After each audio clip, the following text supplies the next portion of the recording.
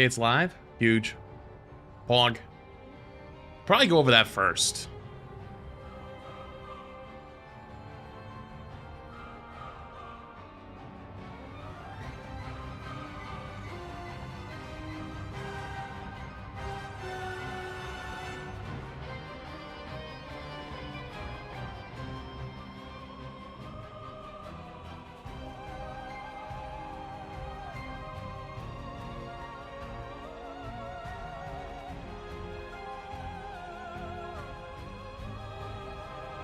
You know, it might be confusing going live on YouTube at the exact same time we posted that, but you know what? It is what it is. It'll be fine. A little bit of everything for everyone.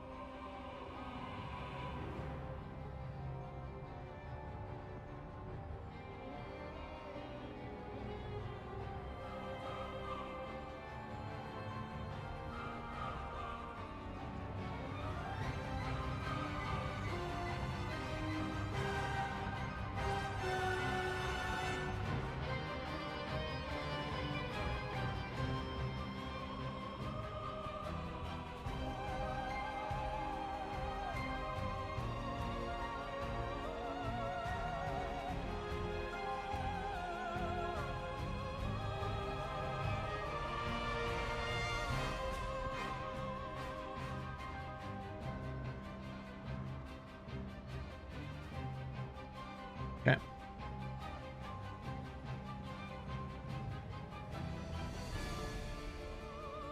Anyways, true. True. Alright, though. I'm here, chat. Sup? Hello, hello. Welcome on in. What's going on? Alex, by the way, thank you for tier 1 for 2 months. Raina, thank you for the tier 1. Soda City, thank you for the prime. Bishop, thank you for the prime. Appreciate you. Thank you. Oh man. New video is fire. The one I literally just posted. Yeah, they had an embargo for it.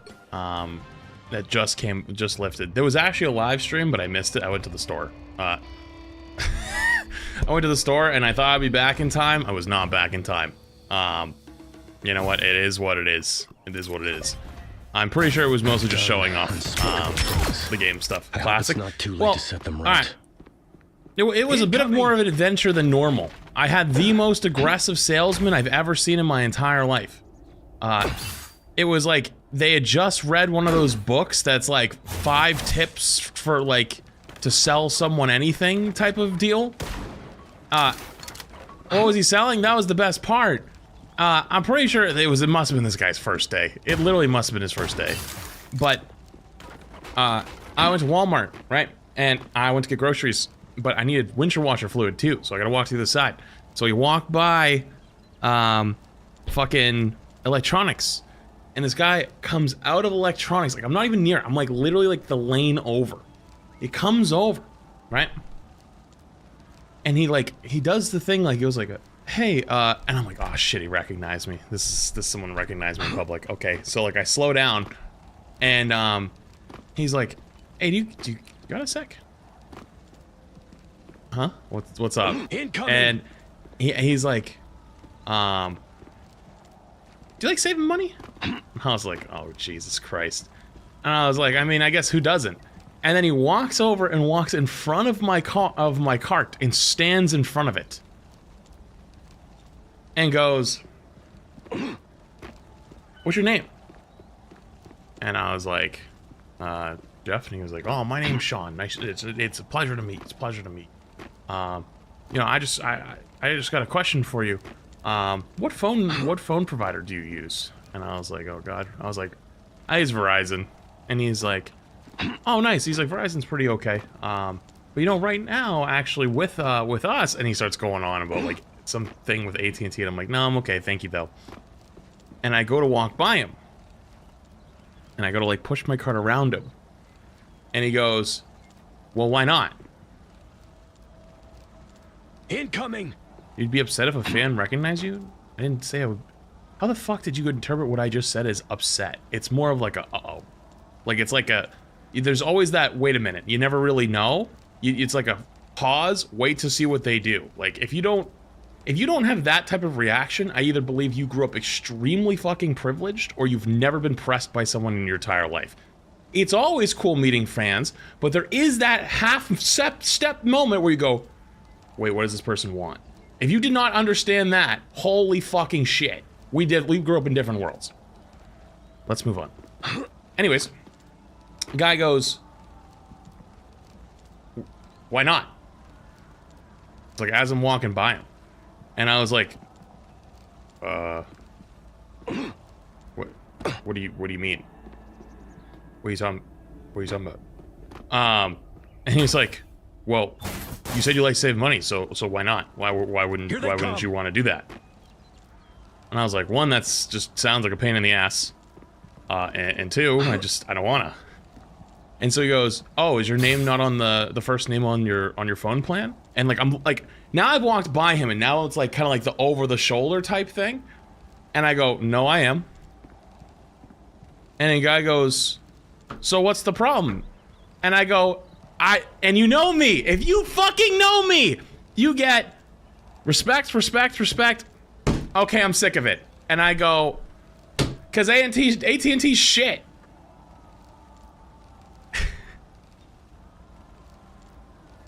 And he goes, who? Says who? Says who? And I go, says anyone who knows knows their stuff. And he goes, wow, I didn't know you were an expert. And I was like, yeah, I have Verizon. Yeah, it's expensive, but I have my internet and my phone bundled, so it's a little bit more money, but you bundle and you actually spend about the same amount. And he's like, I guess you lied to me about the spending, you wanting to save money. And I just started walking, and I was like, yeah, man, sorry, AT&T's fucking shit. And I just said it as loud as I could as I was walking away, and there's like 10 people standing around. And I was like, dude, why did you press me so hard? I just wanted to move on my day. I wasn't even close to him. Like, you know, like you can walk like through, like, or like there's like the aisle that's right next to it. Like there's like the next one over. Like, bro left the whole section, walked through furniture to walk up to me. You know what I mean? I just needed some fucking windshield washer fluid, you know? We were trained to say this. I guess you don't like saving money. Not so fast. I'm guessing. Wait, do you have to do that too? Nothing personal. That's funny though. That's actually so fucking funny. I felt a little bad at first, but then when I got pressed, I was like, okay, man, dude, relax, stop. We did at Verizon. Oh god. So it's literally just like the same pitch both ways. That's crazy. Also, hang on. They told you at Verizon that you like saving money? Motherfucker, you guys are the most expensive. You guys are the most expensive phone plan on the planet. Oh, fuck you mean? Fuck you mean saving money?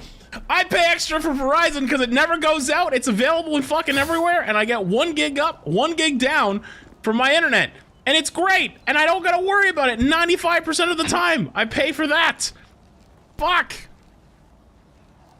But yeah. That was fun.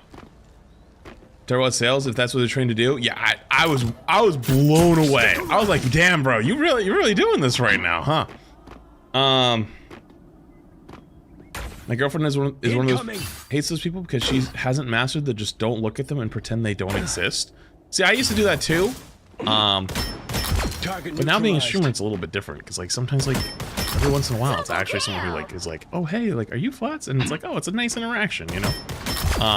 It'd be kind of mean to just blow them off, you know. Because you never really know. And I also didn't expect it was a salesman for like a half a second, right? Because like the guy beelined way out of the section, you know. Vegas has trained me in the art of keep walking. Yeah, okay. You're in Vegas. That's very different. Very different. Did you get your headlight fluid changed though? No, I gotta get a quote on that.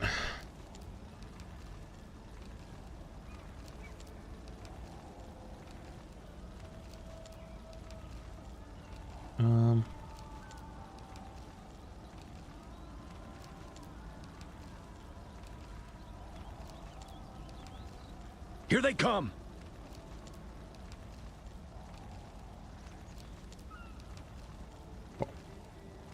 Kadawa's saying the 14 months. Play schedule 1, it's funny to watch you slang that dough. That's funny. Sorry, I'm gonna answer some real quick. Oh, before I get too deep into this though, let's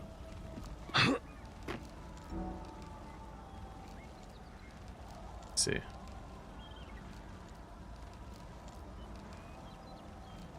That's crazy, Retro. So chat, there was a little live stream earlier.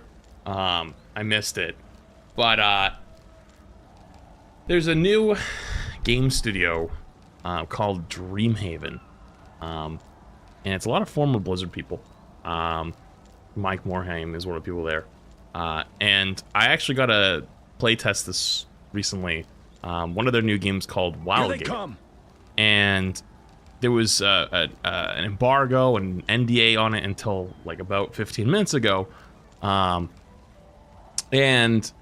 if you haven't seen anything about this game, I uploaded a video just literally 11 minutes ago. I don't want to say you have to do it now, but at some point you probably want to go give it a watch. I played with Seagull, Shade, and Boger. And basically, you know, I'm gonna let it keep it muted, but I'll let it play for a little bit. I think it's just me going through the menus at first. The best way I could describe this game is it's basically Sea of Thieves in space. But there's also, like, it's more of a matches format. Like, it's not like something where, you know, you can just sail around and do whatever. Like, there are objectives, right? Like, you either kill all the other ships, or you find this thing called an artifact. And then deliver it to a gate, and then you basically win the game by that. PvPvE? Yes, it's a PvPvE type game. So, like, if you see me right here, this is the tutorial area. It's just going to be walking through everything. I'll put it on 2x speed really quick, just because obviously, like, this is, like, literally my first time ever learning the game, so I'm actually a little confused, you'll see, in it. Me going my sensitivities. But yeah, there's like turrets on all the ships, and you can find upgrade turrets. There's like different ships you can get by like leveling up characters or leveling up like tiers of characters, or like not characters, I guess. It's like progression systems. This is obviously like the basic one, and then you can find turrets to upgrade throughout the map. And then there's like actual ship-to-ship combat. So this is just like gathering resources. It's just like it's walking me through the tutorial stuff right now. Like this thing right here is the artifact, technically. That's my ship. Can't teleport with it. And then you're just gonna watch me basically pick up the artifact, put it down on my ship, and then I like fly to this thing called the Wildgate, and that's technically how you win, right? Wait, same shirt? Shut up. Shut up. But yeah, so like here's some of the characters. Like this guy right here, giga broken. They gotta figure something out about this day. But they all have like perks. Like right, like the first guy doesn't need oxygen. This guy has like wall hacks while you're on your own ship. So if like somebody boards your ship, you can literally see them through walls. This guy goes fucking invisible. It's actually broken as shit. It's like more health, can heal faster, melee character. And then there was a couple that just like weren't available yet. Still. Let me see if there's... Oh, here's some actual... Incoming! Here's some of the actual PvE gameplay that's in it. And so, I was by myself at this section because Shade and Seagull were outside and they were kind of letting me do my thing. I didn't realize how actually tanky and scary some of the PvE enemies were, because you're supposed to do it as like a full man group. And then I also fucked up and I accidentally like teleported to where is the artifact, and you have to clear everything out by yourself. It was kind of madness. Reminds you of Halo. I guess the gunplay can be kind of like Halo, but the actual like overall stuff, it really did kind of feel more like Sea of Thieves meets Destiny, if that makes sense. Venture mentioned, I actually made a plug of that in there. I think when I saw Venture, or the name Venture, was like, Venture Mention? Wait a minute. So if you get time later, you probably want to go watch this. It's a really good video. Incoming. I think this is actually where I fucked up. Yeah, here it is. Where is it? So, after you complete an objective, we completed the objective, like clearing out the space station we're in, you get loot. And so, see all the loot we get here, like there's a bunch of items. And the item in the corner here is called an artifact. And it's a one-way teleporter for a single player. I didn't know this yet, because it was my first game. So I instantly interacted with it, and I was like, ooh, portal. And I got stuck here. Until they came to rescue me, like 15 minutes later. And it was bad. I was stuck in this place for so long, just getting my ass beat over and over and over again by PvE mobs. Hang on. I was like trying to like run through and get out of here. And then... Incoming. Oh, I like ran back to the room I started in because I got scared. I was trying to get out. Ran out of bullets. Did they start camping me, or is that later? They started camping me at some point. But yeah, so a lot of things here, and then there's like even some PvP combat later. Oh yeah, this is Seagull and Shade finally showed up to help me. So this is like we're in the final room trying to extract. I think like once we finish killing all these guys, like the doors open and it lets us out finally. The Bucky going incoming every couple minutes is making me laugh so much. Yeah, it's great. I love it. And then there's like a whole room full of upgrades. So you see like there's ship cannons that are here. Tons of different things we can pick up. Thermic cannon.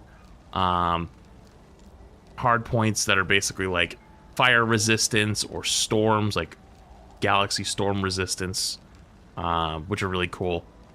I think this is me putting on a turret upgrade. Incoming. Yeah, so I upgraded the thermal to a different type of cannon, new firing system, which is cool. And then I think this is our first ship battle, right? Oh, now there's video footage. I killed us so hard.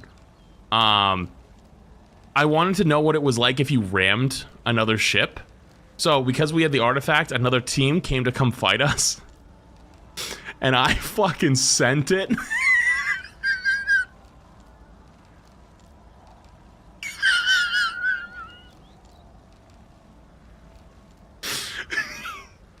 Hang on. Hang on, I'm gonna back. I think this one's better with audio. Hang on. Can we ram them? Is that an option? It is, but it hurts. They're absolutely fucked. Oh my god, we're ramming them. Oh, they're hitting that. Oh! Here they come. Here they come! I wanted to see who. Actually, no, it's not this one. I did it again later on.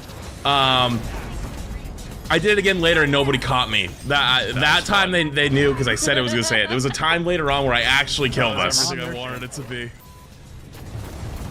And then yeah, so now I'm the one piloting the ship. Seagull and Shade are fighting back. Oh yeah. on the guns. Okay, I'm coming. Yeah, go for it. I'm gonna grab and blast him. Oh, so we go and engage their ship. Go jump on their ship. I'm looking at this guy on the turret. Let me in. Wait, was this oh, this might have been a bot lobby. We might have played a bot lobby while we were waiting, actually. Okay, this was a bot lobby. So this was a bot lobby because like the servers weren't up yet, because it was like playtime hours. I forgot about that. All right, let me skip ahead to an actual player fight. There's an actual player fight later on. There's a few of them. Oh yeah. I forgot which one was which. Here they come. Oh, this is when we get boarded. I'm invading, bro. Wait, someone's on our ship. Someone's on our ship. Someone's on our ship. I got it.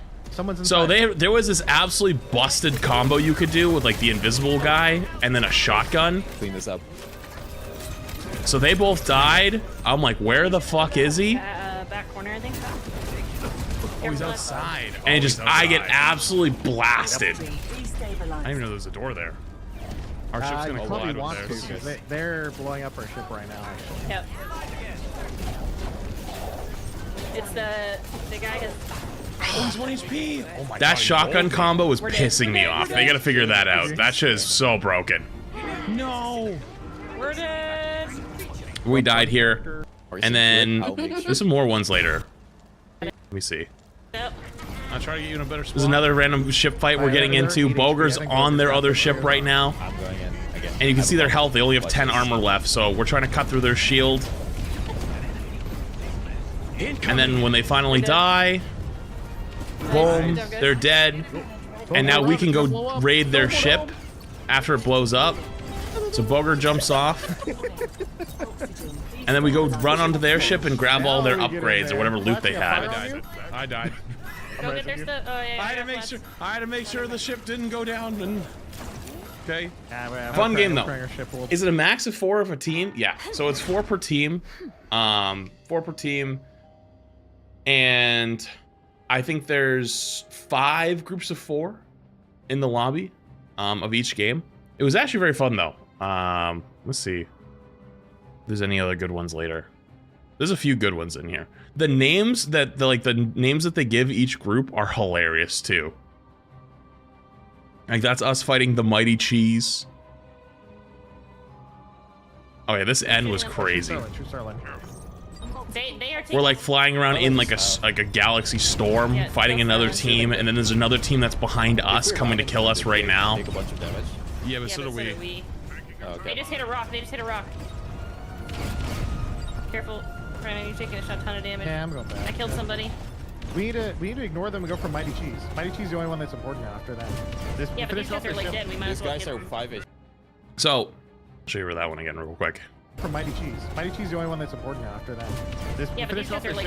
So this is like the map and where everybody is. And then also there's like up and down, right? Like you'll see like obviously from where we're fighting, there's a ship that's way below us. Like the map is kind of huge.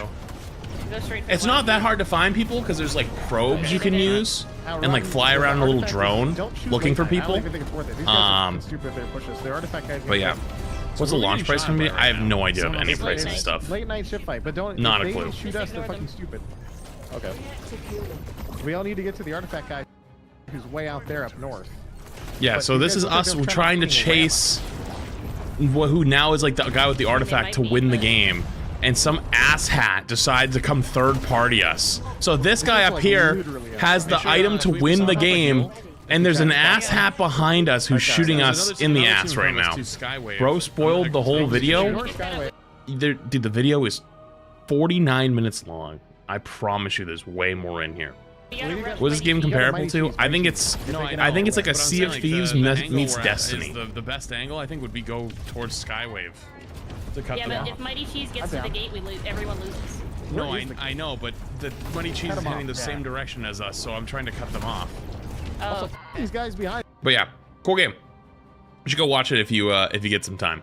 Very good game. I think it'll be fun. Okay. Cool. Cool.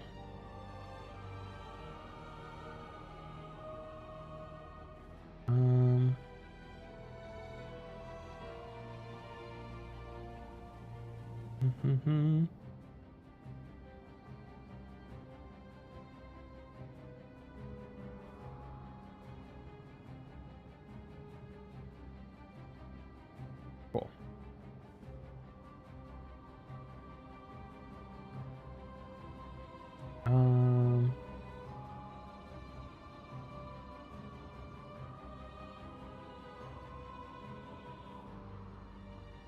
just checking what I got for con today. Now that that's up. Okay, cool. Sorry. Ready to get your stream to the time zone? Yeah. What's up? Hello. But yeah, cool game. I was thinking the Prime earlier. Shit, sorry I missed it.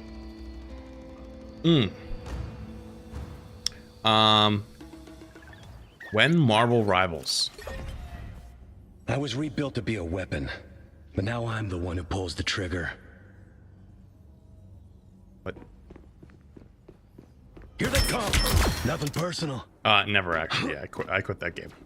Fuck, that game sucks. Yep. That's exactly what happened. Why Marvel Rivals? That's the real answer. You know what I do kind of want to do, though? Real talk? Today. After I get a bunch of content done today, I think I want to do a Hot Topics day. And I think maybe either schedule one or we start laying the groundwork for the Minecraft run. When is all that Minecraft stuff supposed to be coming out? Isn't there supposed to be like some big update or something? One down.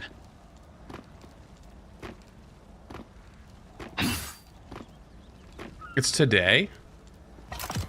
Stick around. It's today. Really? Incoming. Double kill. Nothing personal. So I have a follow-up stupid question. How does one play the Java version of Minecraft? I've not looked into it in any way, shape, or form.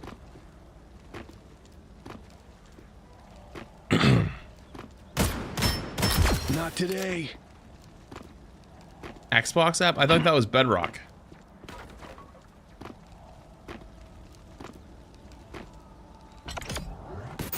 Not so fast. Microsoft Store or Java Launcher through their website. Xbox app has both versions. Really? Not so fast. I didn't know that. If you buy One down. Bedrock in Windows Store, you get Java? Here they come.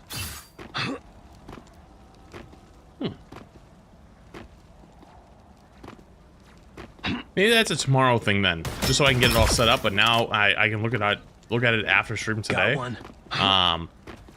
Because it'll give me today to get caught up on some YouTube stuff, and then maybe tomorrow. Because like we're kind of in a a bit of a boring-ish period right now, where it's like One down. we're past Overwatch mid-season. Even though Overwatch is pretty fun right now, actually. Rivals is way past its mid-season. And I think it'd be a good time to do something different. Do something that could be fun. Rock and rethink the Prime.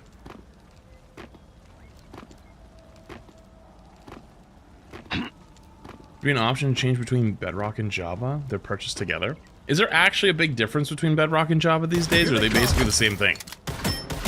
Like, what's the big difference? One down. Come back here. That's 3. Yes and no?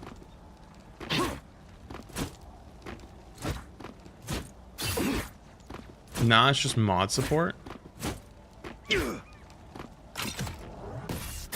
Stick around. So what if I just wasn't doing a modded version? Target neutralized.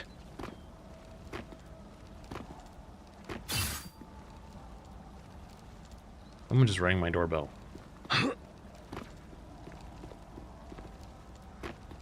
So which one should I do then? If I don't plan on actually doing anything with that. Play Java? Come back here. Not today. Game mechanics and Bedrock. Here they come. Who the fuck is... Dude, someone is someone is spam ringing my doorbell right now. I'm gonna give it a minute, see if they disappear. It's the AT&T guy. Unmodded Bedrock is a lot better than unmodded Java. One down. Java is smoother? I feel like I'm getting completely different answers now.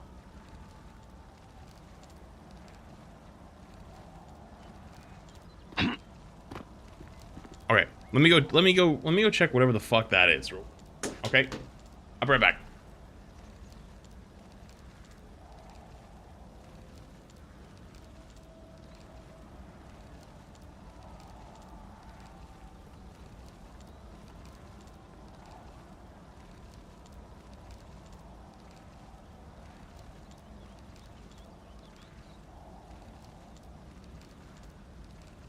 Here they come.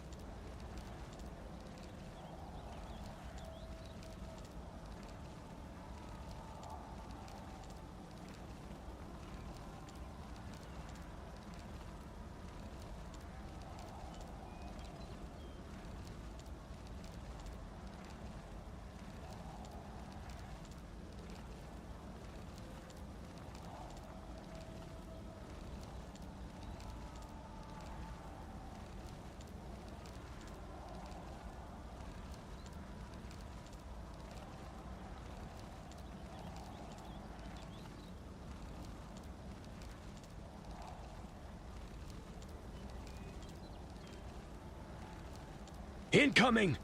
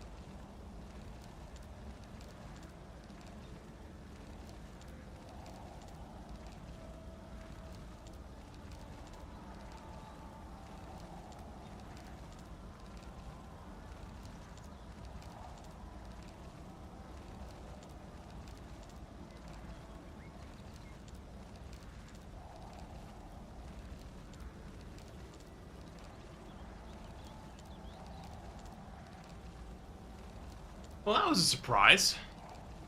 Here they come! Oh shit.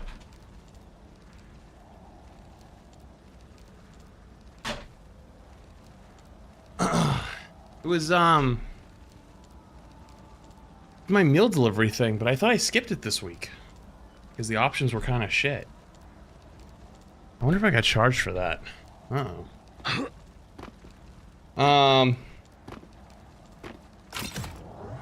They delivered the P.O. box. Oh god. Nothing personal. Say milk? No, my meal delivery thing. You know I do like a meal delivery thing every week? Well, the options this week were kind of shit. So I thought I skipped it. But Got one. bag just showed up with a bunch of things that Double KO. I don't typically order. So, Here they come! You're up! That's 3. we'll see. I'll figure it out later.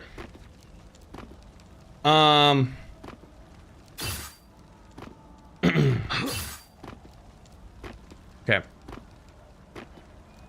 You said it like Boston, so I heard milk. Oh, fair. Alright. Got one. Let's get some stuff done, shall we?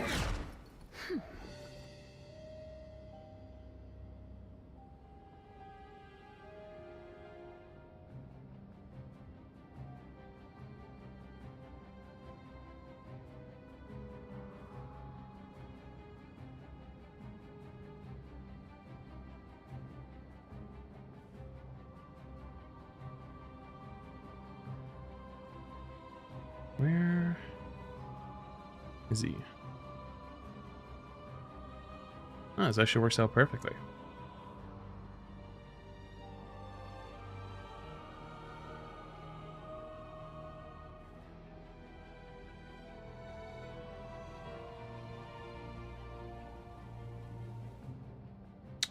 Okay. All right, chat. I've got something very interesting for you today. If you haven't seen my tier list, which I'm assuming by the time this goes out has probably been posted, my updated tier list for rivals is that Groot has become one of the best tanks in the game. Not the best in my opinion, but he's up there. Top 2, top 3. And so I figured we could go and take a look at some rank 1 top level group play. And sure as shit, look who it is. Our number 1 thing player is also happens to be the number 1 Groot. And also Jody, the number 1 supporter with the 5 gift. Thanks so much for the big 5 gifted. Appreciate you. Thank you. And Rock and Rethink the Prime. Sorry I missed that earlier. Javi, good sub me. Thank you. Thanks so much. Appreciate you. But yeah. Navix is actually number 1 Groot's here. 60% win rate. And actually he was number 2 when Retro first looked. But now he's retaking the number 1. So, great. Let's go take a look, shall we?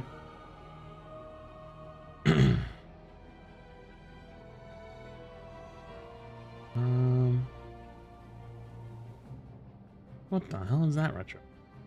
Okay.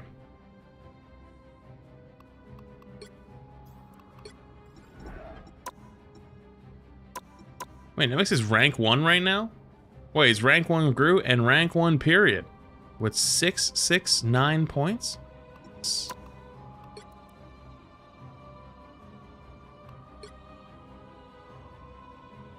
Does he finish on thing here? But he plays Groot most of the game? That's what I'm guessing.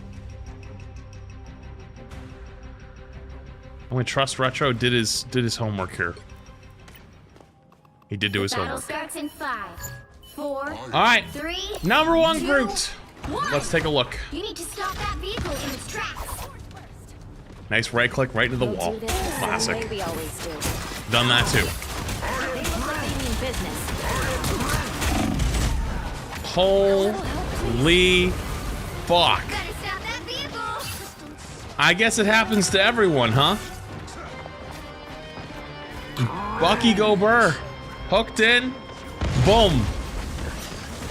Tried to put an iron wall up. I think the iron wall missed where it was supposed to be to stop it from going in too deep, so then had to do double grass wall and then just exploded. Alright. So going low ground instead, just isolating their tanks off from their supports, forces them to jump back out. Gives up a lot of space. Groot just basically like controls little bits of space. Like, you literally play Fortnite and just slowly box them out. Small thing to prime. Here it is again. Second time they've done that now. Grass wall followed by an iron wall. I'm guessing that's done on purpose. Iron wall for the extra tankiness to really isolate them. Grass wall for damage. Oh, that Z is pretty deep from them. Yeah, he is doing it on purpose. Grass wall, then iron wall, pretty consistently. Grass wall's deep, looks like it's for damage almost every time, and iron wall just kind of isolates them. But I don't think this is the right game. Retro, this is literally the game you gave me. You literally give me this game. What do you... The code isn't right? Retro. How can the code not be right? It's 9 million numbers. It's not like you can type it in wrong. What?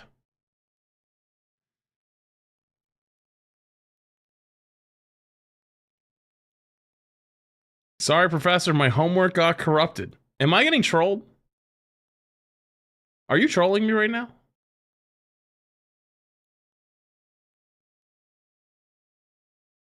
Ain't no fucking way. Doc is pay. 10 cents. 10 cents for every 15 seconds we have to wait. Someone start the timer. Start the timer.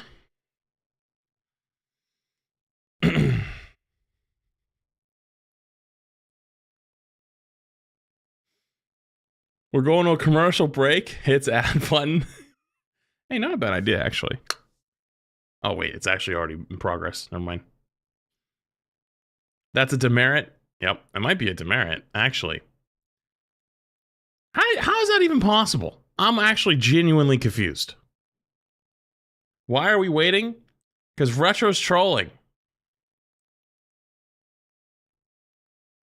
Write him up.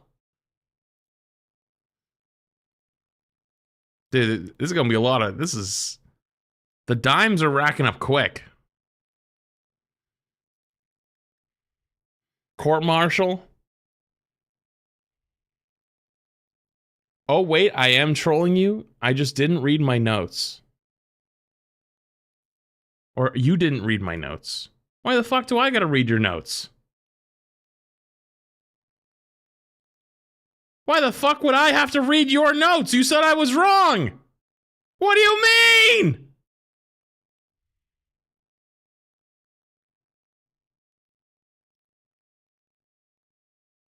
Oh, you want me to go with the other one first?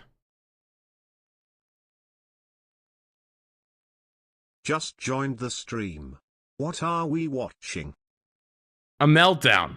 Thank you for the 4 months. King Neokai, thank you for the gifted. Battle Parky, thank you for the 3 months in advance. I appreciate it. You want me to watch the other one first?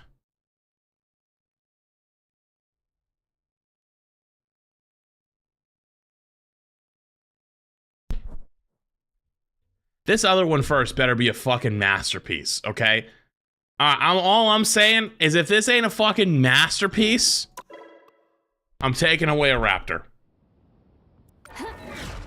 Yep. Raptor's going, I'm holding on to it. You're gonna have to earn it back.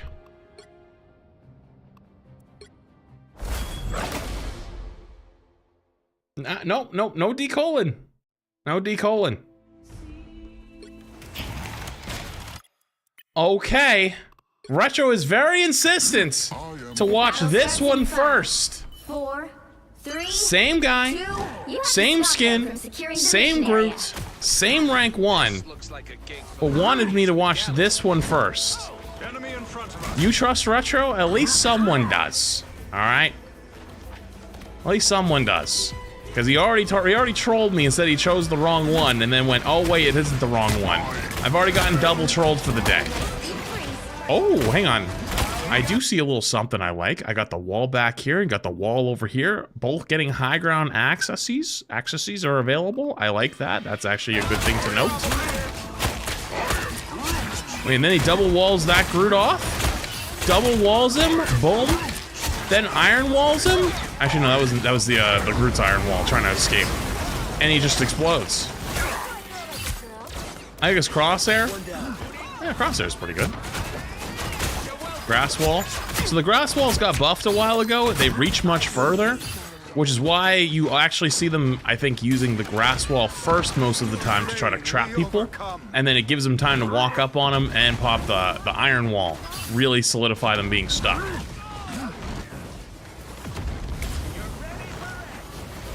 All right, so because he used the double grass wall, he lost one of his walls behind him, resets it to take high ground. Holding high ground is very important here. Drops back down to low ground to not take poke from the Star-Lord because you can't do much about it. Plays main. Ooh. Oh, hits in both shots. That's crazy. I'm actually surprised there's not as much iron wall usage as I would have suspected. Is the iron wall a bit of a bailout button? Because the enemy group put the iron wall way behind him. Did you see that? It was back on the wall, like trying to cut off the escape, but they never backed away. Mostly uses grass wall. I would have used my iron wall every single time by now. So maybe the iron wall is used much more as like either like a secure a kill type cooldown, or is it like an oh shit button? I'll have to watch a bit more.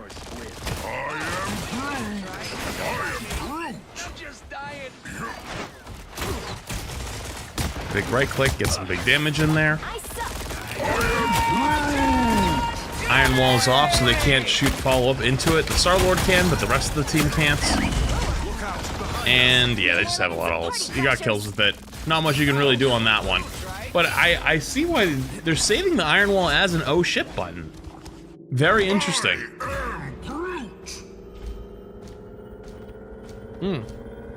How do you double wall with one button press? You hit shift, you pop up the wall, and then you hold left click and drag it. You drag it to the left, drag it to the right. You can even drag it up. Whoa. I am ready to put on a show. Goes for the solo ult. Surprised. Maybe wanted to hold spawn? Or if you've just been fuck it, let's kill the Luna. Big strange ult. Pops the grass wall deep to help get some extra damage in. I think, does the grass wall actually hit both of them when he does that?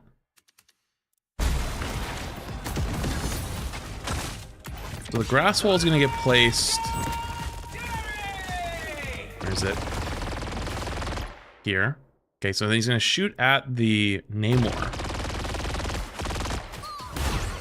I can't actually tell because the Star-Lord's shooting at him too. Does it hit both?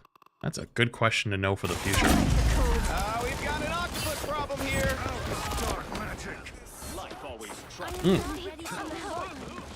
Not yet. Yes, it is. I am Groot! Better stop that vehicle. Blow up. Alright, so the ult was not my favorite, but I guess it was maybe just to try to kill the Luna, or it forces Luna ults, because they don't have a combo. But they do have a combo, actually. They have the Bucky combo. Interesting. Double wall, grass walls, doesn't use iron wall again. So I've already learned here that I use iron wall way too much. I use the iron wall way more conservatively. Grass wall again. Grass wall again. Oh, that does iron wall that time. The iron wall was so fast I didn't even see it. Where the fuck does he do it? Grass wall, iron wall. Oh, he immediately double places it. Grass wall for the right side, iron wall for the left to try to trap the strange in. I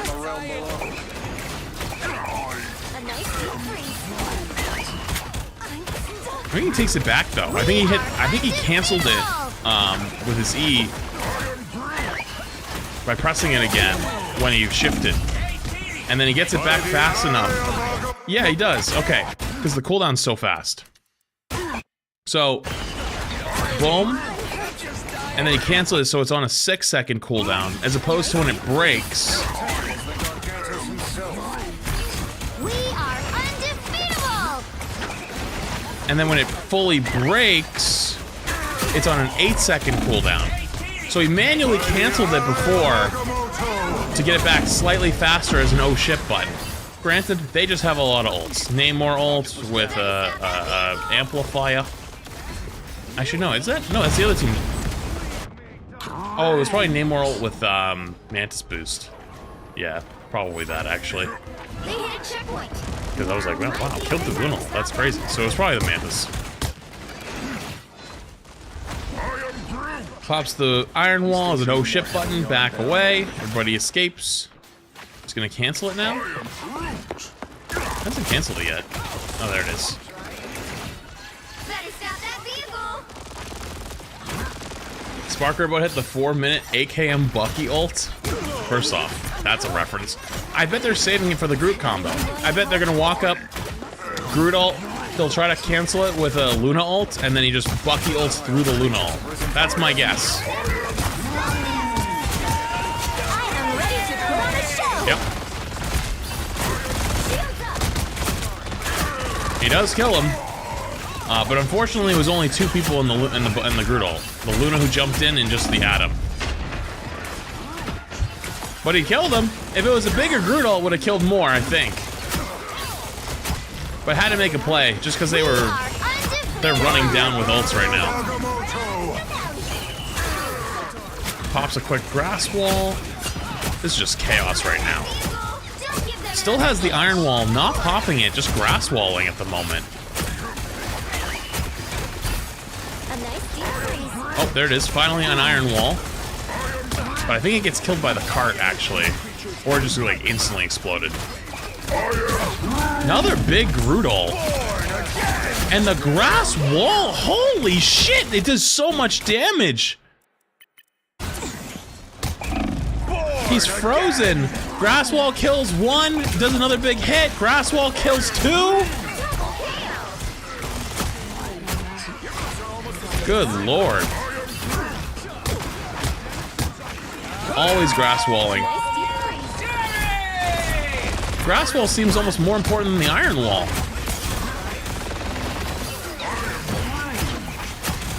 I remember early on, I had the idea of like using the iron wall to be a little bit more defensive to like get shields off of it, because the iron wall, while it's up, if you're doing damage near it, gives you over shield.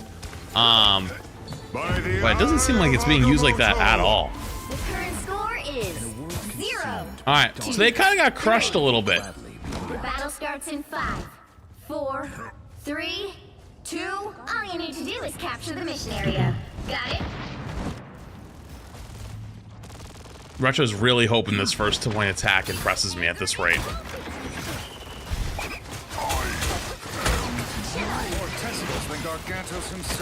Yeah, so you can tell these are scrim lobby type games right now.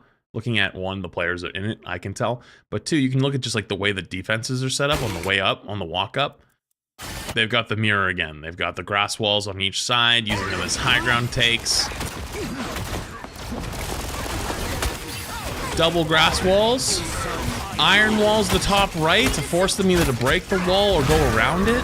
The Strange goes up with the Star-Lord, and Star-Lord kills 3. Holy. But isolates the Groot on the point by himself. Pokes him down really hard. The Mantis can't really help very much. And they go down. That was kind of nice. So Groot right now just seems much like you literally play Fortnite. You play Fortnite and you just slowly annoy people, isolating them off from their team. If you catch somebody, you iron wall them, but you just constantly fuck with them with grass walls. See if there's anything else like that, because that seemed textbook. Like they practiced that many times. Double grass walls. It's so quick on the double grass walls, by the way. Instantly placed every time. Another grass wall. Hits the right click. Gets some big damage in. Better have ult up. Actually, doesn't even need to iron wall. That's still something to really, like, take a note of, is it hits a big ult on their backline, but because it's, like, there's no follow-up, they're so far away, like, he fucking hucks that thing from Narnia, goes to iron wall him, and then realizes, actually, I don't need to, they're fine. Decides to save it. Probably gonna look for his own ult here in a sec. Oh, they pop Mantis ult, aka back away a little.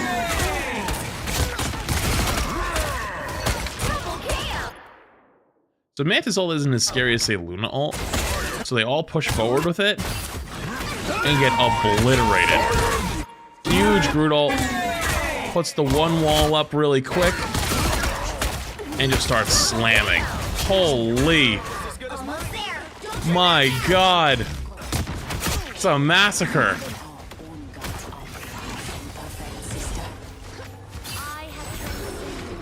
Okay. Very easy second point, which is nice, because second point's really tough on this map.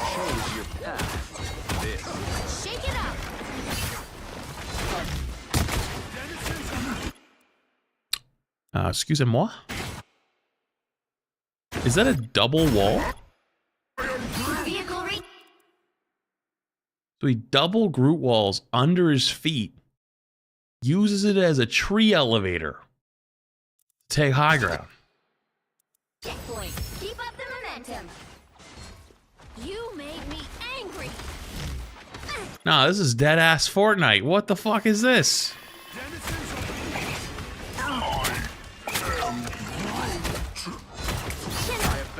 Another grass wall. Surprised that one wasn't an iron wall, to be honest with you. Puts a grass wall in the ceiling there, so if somebody does take that high ground and starts shooting down, they probably won't see that grass wall. Iron wall, when it takes a lot of damage, it like stops the burst from coming in. You know what, honestly, it reminds me? Iron wall kind of reminds me of Defense Matrix in Overwatch. Where like, you use Defense Matrix when you're about to take a fuck ton of damage, or take a fuck ton of cooldowns. I am ready to put on a show.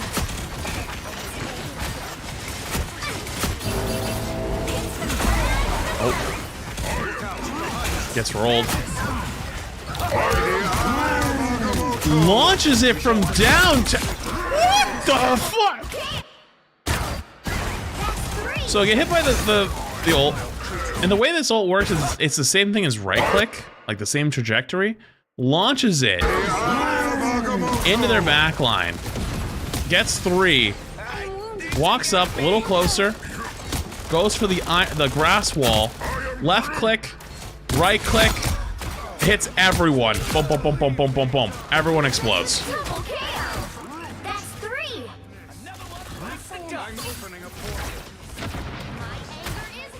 Sounds like the strangers trying to portal their spawn.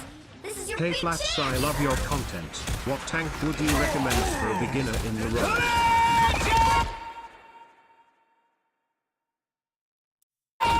I am confusion. Was that his own strange? So his own strange just portaled and broke his wall. Got him stuck over here. That's tough.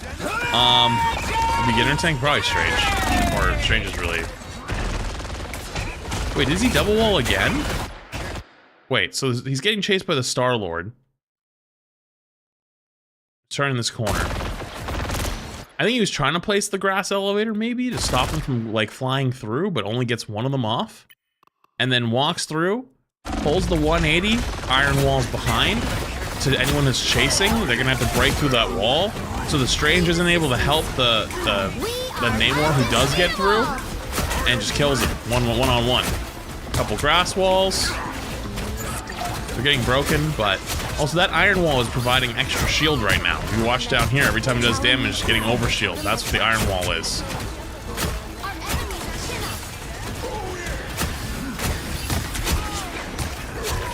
Grass walls. Wow. It's very methodical. It's literally playing Fortnite. Okay, the walls are set up on first again. Make sure you can get high ground. They also have a lever. That's unfortunate. What the hell? Wait, there's one back there too? Oh, for the portal! Holy shit, this is genius. So if they portal in the back out there, they walk through, they're just gonna get slammed by the walls. It puts another grass wall, they have to break it. But look at all the damage it does when they walk in. Iron wall, another grass wall. That strange just fucking exploded. Oh, uh-oh. Now they iron wall back. They break it though. Back away, everyone chilling. The walls are still on the roof there. Iron walls, walkouts kill the Namor. It just buys a few seconds every time. Holy. So now that the fight's done back there, is there new Groot wall setup points? Like that choke, maybe? Yep. Final 10 seconds. Their Strange is probably dead. He's 1 HP walking a point. Yeah, he's dead. I'm ready to put on a show. So depending on what they're gonna end up doing, if they're gonna walk main, he has a wall for each left and right side to take high ground. If they're going underneath, oh, misses the Groot ult. That's tough. That Groot wall reaches really far. That hit that Luna that was on the other side of it. The current score is All right, let's watch the attack. 2, 3. All you need to do is capture the mission area. Got it? Every spell cast has its price. My debt is due. Well, the wall range, like, for placing it's really far. I was talking about, like, how far it can hit. They have a Jeff. I think they've just given up, though. Yeah, he's trying to heal them. Yeah, they just gave up. I think they had a lever, so they just kind of got tilted. Chose to surrender, match ended. Yes, they just surrendered at the end. Alright, there's still one more, which is the one I was originally watching. The Retro told me to watch that one instead. You know, I think we could have watched either one. But I at least see what you meant. There was a couple methodical little things, which is nice. Alright.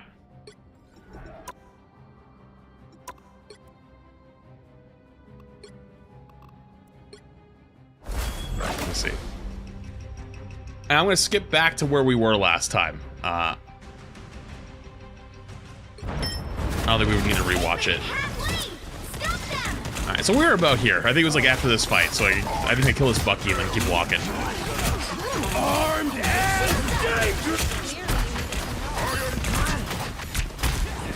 It's funny that if you surrender, you lose less points. I don't think that's true. I think that was a TikTok that just tried to get people to surrender instead of playing the game out.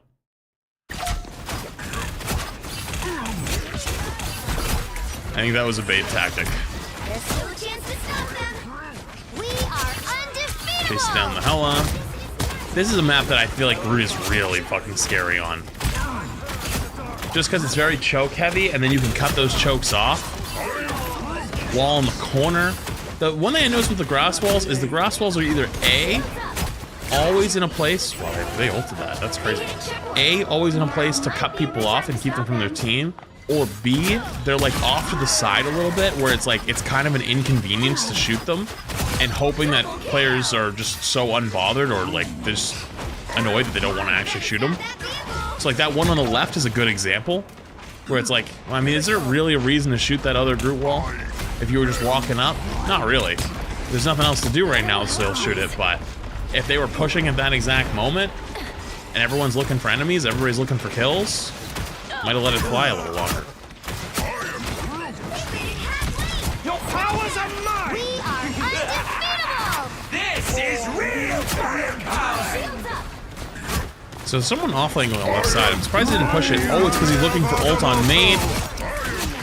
Double kill. There it is. There's the combo. Bucky Groot ults. The most powerful combo in the game right now. Cuts through Invisible Woman ult, cuts through Luna ult. If they have a Loki, you get resets off of Loki. Wait, did you just see that? Hang on, he's... Oh my god, he's farming. Hang on. I know this isn't a spectating Bucky, but look at this.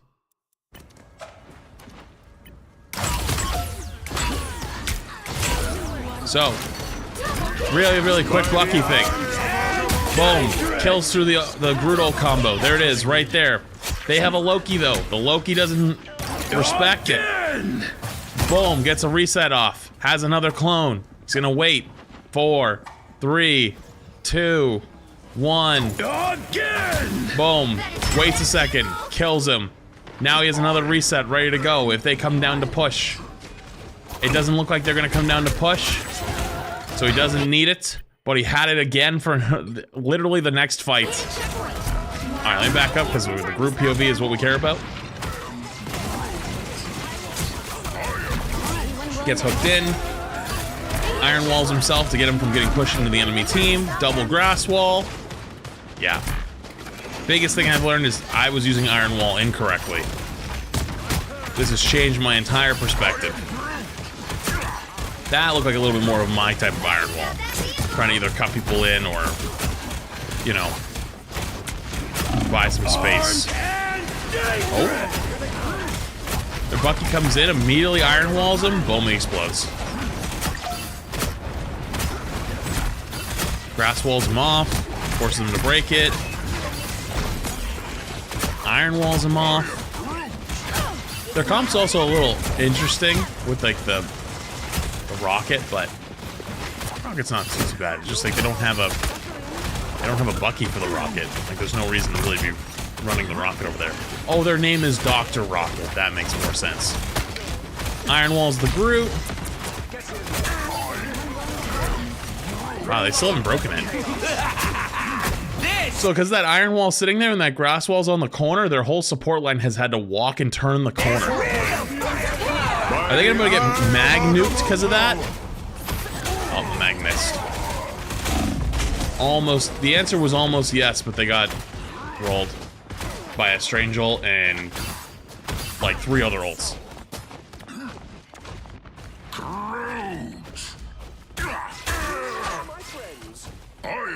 Did play Fortnite? I mean, you kind of should be playing Fortnite, actually.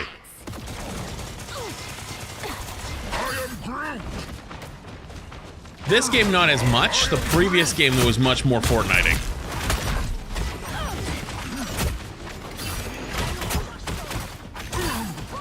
Okay. No fear on these big Groot ults every single time. Goes so deep with them. I'm always way too scared because I think I'm gonna miss at that range. But just lobs them into the backline, then puts a Groot wall or the grass wall every single time. Cuts off that corner, makes... Like, look what it's making their support players do. Like, their support players are having to play so wide. So, like, whenever they actually kill these tanks and actually get this corner, their supports are dead. They are so fucked. Look at how far over they are.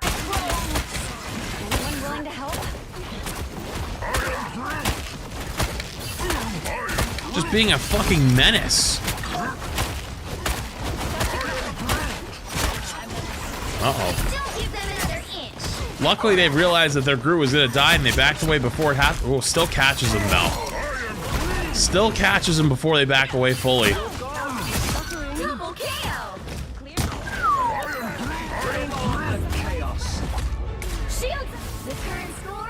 Kind of rolling. 0, 2, Alright. 3. On to defense. Starts in 5, 4, 3, 2, 1. I hope this is important. Reed and I had a date planned. Okay. Iron Wall's off the mag. Because he's by himself. Don't really need it as a no ship button yet. Fair enough. They're so accurate with the right clicks. I think that's something I probably don't do enough with either. Iron Wall's off the Strange. Because he's... Oh my goodness. They saw the Strange's low HP, so they drop the Iron Wall, drop the Grass Wall really quick on him. Catches him out, gets rolled, even with the triple support.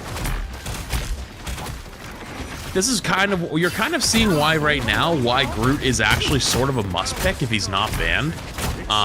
Because triple support is still pretty strong, especially like Loki invis. I mean, granted, in a perfect world, if they're gonna run Rocket, they'd probably want to have Bucky, but they don't. Hella's still really good though. But you just see how much disruption they're grabbing. And even though they've lost a couple people right now and they're forced to retreat and to give space, they're not losing anybody. They're still putting a lot of damage back out, and they have ult to flip this fight in a second. So that's their lamp, and they're all gonna walk into this invis ult, and he's gonna look for it. Boom.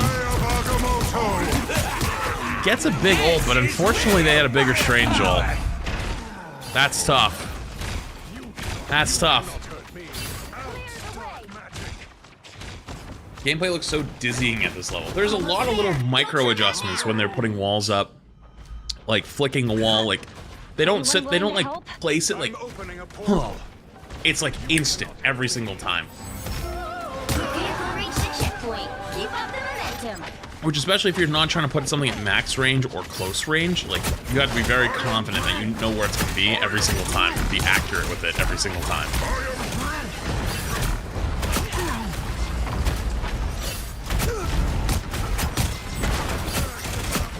Putting grass walls, just more poke. Another one off to the side there because they're probably not going to shoot it while it's sitting there. It's just going to get so much damage. It gets so much value because it's not directly in the way. Iron walls that corner, forces the strange to jump out. Again, these off-angle Groot walls, like the grass walls, are insane. Also, small thing for Groot, you don't have to worry about shooting at the mag when you're playing Groot.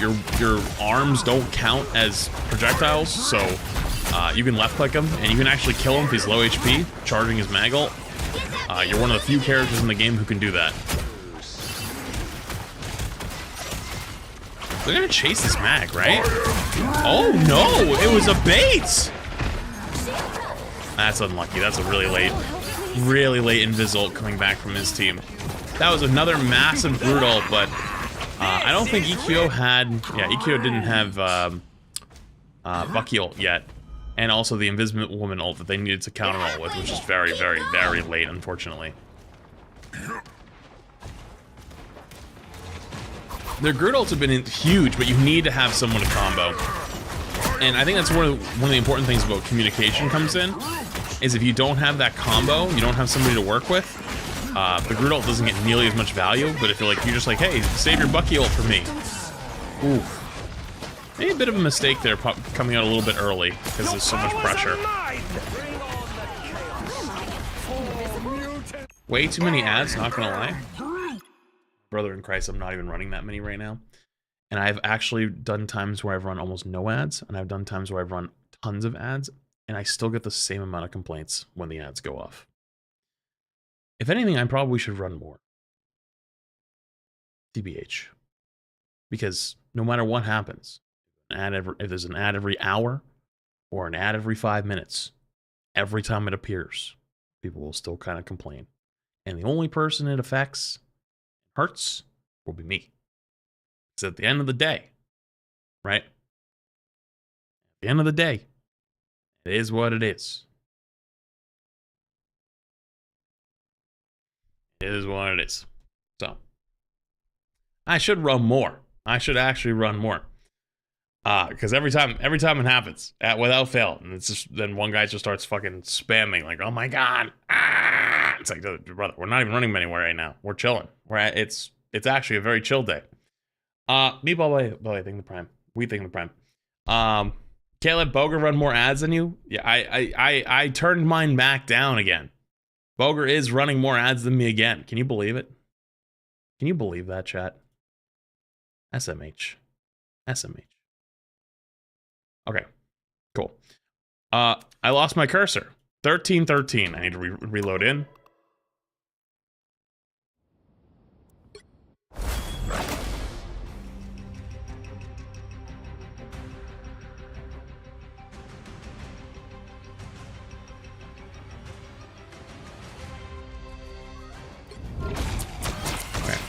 Alright, I had to reload back in because my thing doesn't... My cursor disappeared, but there we go. By the eye of Agamotto! Right click from downtown.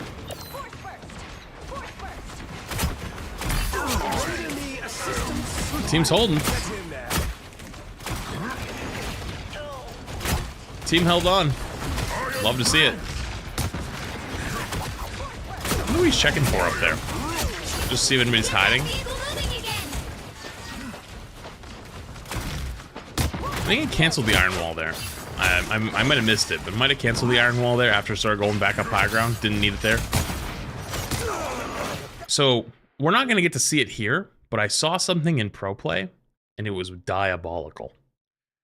They put a Wolverine right here, and then put a grass wall underneath him on the wall, and he just sat right here on the top of the grass wall. And when they walk through, he would just right-click in and then fucking kidnap one of their tanks. It was horrifying. It was actually horrifying to watch. So you can actually have teammates go stand on your Groot walls like this, like up here. Like if they had Bucky ult, you could sit up here with Bucky ult or Wolverine or whatever it be. Also, those are things are 3 months for shit.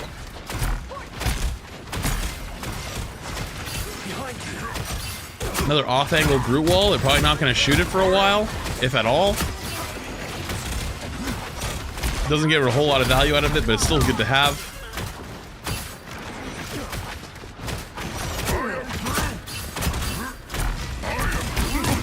Something I do too often is I focus on canceling Groot walls, like grass ones. I can just leave them.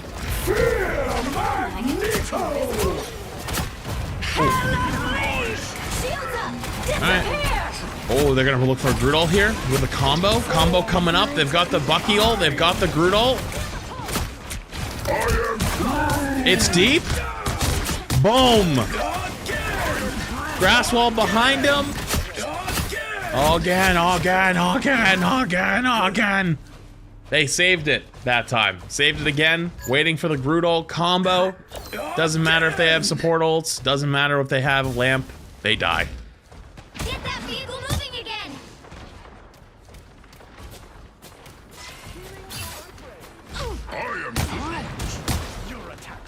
That looks too easy. I mean, it should be. You should, if you have that communication, you have two players that are ready to hit Q together. It should be easy. Does it actually happen every time in practice? Nope. You've played ranked. You've played games where you're like, hey, can you save this ult for me, like in combo? And then 3 seconds later, you hear them hit their Q, and you're like, hello?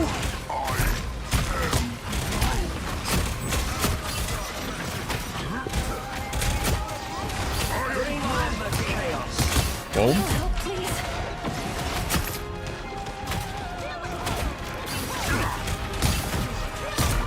Those grass walls are just still sitting there getting tons of value. Little iron wall in the corner. I think he was trying to cut the strange off. Uh-oh. Tons of support ults coming in though. Oh shit button. Why did he turn around and put it behind him? Was that a mistake? Was he trying to save his teammate? What was the play here? I need to know.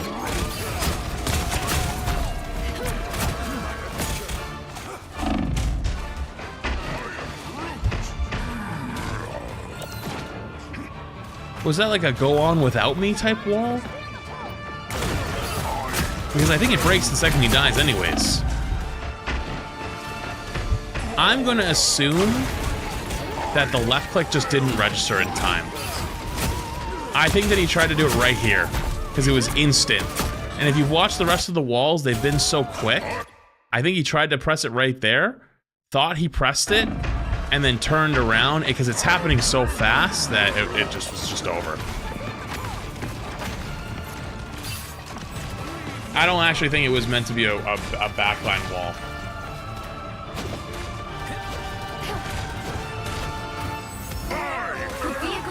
Checkpoint. Keep up the momentum.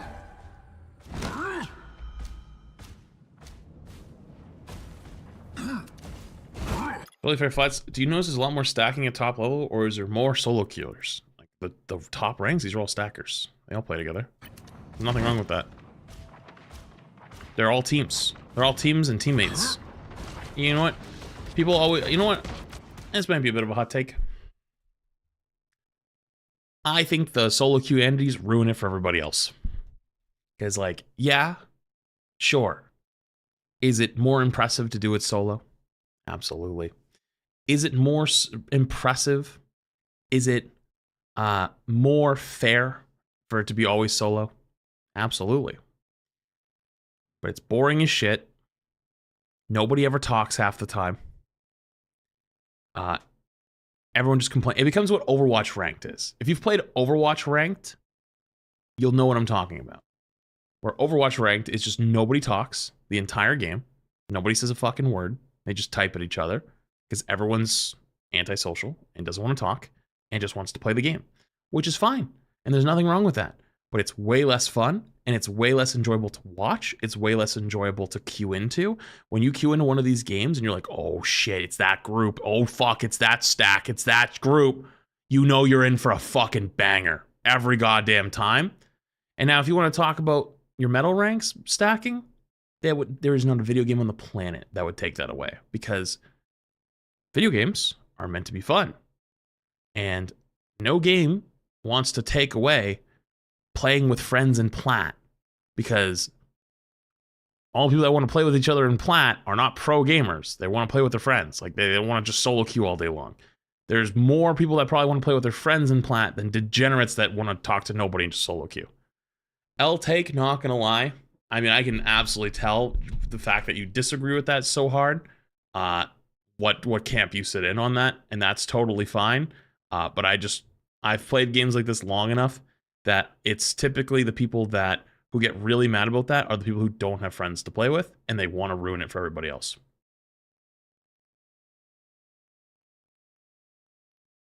And that's it. And there's nothing wrong. Like, there's nothing wrong with your solo queuer. I don't want to, like, I'm not saying anything. Like, if anything, it kind of sucks not having a group to play with. I wish you had a group to play with, but you shouldn't take that away from the people who have a group to play with because you don't. You know what I'm saying? You're playing a team-based game. A team-based game should be played with a team.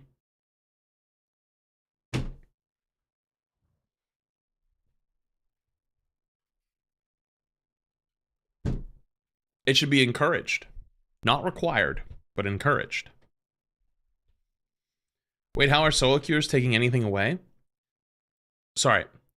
If you're a little bit confused, where the argument typically comes up, is the solo queuer argument is that it's more fair, and you don't get rolled by stacks, and that it's a more true expression of skill, because there are people that get boosted by playing with friends, and like, they're not actually good. They're only good because they're playing with other people, right? And so their ideology is that everyone should play solo. And they're not wrong. It would actually be higher skill. They're not wrong. It would actually be more fair. But you would absolutely suck the fun out of it. You would suck in a lot of those really hype moments where you queue into that super, like, stacked team that you know. It makes it lame. It makes it extremely lame. And I'm not saying every solo queuer wants to take it away, but there's a good amount of gamers out there who would love for games to allow just be solo queue only, especially at a higher skill level, because they want it to be a more true expression of their own skill. But just got here. That then takes it away from all those people that actually have groups that play with each other, like teams, tournament teams, or friends that play together or whatever. And that's how I think you get Overwatch ranked. And it's boring. And it's not fun. And it's kind of turbo nerd shit. You know? And like, I'm not saying, you know, it's not bad. Like, you should absolutely, like, there's nothing wrong with being that. But I don't think you should take away from the other people either. It's just not as fun. You know what I mean? That's all I was trying to get on. Anyways, let's continue.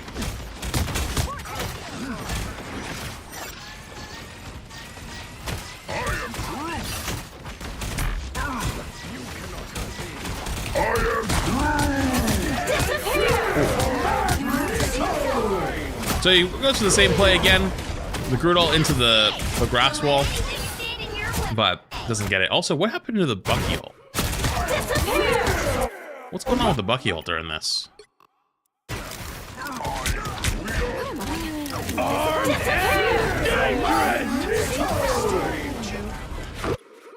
You know, I wish more people did that. Where if it's not looking too good, it's looking spooky, they're like, I ain't jumping in there. No thanks, I'm gonna die. And chooses to back away instead. There was actually a moment in the tournament, Sentinels did it. Sentinels had the point, and they Bucky ulted, and didn't want to get no value out of the Bucky ult, and jumped in 1v6 and just fucking exploded on one of the points. And it was such a mistake. Like, they just needed to let it go. But because they couldn't let it go and they went for the kills, they died, forced the 5v6, and got rolled. It's hard to do. Everybody wants to go get the kills. But sometimes just saying, nope, that ain't worth it, is actually pretty smart.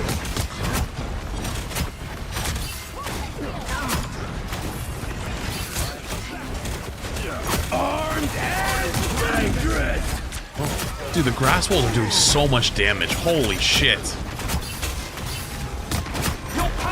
The grass walls are rolling. I think it did more damage right there. Yep, does it again. That right click just exploded, I think, and hit the invisible woman.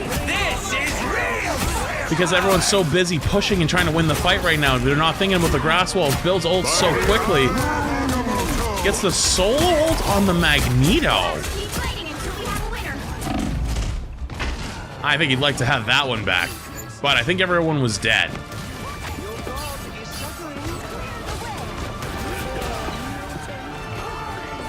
I don't think there was many choices here. Is this where the thing swap happens? When you wait for Bucky combo, end of the game.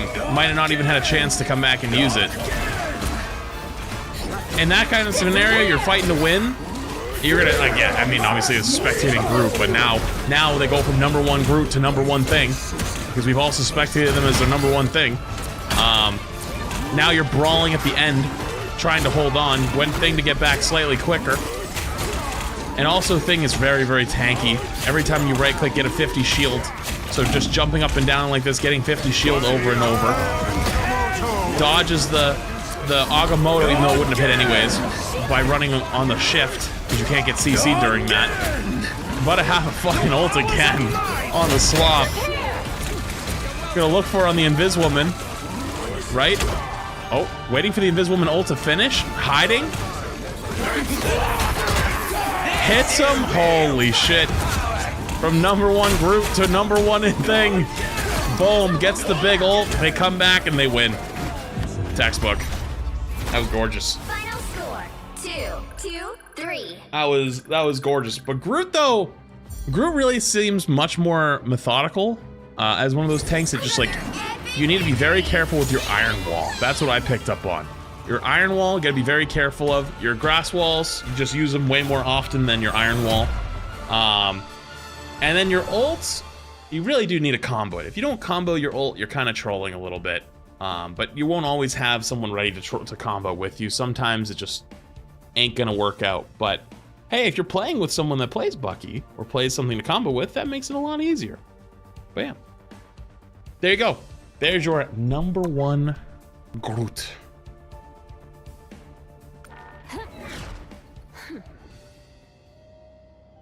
Cool.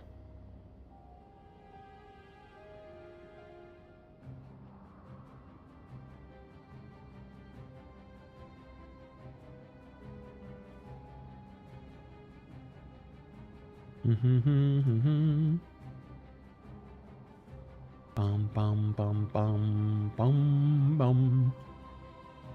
What else have I got?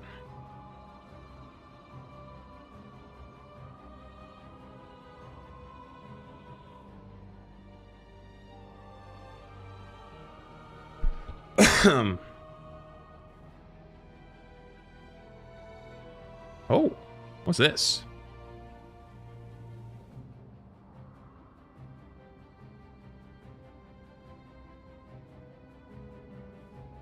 Crap, I don't know what in the world this is, but I like it. So chat, we go from #1 Groot to the bottom of the barrel bronze here. in which we look at a bronze magic, and it goes as this. Info: I never play competitive games, and as the last competitive game I played was Fortnite. Uh-oh. And I've been playing Marvel Rivals since it released, as I was a fan of Marvel growing up, but I cannot seem to escape out of bronze, and it was mainly due to me just not playing it before during Season 0. But now during Season 1.5, I'm actually trying, and yet I'm still trapped in bronze. I don't know why besides missing my dashes. Uh-oh. I'm scared. I keep trying to improve, but I currently don't know how. And I'm in this specific match. I noticed I kept getting diffed by the other magic. I don't mind being roasted. I would just like to know what's genuinely wrong with my gameplay. So, I mean this with all due love and respect in the universe and in the world. Okay, I'm going to give you some tough love for a half a second. Something that's very important about life is learning how to solve problems and how to overcome challenges. And so you did submit this to me, and I have literally done a spectating the #1 magic in the world. If you have not watched me spectating the #1 magic in the world, you should have done that by now, because one of the best ways to learn and improve something is to visually watch somebody who's better than you at it do the same thing. Now, you might not understand why they're doing some of the things that they're doing, but at least it'll give you a baseline. You haven't done that, or if you're someone that's similar to this and you haven't done something like that, you have already put yourself quite behind, because you need to have that own problem-solving skill. Because I can't spectate every single person on the planet, right? You gotta have some individual agency here. Good plug, Corp a clap? No, that's not a good plug. A good plug is using code PLATS to get 10% off gamersupps. That's a plug. All right, let's go see. The right heroes could make What was his name all the again? difference. Foopy Loop. All right, let's go see the Foopy Loop magic. The battle starts in 5, 4, 3, One thing in 2 months. 2. All right, so first things first, I'd probably want to see you going for a right click just on spawn, just to get some damage in early. What are you doing?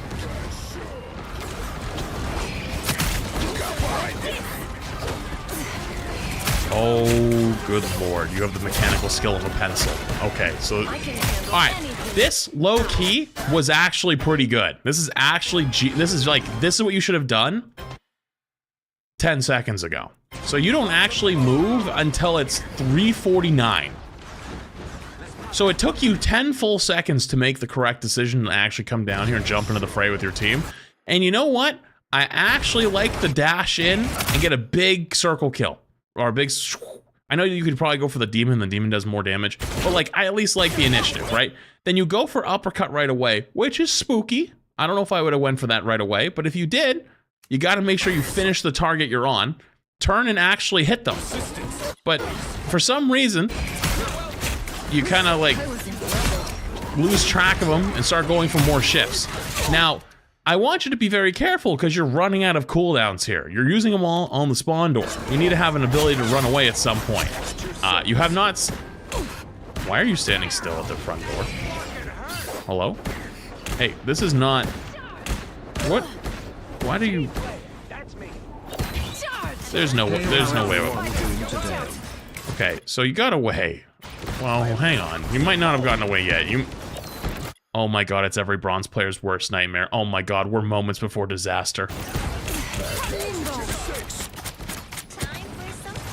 You didn't die to it. You know what? Proud of you. Here's the deal though. You just double cooldown around. If they had any sense at all, they would just turn and kill you. You have no buttons other than your dash. And I have a feeling you're about to dash in. You finally got punished. Someone finally looked at you. You've been just kind of running around in circles in here the entire time, just standing out in the middle of the open. And you jumped in, killed the penny nest, backed away. You realistically didn't even have to do that. You could have probably just looked for damage on people and right-clicked them. and just let them exist. But I don't know how to describe this to you without sounding mean. It's like you want to be in the fight and do things, but you're not willing to wait as long as you need to wait sometimes. And then when you actually get into the fight... Come, my minion. I didn't even know that was there. And then when you finally get into the fight, you mechanically haven't been able to keep up.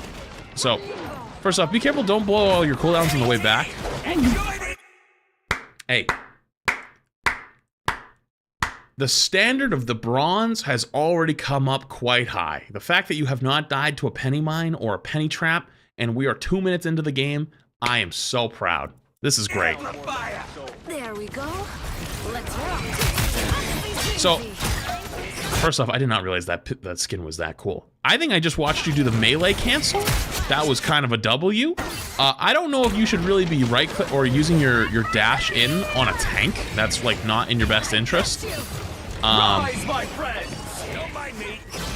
Okay, this is kind of where the mechanical skill of a pencil kind of fights back a little bit. And you guys just had like a slap fight where you both missed everything. But you're also your target priority of like, you know, what you should be looking for here. I would have probably just took a peek and see what else is there. You don't actually know if there's anything there, which is totally fine. Just because, you know, main is a Venom, and it's like, they might have some healing over here. They might have an Atom over here, which they did. Oh, you're dead. And then you kind of, by the time you finish your fight with the magic, you don't give yourself any time to recover. So like, magic's very much a cooldown-based hero, and so you burn all your cooldowns, all of them, literally everything. You got fucking nothing, right? You got one dash backup, and then you immediately burn it. Boom. And then go for your dash, and now you got one more portal, and that's it. And just instantly dead. You're fucked. So you gotta slow down a little bit. You're a little indecisive, and then when you actually make a decision, you all in for it, and then you go in again and make another decision, and like, I'm gonna go all in again, and you need to like, take your time. There's also a nice one-shot combo you can do on magic where you like charge up your right click fully, launch it, E in, uppercut, left click, or swing, melee, and you can basically one-shot kill someone. Uh-oh.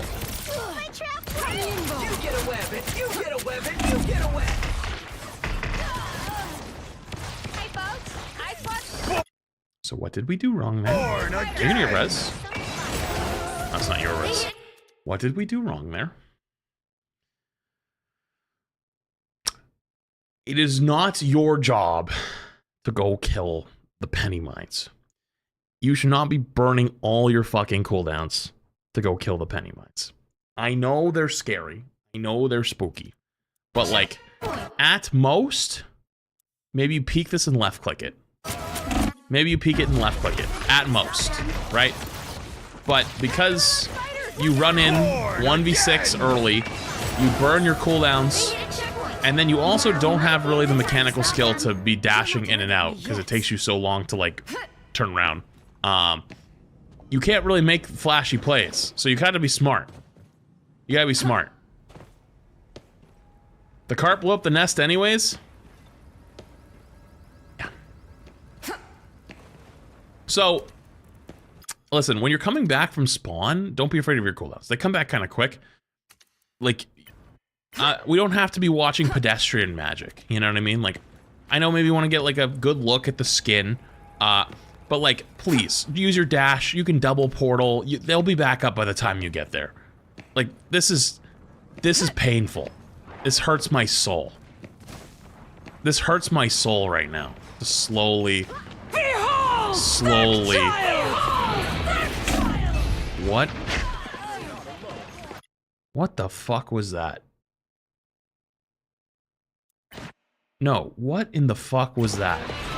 What? Did you hear them pop their ult and you were like, I must ult too? Holy shit, you got fucking clapped. Oh my goodness, you got actually fucking decimated.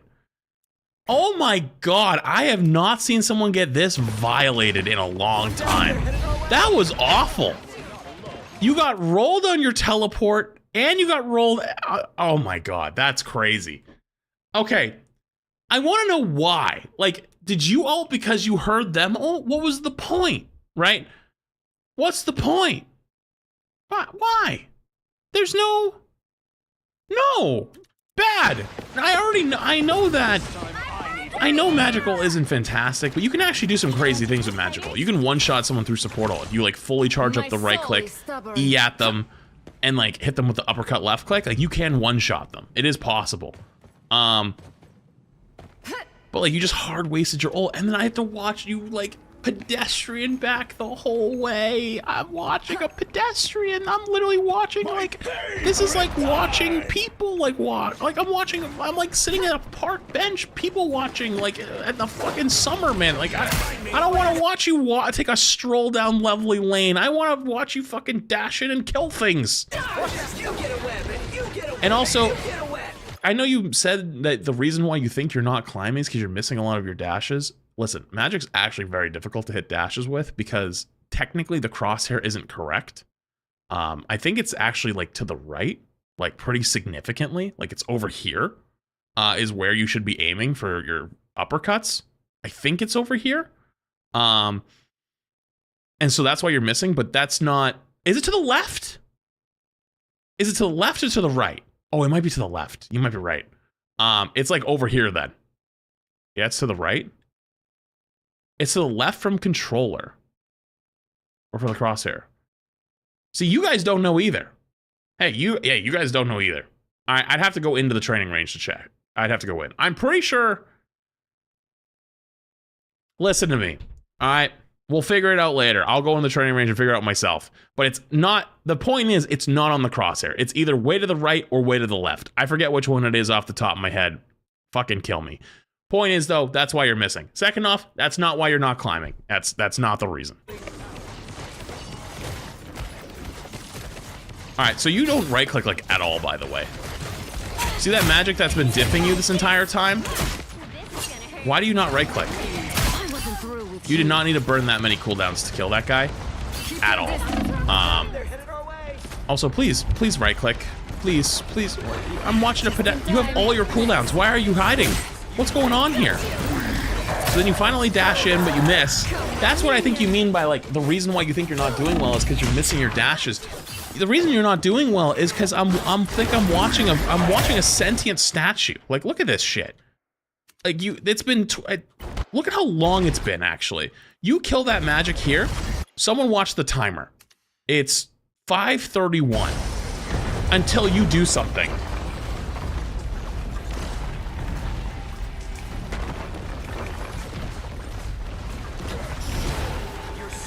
You finally dashed in at 5:43 and then whiffed your left click and then you went back to the corner and then bumped back into their team and died.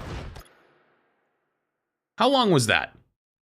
Like a solid 20 seconds overall of just doing fuck all?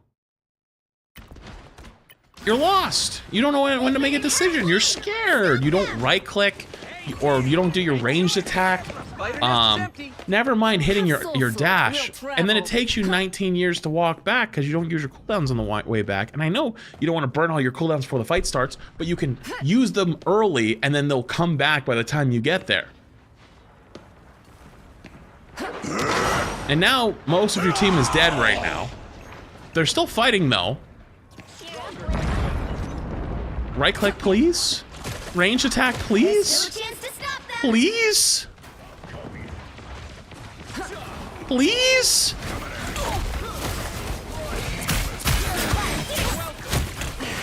Why the Wolverine? Oh God. You don't have any plan. You don't have a fallback point. You're just floundering around. Like when you're playing a flanker like Magic, you have to have a fucking plan. And here's how a plan works. Ready? Let me teach you how to do a plan. I'm gonna walk up here. Okay, I'm gonna go down this corridor, right? Like let's say you go underneath, you go in the corridor, right? And here's what I'm gonna do. I'm gonna charge up my right click on a corner. I'm gonna peek. I'm gonna throw my right click at someone in their backline. I hit them with it. If I hit them with it, I'm gonna immediately dash in, go for the uppercut, left click, melee.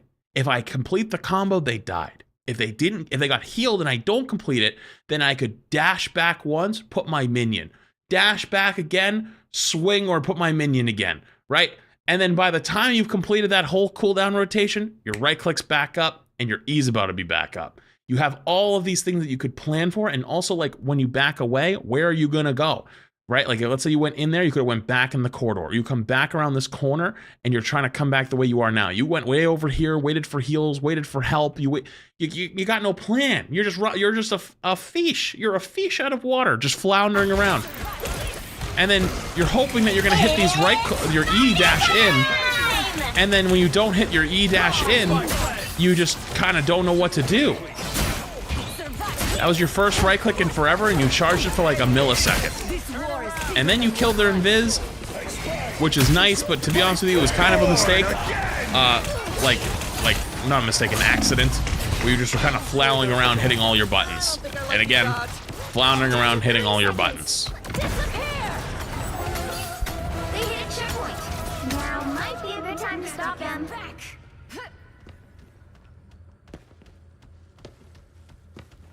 You just kind of, you gotta come up with a plan. You gotta have an action that you're going for here. Stop that vehicle. It's tough. It's tough when you don't have one. Okay. So also you're frontlining here.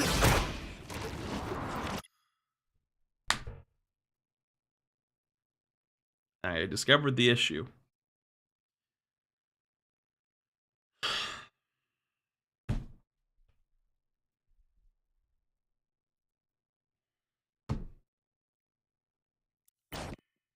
I might not have seen that clearly.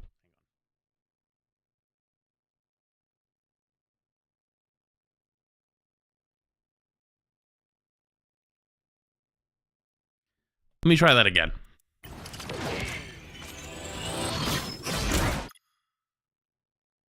No, I did.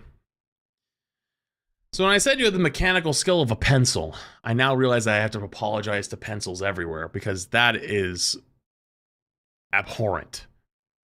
You missed a full charge right click on an inanimate object that doesn't move in the middle of the open with nothing around it.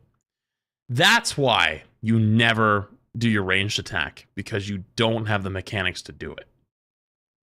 That's why you're not doing it. I'm hurt.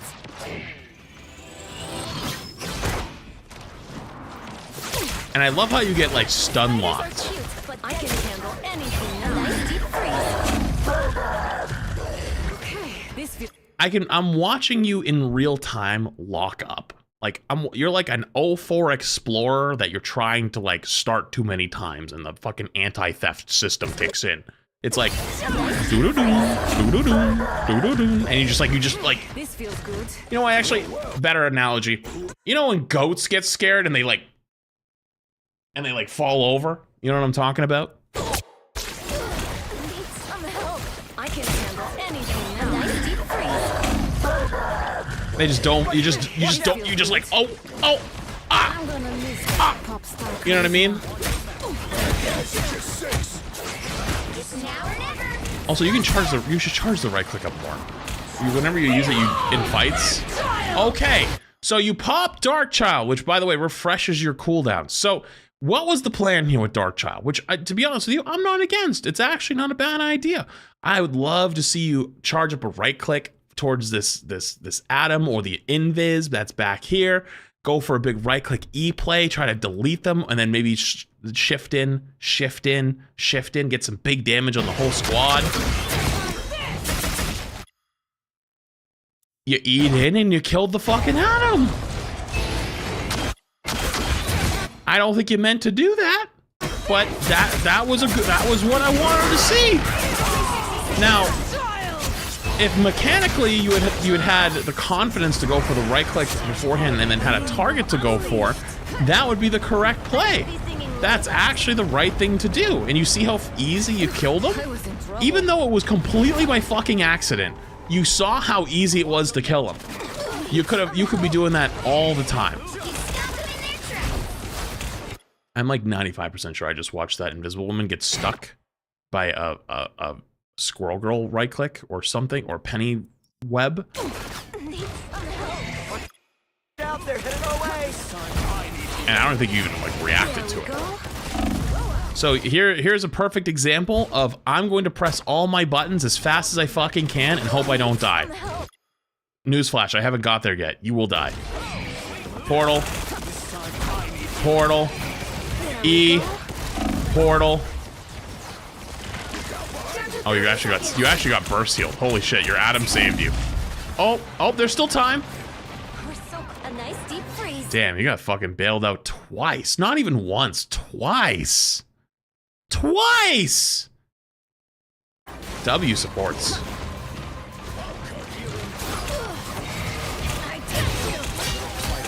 This, you don't know what you're doing. You have no plan. You're just hitting buttons.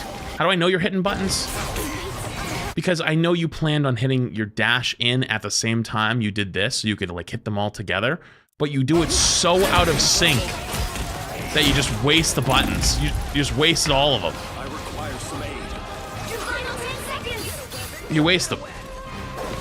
And also on top of that too, you shouldn't be running it down mid on magic against like a penny, right? Like, why are you running it down on the penny? You know what I mean? Like, maybe you're looking for the Atom, but like, you are so fucking late. You're so late, you are not gonna hit him. And I don't, honestly, from the rest of the gameplay, I don't believe you were looking for the Atom, to be honest with you. I think you were just looking to hit somebody. Hit somebody with your E, your dash. Limbo doesn't let go. Magic comes in from the side. Magic does not run it down mid. When Magic runs it down mid, that's how you explode. Pathing is extremely important. And your team's actually holding.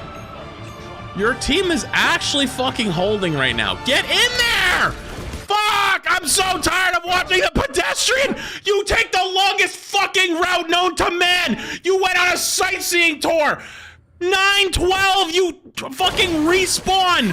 It takes you 25 seconds to get back! Jesus Christ! Go right! Go up the fucking ramp! Why are you on a tour? Fucking bring out the duck boats!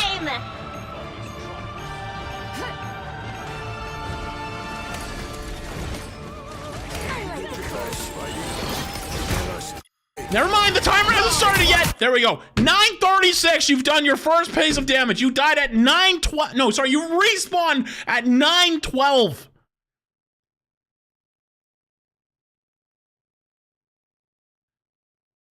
It took you 24 seconds to walk back and hit something.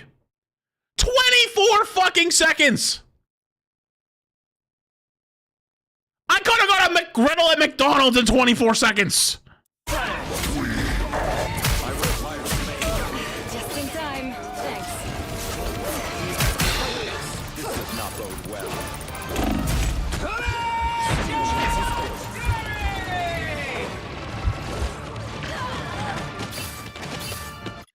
Not trying to be one of those people, but I'm genuinely curious if you plan on doing any spectating Overwatch Bronze today. Oh, you said Overwatch Bronze today. Oh, about to crash the fuck out.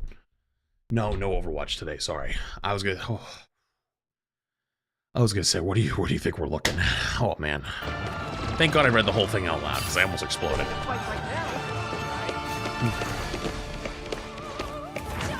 Oh, anyways. Back from limbo. Don't give them another inch, or else. Listen, all right, if there wasn't all the other context beforehand, I would let it slide. But why are you doing the cha-cha slide in OT? What's going on here? Why are you doing the cha-cha slide in spawn? Assistance, please.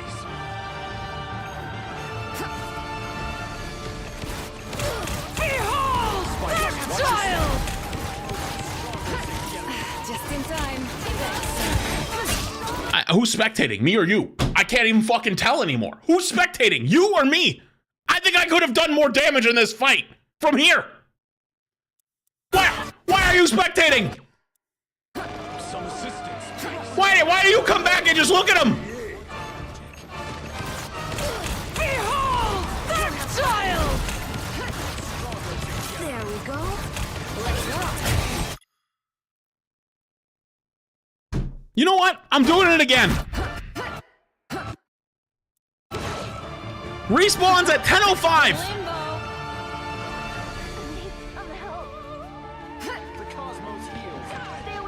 I'm stopping it when you do your first damage to a player. Behold that child! Just in time. 22 seconds. From the time you respawned, not died, the time you respawned in OT at the end of third point, it took you 22 seconds to do damage to a player. 22 seconds.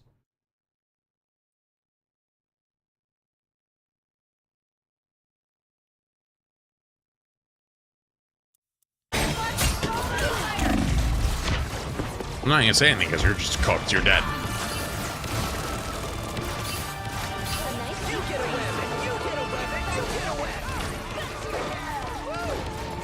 Dude, your poor team is trying their absolute best right now. Your Spidey might actually be Spidey. He's trying his best over there. He's trying to save New York.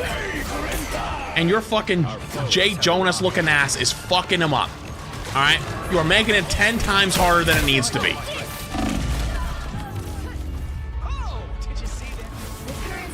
And then what was this? What is this? What? Hang on, I'm not even letting that slide. My soul is stubborn. Disappear! I just want to point out, you haven't built an ult since second point because of how long it takes you to come back before you do anything. It's been minutes since our last ult. It's been like 4 or 5 minutes.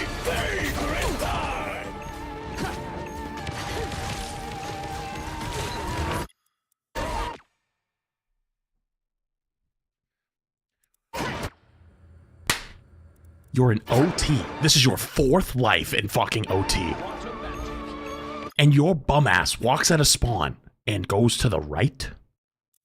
My favorite time. Where the fuck are you going?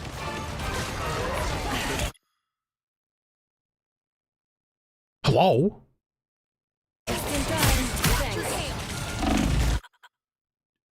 Is this a challenge to take the longest possible routes?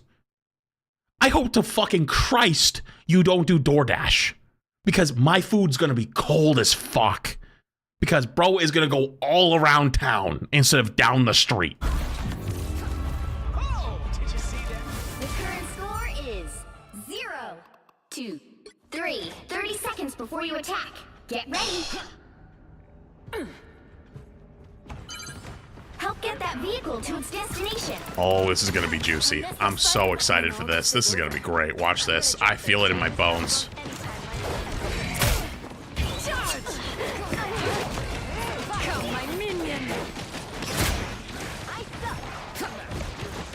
That was actually low-key a decent sequence.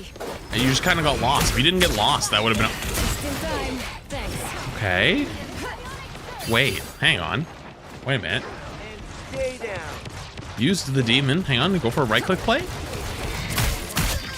I wouldn't just went for a dash there, but you know your Spidey actually is pretty good, and you're going in with him. You know, that was the best thing you've done all day. You went to the right, you went around behind them, and you walked up. Yeah, you fucked up the combo pretty badly, but that was the best thing you've done all day. Bro, where are you going? You're halfway there. Keep going. You haven't forgot about the magic, right, by the way? Hello? You... Just in time. Thanks. Oh no, brother, no. Oh no. I got you.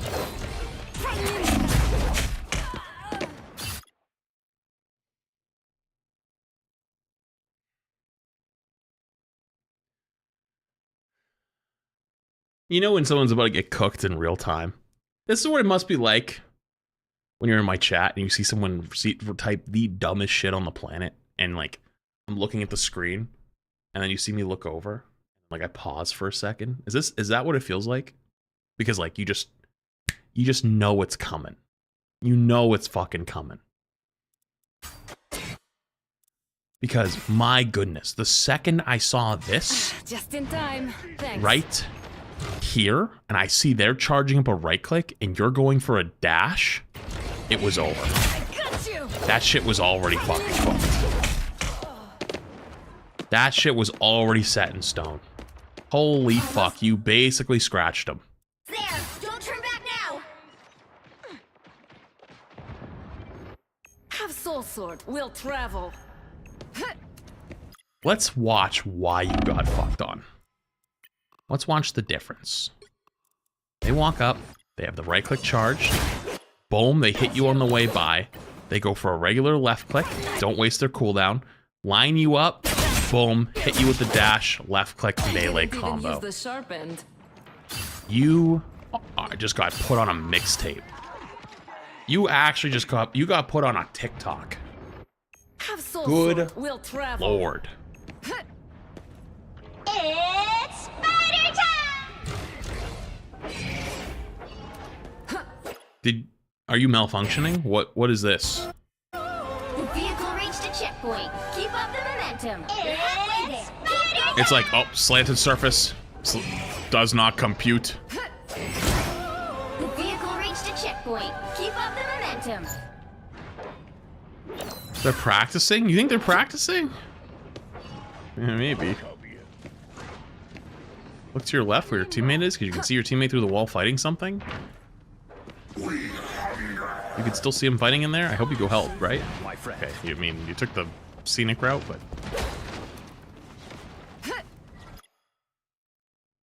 you think you're slick? You think it's slick going over and hitting the Magic's body? You did nothing. Bro, that's like the guy. That's like when you teabag somebody after killing them, and then the next fight, one of their teammates kill you, and then that person comes running over to teabag. It's like, bro, why are you teabagging? You didn't do shit. You didn't even help. You didn't even watch. You actually didn't even watch. You genuinely didn't even fucking watch.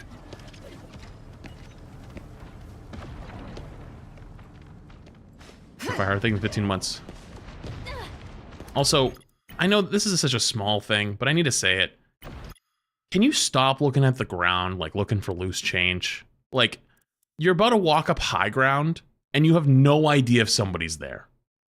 Like, you constantly walk around looking at the floor, and it pisses me off. You know what I mean? Like, you gotta stop. Please don't dash this penny. Oh, Jesus Christ. Why do you love to dash the penny? Is it because it's easier?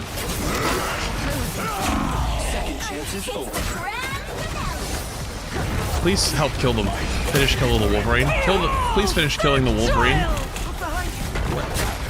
You are so lost. I don't think you have the mechanics to play Magic at this current time. I think you need some improvement in the Magic in the. Almost there.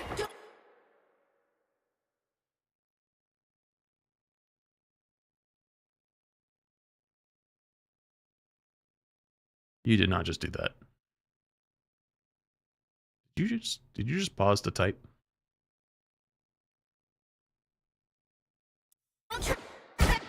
My brother in Christ, I think you did like 6 damage. Some assistance, please. Brother, you are awful.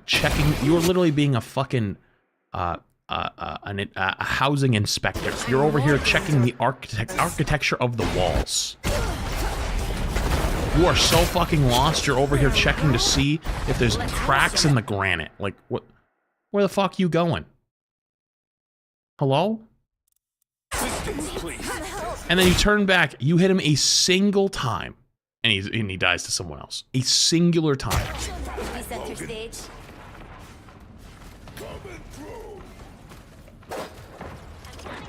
Wish you nothing that's 3 months advance. I appreciate it.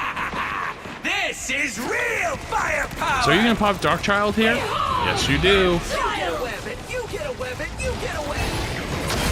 Why does it take you so long to make the decision to go in?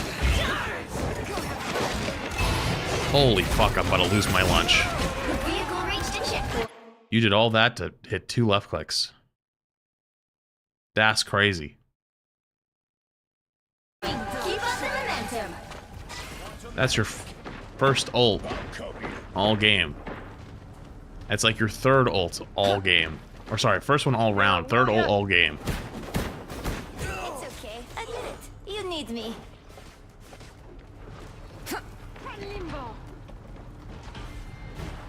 This is fascinating. Why do you not walk up, take angles, look for backline stuff?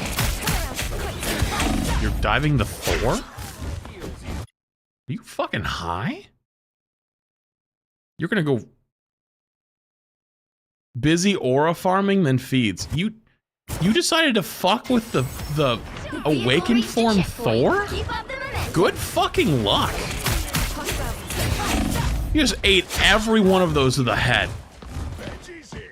Holy shit. That's horrible. Did you go over there because the thing was there? Or did you want to diff the magic and then lost him so you hit the Thor instead? I promise you there's nothing on the floor. I promise you there's nothing there. Please stop staring at it. You gotta look up a little more. Where the fuck did...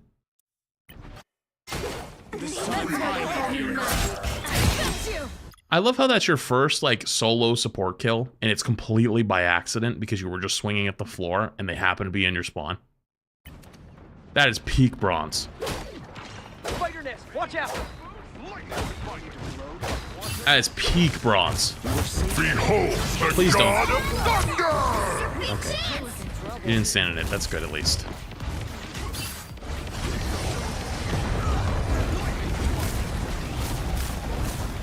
Alright, now you're starting to make me mad. What the fuck are you doing? Why are you aura farming? Brother, you have the aura of a fucking ant. Bro, ants have more aura.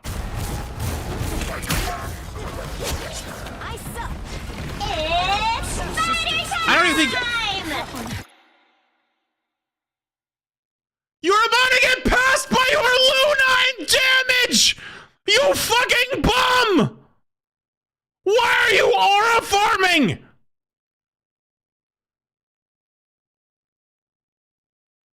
I had to apologize to ants everywhere because that was disrespectful to ants.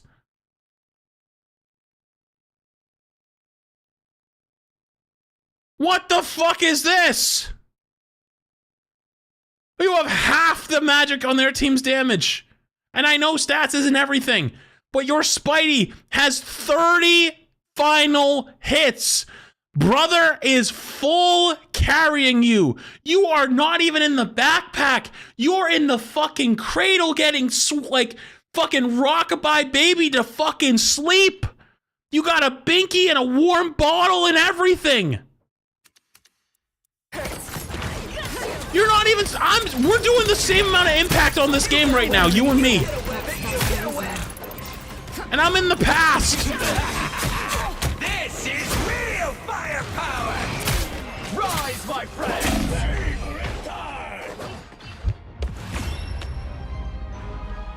The current score is You're gonna fall off the map. 3, 2, 3.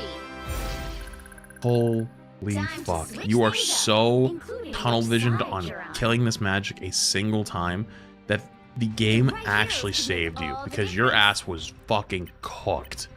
Your ass was so fucking cooked right here. Look at this bird's eye view it already gave me. You had to dash out of here? Yeah, your ass was about to get put on the mixtape. You were cooked. Oh my goodness. No, seriously, I don't think you understand how badly you're getting backpacked right now. You 100% have a Smurf Spidey on your team. 1000%. You are literally observing. You have almost as much damage blocked as damage done on magic. That is fucking absurd. That is fucking absurd. 3. In a not a good way. 3. He'll be coming in 30 seconds. Stay strong.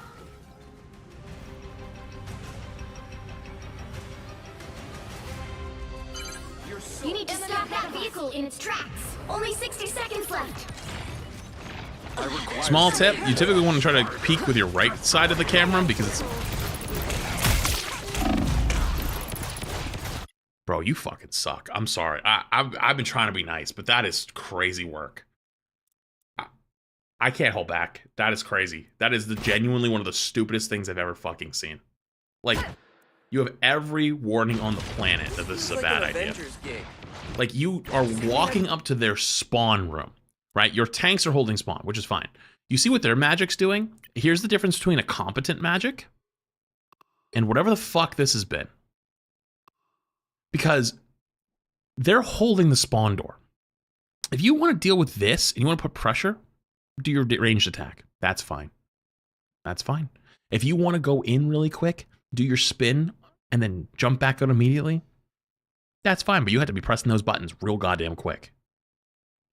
But instead, you have the mechanical skill. You know what? I was going to say of a carrot, but I feel like that might have been too mean to carrots. Of the stem of a carrot, the leafy part, not even the nutritious part, like the leafy part. The part that you don't even eat. And even that might be offensive to carrots. And you walk into them, 1v6, 1v5 technically,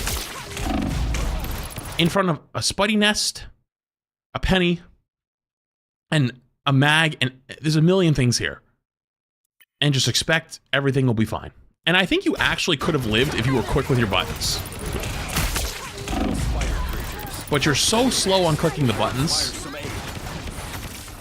It's crazy. It's actually insane. I'm in awe. Down to 30 seconds. Also, I don't think this is an... Hold on just a little longer. That is not an optimal rollout right there. I don't know why you have to go that way every single time. I can handle anything now. Because, like, listen, we've already talked about taking the 9-mile walk. You know what would have been a lot faster? Instead of walking out of spawn, walking up here, then using your cooldown to go over here, landing on that, jumping up those boxes and walking down. I don't know. Dashing out, double portaling, and then walking. Maybe a million times faster.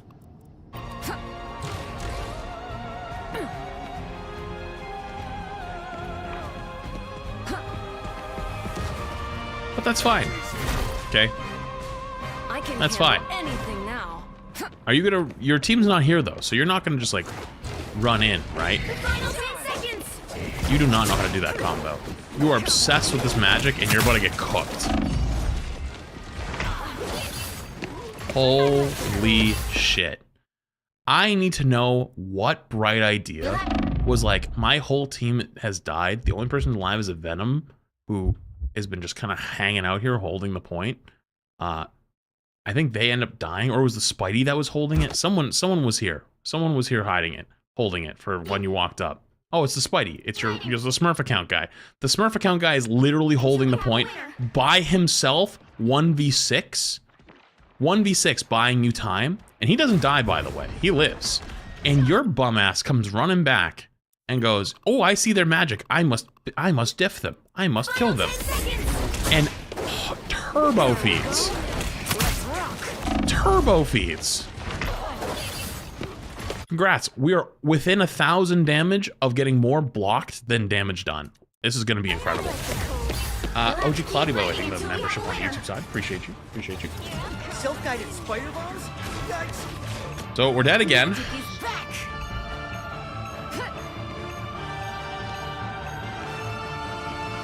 Seven final hits. Almost as many final hits as your Luna is crazy work. They made it halfway. Stop them. No, they have not killed their magic once. Oh, Christ. Gets bailed out by your Luna, thank God. Surely you're gonna run it down here again, right? Surely you're not gonna...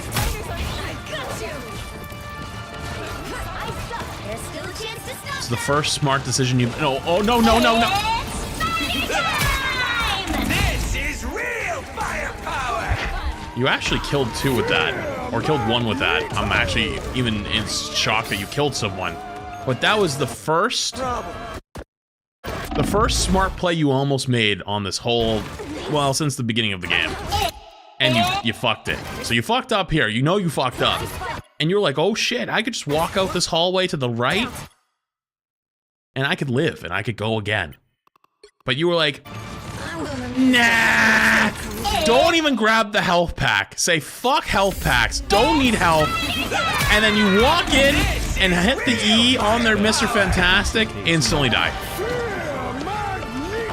Yo, leave super chat. He's trying his best. I don't care if he's trying his best. Try harder.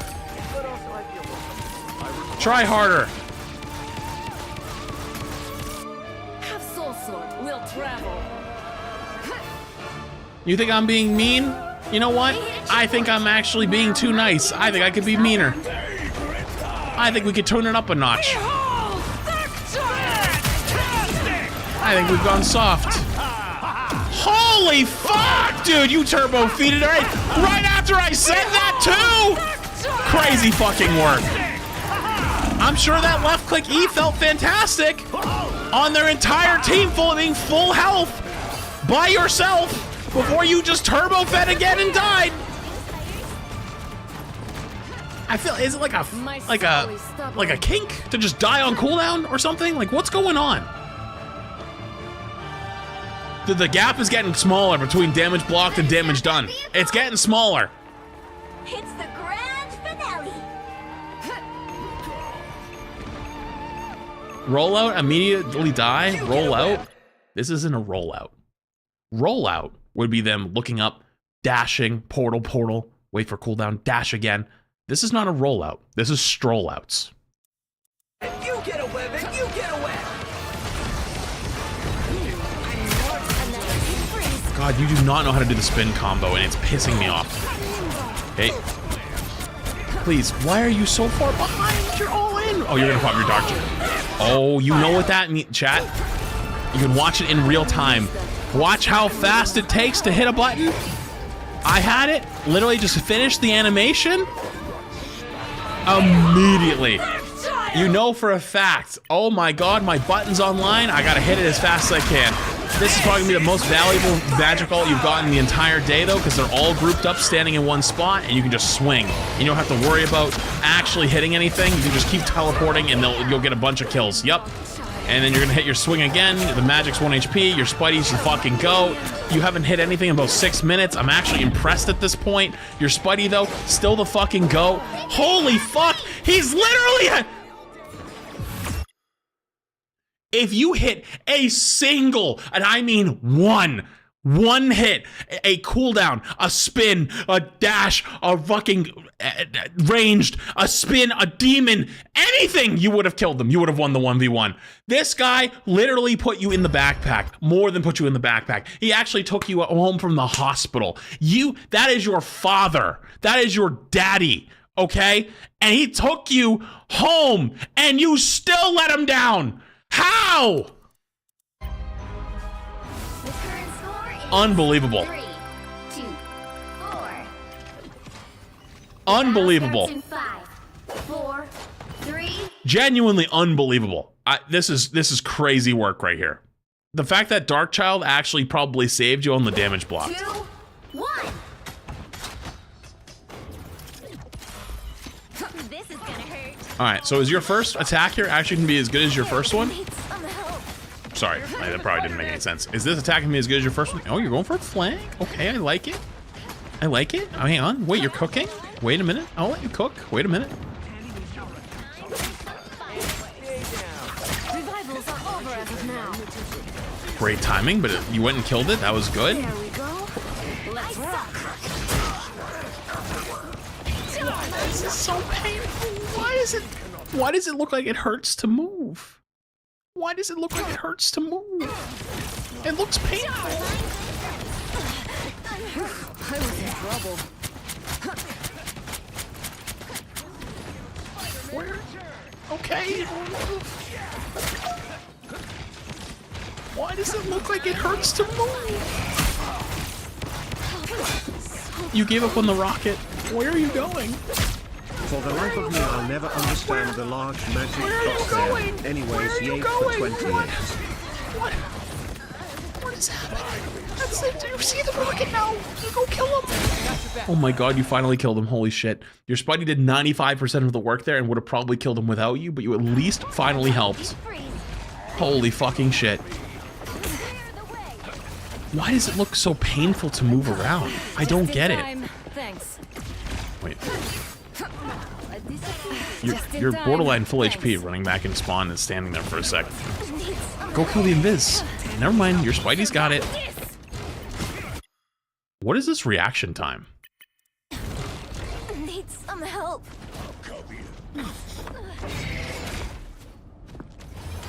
She goes invis? Tandy needs help. Survive this. What the fuck is that reaction time? It's like 400 MS. And stay down.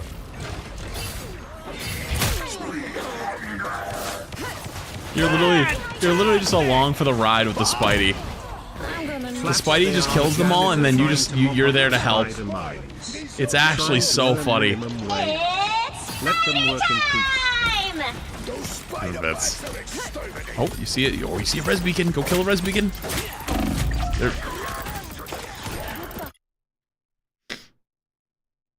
Why does it look like it hurts to move so much? Like, you literally see him run by you, and you don't even react. You don't try to portal, nothing. Like, you just die. It hurts. I climbed out of limbo. This is real firepower. Why are you so focused on staring at the...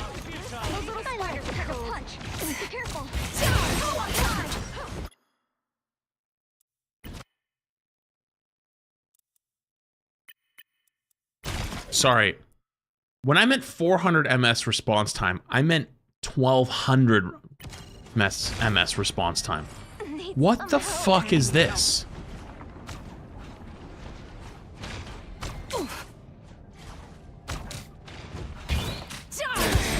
Why does it take you 9 years? It's an aura farm? Can they damage farm? Can they kill farm? Can they mechanics farm? Can they fucking Kovacs farm? Cause like there's a lot of farming that could be done here that's not getting done. Oh, thank God they killed him.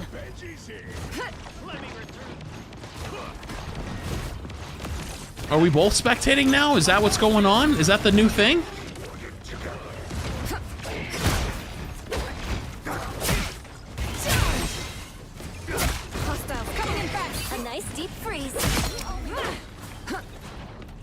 Dude, I don't know about, man. I don't know, man.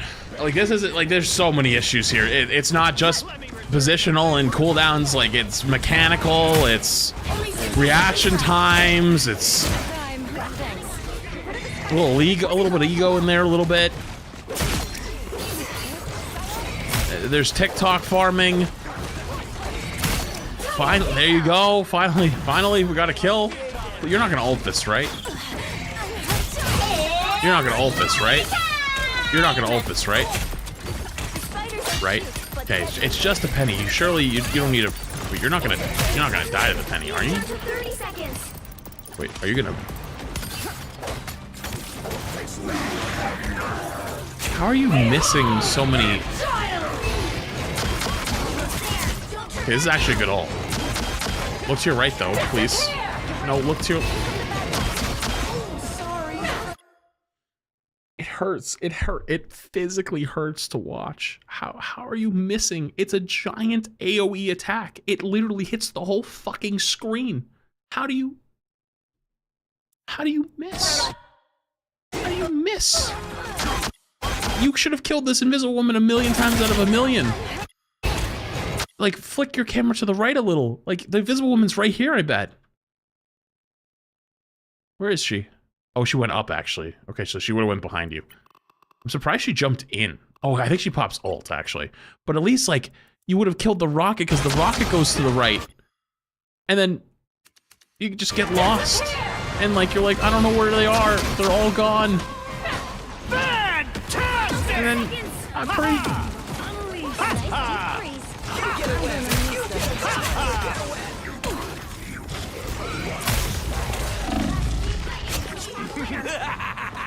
This is real firepower!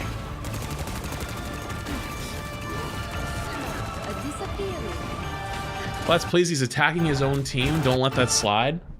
I'm just in awe from everything else I was watching. I completely missed it.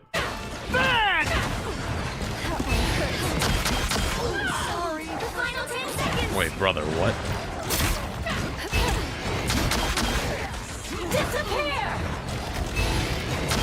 Wait, that's his own Venom? And that's his own Spidey? Fantastic! Oh!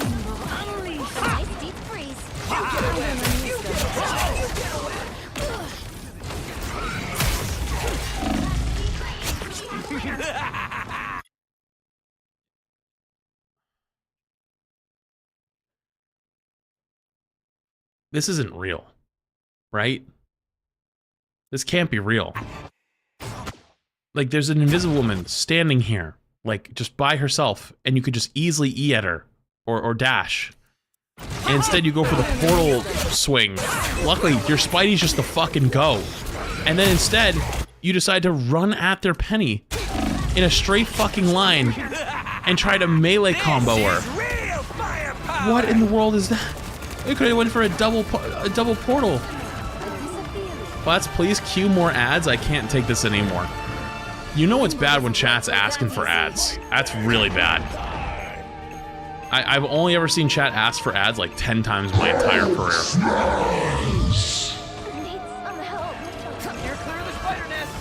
Okay, you're not gonna hard focus the spider nest, are you? Go stand in the cloak hole. Go stand in your cloak hole. That's yours. Go stand in the cloak hole. Go.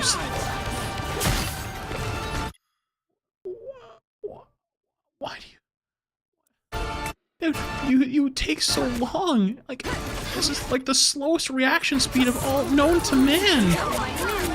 Like, this is your ult. So instead of walking into your own ult where you can go brawl and go do damage and actually do things, you decide to go for a fucking stroll all the way around the backside and then take a little peek and be like, what's going on over there? And then dash in, miss. Okay. Back away again. Where are you going? Where is bro going? Why are you spectating? Wait, you can TP backwards as magic? What? Is this you?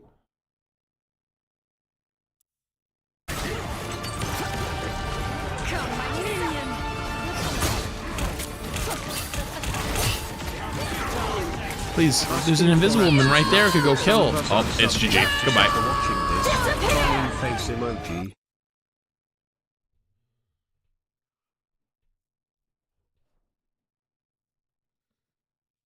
You literally have an ability that dodges that. Like, you just have to hit your shift or your portal when it's about to explode. And it's actually like a very large window. You could dash away too. I think you have your dash up. Yep, you have your dash up, you have your portal up. Alright, dash for cover. Disappear! Nothing. No reactions. Like, this hurts. This is painful. This might be one of the most painful spectatings. At least the Spidey, at least a Spidey you could tell, like, watched some high level play and like they at least tried to replicate the parts that they didn't understand what they were doing. Like, there was something there, like they had at least put some effort in. I got nothing. Damage block check.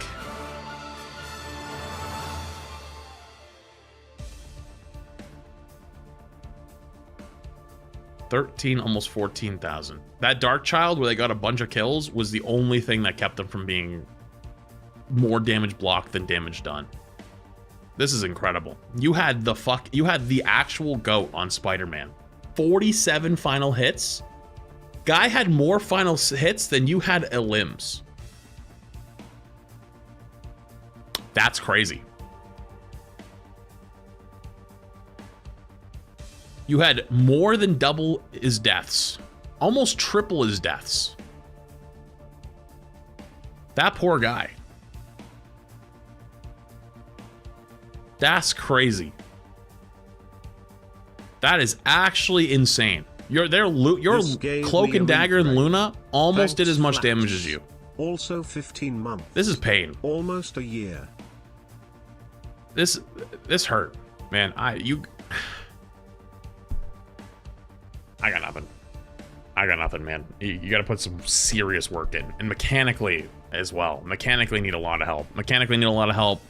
Cooldowns need a lot of help. Target priority needs a lot of help. There's a lot. That's a lot. There's a lot there. Rolling out the stroll outs. Hey, at least we could have pumped those death numbers up. Imagine if there was some rollouts instead of stroll outs. It could have been triple the the deaths.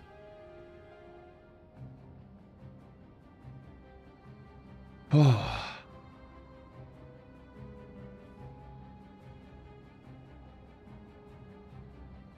KO Flats. 42 months. That's like the answer to life, the universe, and everything, right? What?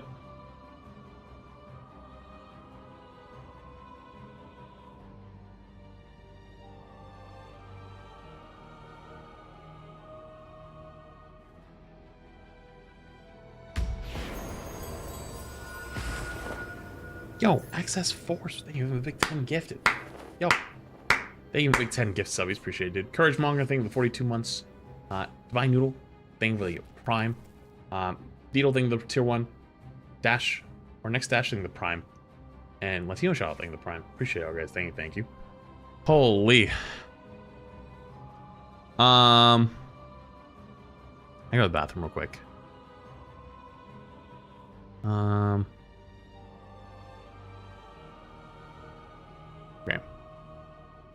Okay. Cool. All right, chat. I'll be back in 2 minutes. All right, right back.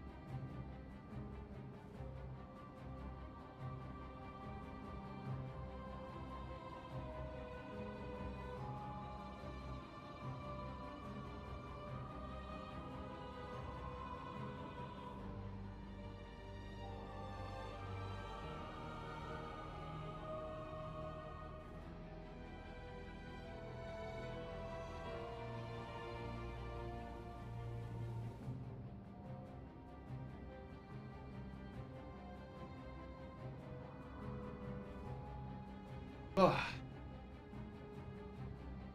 heard a loud pop when I was in the bathroom. I thought my fridge made a fucking really loud pop noise, but it might have been from the hallway. I went to go check what it was, or at least I cannot stress this enough. Twitch streamers, stop taking bathroom breaks and stepping away from your computers/phones while you live. It is disrespectful and rude. We chatters take time out of our days to watch you. The least you could do is stream. That's a good one. That's a very good one. Okay. Do I have any other ones I want to do today? I cannot stress this enough. Twitch streamers, stop taking bathroom breaks and stepping away from your computers/phones while you live. It is disrespectful and rude. We chatters take time out of our days to watch you. The least you could do is stream. Yo, access Bro 4 for hasn't 10 graduated gifted. the AI and is asking how to get out of bronze. Real thing, the prime. Yo, access 4 thing, the big 10 gifted again. Appreciate you, appreciate you. Okay, fuck it, today's a farming day. Might as well do this one too.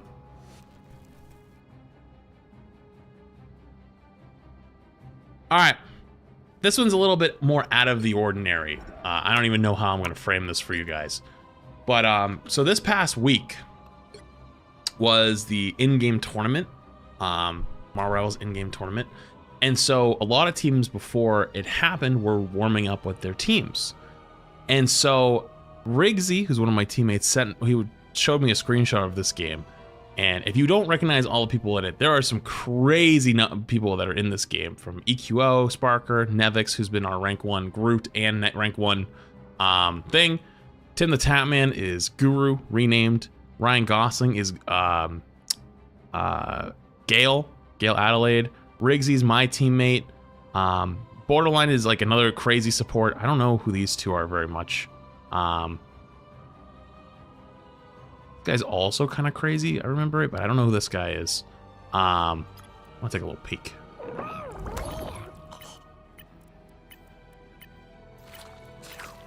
Oh, I don't actually know who this is. But everyone else in the lobby, I recognize most of it. So apparently this game was fucking insane. Borderline is Shark Candy. Oh, that's Shark Candy. Okay. Yeah, this game was actually fucking crazy. Isn't Weenie Junkie team captain? Is Wee Junkie team captain? It is. Oh, it is team captain. Okay, the Wolverine guy. Yeah, so this is just a fucking insane lobby. This is an actual rank 1 versus rank 1 type lobby. I don't know if I'm going to spectate who I'm going to spectate individually. I think it's going to be more of a just feel it out as we go. But apparently this game was crazy. All right. Oh, they're playing. So this side's playing the Venom Mag comp with Luna, Namor, Hela, what's it called? Loki. So Loki, Luna is like one of the best backlines, if not the best backline. And then the other side, what do we got? We got Luna and Viz. Honestly, that's a pretty good backline too. I guess does it look like he starts off solo tanking? Stay strong. So that's Guru. The battle starts in 5, 4. Ryan 3, Gosling is Ken. 2, 1. What? No, it's Ryan Gosling's it's fucking Gale. It seems we have company.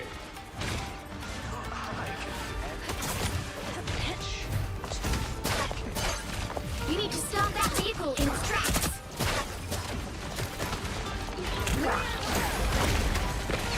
All right, so they're gonna back away a little bit. Honestly, I might play this from like up top a little bit. You know what? Yeah, you know what? This is gonna be one of those games I'm not gonna spectate from individual POVs. I think I'm gonna try to do a lot of up top. I think see a little bit more of a macro sets. All right, so the Spidey jumps in. The Spidey can kind of do whatever. He can just go in and harass. Oh, EQO goes down actually early. And they're playing solo tank on the attacks with the Hawkeye. If you've seen my tier list, I put Hawkeye actually pretty high. I think Hawkeye is really slept on right now. just being able to do a lot of damage. Riggsy takes the high ground here on the Hela, and the reason for that is because their supports are going to be playing a lot in this backline over here, and you can already see the Invises, or sorry, not the Invis, the Loki's already set up for this corner. The enemy Hela is probably going to challenge him. He does challenge him, so he has to actually end up giving it up. But you'll actually notice a lot of is the Invisible Woman's will be giving them shield. So if you're watching this for the rest of the game, if you are particularly interested in the Hela 1v1s, the difference between the Helas is mostly going to be who gets the Invisible Woman shield. So they TP back, EQO TP's back early, because he died first, which is something else that not enough people do. You don't have to play Strange all the time, but if you die early, you should be coming back on Strange a lot of times. It's actually something even with my team we talked about, is like, people were way too reliant on like me to always swap, and it's like sometimes I'm the last person alive, and it's like, yeah, I'm probably the best person to have on Strange, but like if I'm dying last and I'm stalling us out, like someone else should probably do it. So something good to have in your back pocket as a player is being able to do that quite often. So everybody's gonna hold this high ground up here. Portal was kind of blocking the POV a little bit. I don't know if that was actually by design or just happened to end up being that way. Nevix needs to force out the Hawkeye up here because he just has such a good angle. Look at him, he's 1 HP though. Look at this fucking fight. This is a dog fight over here. We'll watch the POV for just a second. So getting the Invisible Woman shield, boom, headshot, boom, fucking headshot, misses, boom, boom, chasing him around. He tries to escape, gets absolutely rolled. The Invisible Woman shield is what gives him the chance to do all that though, because it blocks damage obviously, and also heals him. Guru plays really, really aggressive here, pushes them out. Their backline gets pushed out. Riggsy gets tons of space. Boom, they take the point. All right. Any swaps on the other side? EQO goes back to Mag. They're playing the Mag Venom combo. I'm guessing Groot was banned here. Can I see who the bans are? Aha. So Groot got banned, Wolverine got banned, and then Punisher Bucky. Makes sense based on what we're seeing. The Invisible Woman's sitting over here hiding, looking to boop somebody off. Oh, forces the bird. Oh, and the save!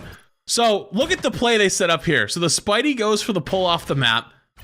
The Hela uses her bird to get back. The Invisible Woman is waiting to go for the boop, but gets bubbled. So the Invisible Woman actually holds it, doesn't press the button, is hiding still. Still looking for it. But the bubble there actually instinctively from the maggot to maybe either keep him from taking damage or to getting pushed off, either way, saves them. They would have died. And then they just had to slowly back away. All right. The Venom jumps in, just gets frozen, goes for ult. Oh my god, gets CC'd, CC'd, CC'd. Jesus Christ, I want to see his POV. Tank POV. Tank POV. Dives in. Frozen. Pops E. Goes for ult. 1100 HP. Whips from the Spidey. Boom. CC'd.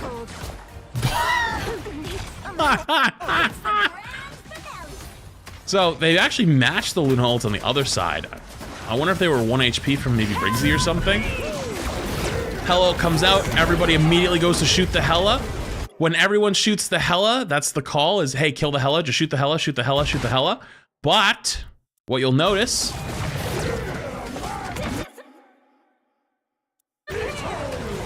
is that both Magneto ults are out. So the Magneto ult on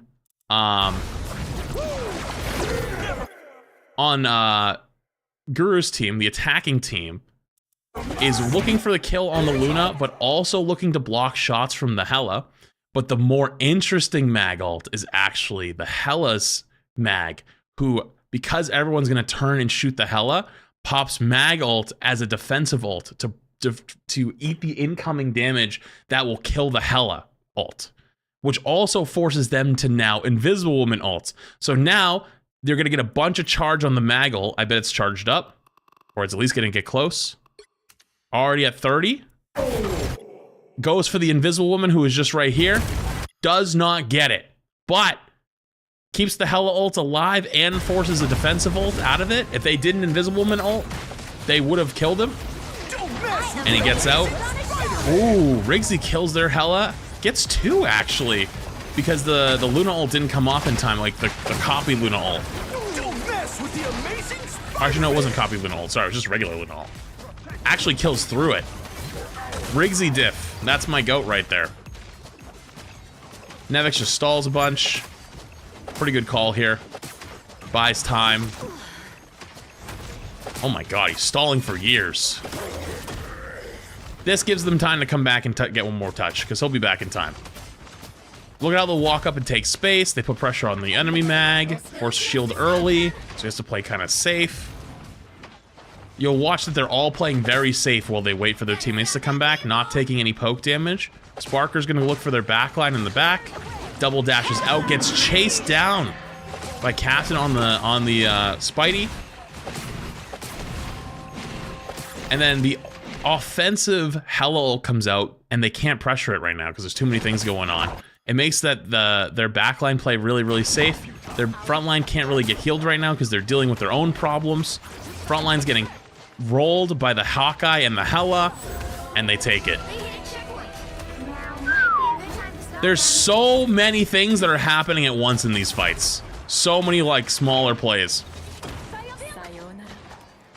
They press up. Rigsy gets another kill. Rigsy just kind of doing Rigsy things at this point. Oh, dude, the Hella 1v1s are spooky. Like, if you end up wanting to look at this code yourself, you should watch the Hella 1v1s. It's like determines half the game.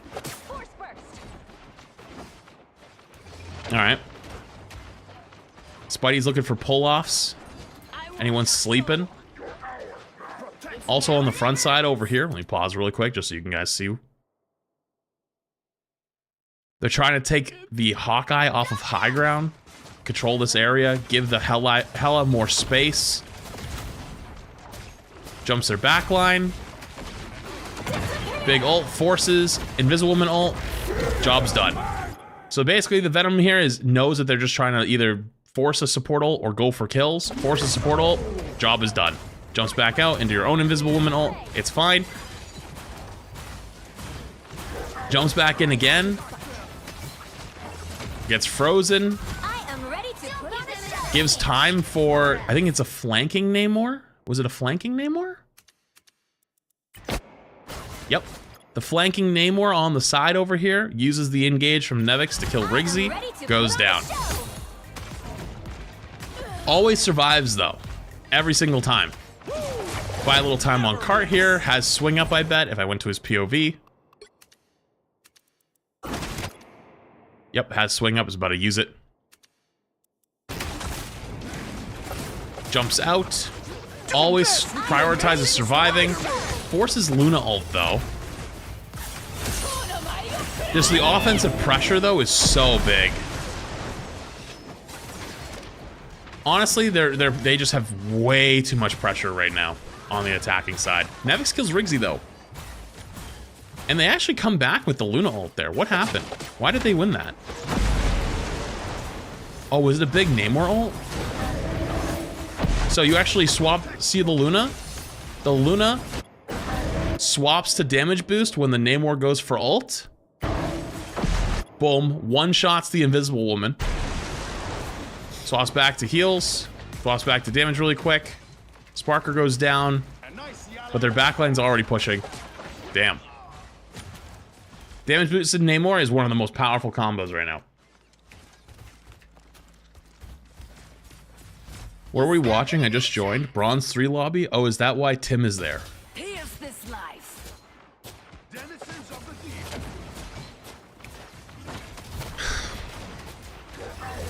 Poor Tim. So look at all this disruption Nevix has been causing. Forces some cooldowns early. Always gets in. Because look where he's set up. He doesn't have to swing in. Before this fight even started, where he is, he's waiting. Here's this life. He's waiting. Waiting for him. Not moving, not making any noise. Boom, big slam. Jumps in, pops his right click, gets some big damage. Rigsy, for some reason, threw his stun, like, in the air after him as if he was gonna hit him. Good effort, buddy. Does the same thing again. Running around on the walls, trying not to get shot. Boom, slams in their backline again. Goes for ult. Another thing I've noticed is they don't actually wait till the health bar is super low. They get like 3/4, then they hit their E, and then they actually ult right after. So they always get about 1,000 HP. Boom, there's 900, goes for ult. There's 1,000, almost 1,200 every single time. But the big thing is, though, it's forcing him off the front line, giving his team time to go kill their tank, which is exactly what happens here. So look at... Guru is full fucking HP. He's full HP the entire way through while all that's happening in the backline, but they forced his shield, they forced his bubble, he has no more cooldowns, he's hiding around this corner here, he gets headshot, boom, it just explodes. They're playing for those moments. Alright, same thing again, he's gonna set up top. He stopped them in their tracks. Will they fall for it twice?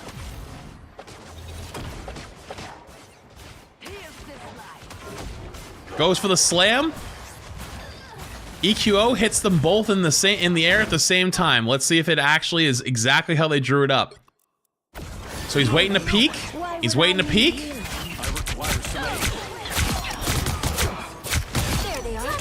It is actually mostly the right click, actually. So they timed the right click with the slam. Look at this.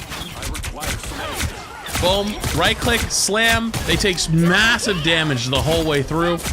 Everyone explodes. All around enabling the Hellas. Jesus. All right, back up again. Back up to the same spot.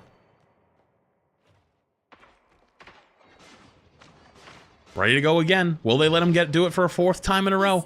He's in a slightly different spot. They're all checking. Are they looking up? Gamers don't look up. Chat, gamers don't look up. Riggsy looked up for a half a second, but he didn't see him. Goes in for the slam again, gets frozen, pops his E, but Nevix hit the right click on Riggsy on the engage, and when it finally snapped the tether, killed him. Boom. They try to mag ult him and he gets away! Wait, how did he get away? Oh my goodness! The little B-hop on the way out? They actually hard committed trying to kill him? Because they kill that... Oh, actually, wait, Guru kills the Hela. Where's the Hela? Wait, what happened? So EQO goes for a hard flank here. Gets pressured out. Guru reads it. Teams up with the Spidey. Kills him quick. Nevix makes it out, though. Oh, no, he doesn't. He gets pulled back in. He's forced to just run up the walls and hope not to die. Pops his E. He's running around in circles. Goes for the slam. Goes for the ult. Tons of HP. Pops invisible. I bet he's going to probably get ready to run. That was a very, very, very, very interesting ult that they just went for right there. What in the fuck was that?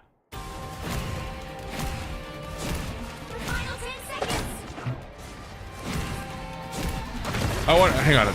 Am I missing something here?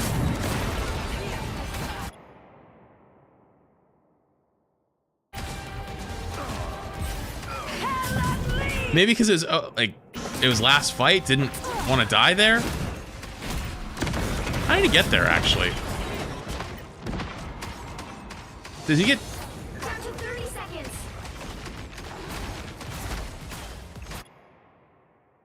Wait, so the defensive side... Wait, he reses over here. What the hell is this res? That is Giga Troll. That is Giga Troll. Wait, that actually is the difference between them losing this defense and holding. Maybe a misclick? No, that was a misplay because they rezzed over here and then we're like, I'm gonna run into the Luna ult, and then the Luna ult was ending, so they popped their res to get extra health and to survive. But it just didn't matter. That's a bit unfortunate. The current score is Yeah, that was that is the difference. That mistake, that one player mistake right there is the difference between winning and losing. That's crazy. That's how these lobbies are though. That's why you typically see a lot of those gamers or streamers rage in these lobbies. You get the really angry gamers because like one small mistake is the difference between winning and losing.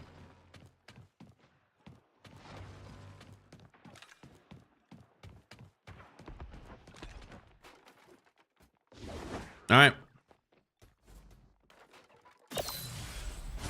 So, something interesting you'll see, someone goes off to the side here. It's like the new thing, people come up here and check just to be sure.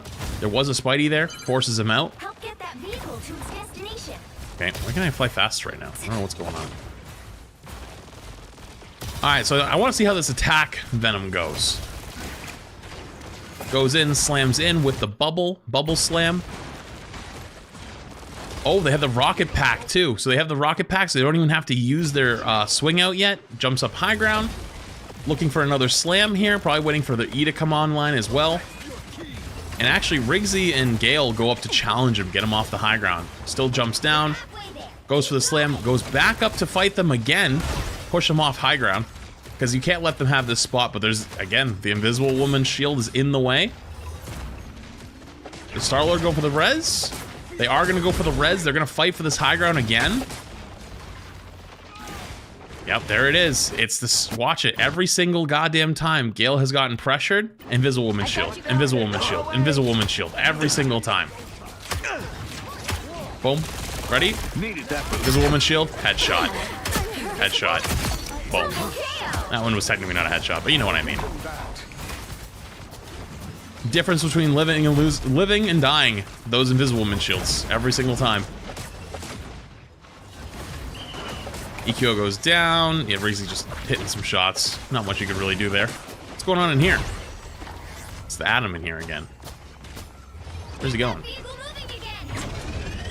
Bro? Goes for the res up here. Wow. Ballsy res, actually. Very ballsy res. Is that Overwatch EQO? Yes. Yes, it is. Alright, so they're just going to be jostling here. Basically, they're fighting for this roof right now. So, offensive side has actually took the roof from them. Whoa, did he go what I think he did? So, EQO hits the flank with the Namor double squid and then tries to ult him. But then... Wait, did Nevix save him? Nevix actually saved Riggsy. So they go for the Namor ult, and he slams at the same time, and it pushes him over the ult. So Nevix actually fucked up the play from EQO, unfortunately. That just off on the timing on that one. But small things like that can be the difference between winning and losing. That is unfortunate. So he's back forcing him off the high ground again. Also, this flank over here is quite interesting. Riggsy pops ult. I think he's dead, though. Yeah, he's dead. And it looks like they'll cap. Don't turn back now. Love seeing Tim in these high lobbies. He's thriving. Yes. Yes, that is totally what is happening here. Wait, they commit Luna ult. So Guru can TP back. And they actually come back through to fight. Spidey solo ults the mag. Hang on, what happens over here? So they TP back through. It goes for the Namor. Hits him with the uppercut, solo ult. Dives in. Holy, that retake is crazy. They fully committed Luna ult to give them time to come back and retouch again, and it worked out. Get that vehicle moving again. All right. So what's their play on attack here?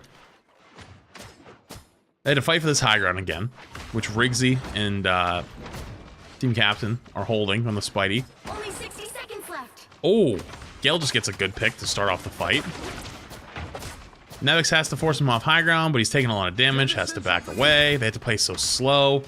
These fights are really just determined by whose hella wins. Also, the Atom is saving his E every time for the Spidey engage, which is what you gotta do, what you're supposed to do. Sparker's taking a lot of damage, though. Also, Sparker's on the tank and not DPS, which is unfortunate. If Sparker was on DPS here, it might be a slightly different game. Riggsy actually goes down here. What happens to Riggsy? How did he just die? We had the Invis shield for second. Oh, I think he just gets two-tapped. I think he got shot by the Hela at the same time by the, what's it called? The Venom. They popped Hela ult, just cleans things up. Sparker gets a few. Yeah. When your Hela goes down early like that, it's tough.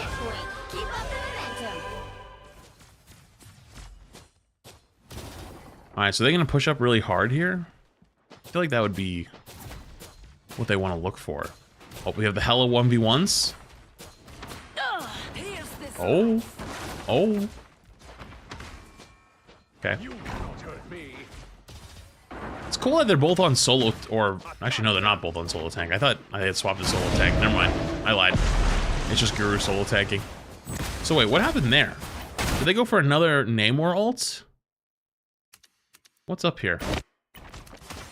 So EQO looks from the top ropes, looks for a Namor ult. It misses. I think it was just too deep. If it was a little bit closer in, he actually probably would have killed the Luna, because she wouldn't have had anywhere to run. I think if he gets like right here, probably gets the kill. Misses the Namor ult, unfortunately. But look at how they're holding this high ground up here. The Luna, or the Hela actually kills one. Oh. Oh. Kills another, while Riggsy's ulting at the same time. Holy shit, this is so scrappy. So many things are happening at once here. Nevix is probably going to look to pressure to Riggsy again, I would assume, right? Is this where the pressure's coming in again? Use Prime sub for a free dose of Adaway, TM. Actually goes for the Invis. Gets pushed away. Doesn't actually go for the Hela at all. What happened back here? There's a Strange ult at the same time. So the Strange ult catches the Atom. The Atom's just having an interesting game, to say the least. Plus Reddit, they can prime, and Nephew Warrior, they can 3 months. I appreciate both of you. But the picks from the defensive side are so important. They keep getting picks with either Gale's Hawkeye or Riggsy's Hela. Alright, where's the engage coming in?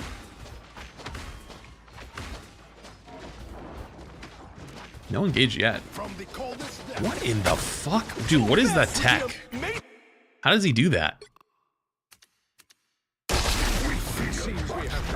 Damn, he just whips his camera that fast. Oh, that's unfortunate. Oh, that's actually so fucking unfortunate. That might be the difference between the winning and losing this fight. Oh, that's so unlucky. Oh, he almost gets Riggsy, but the Luna ult comes in just in time.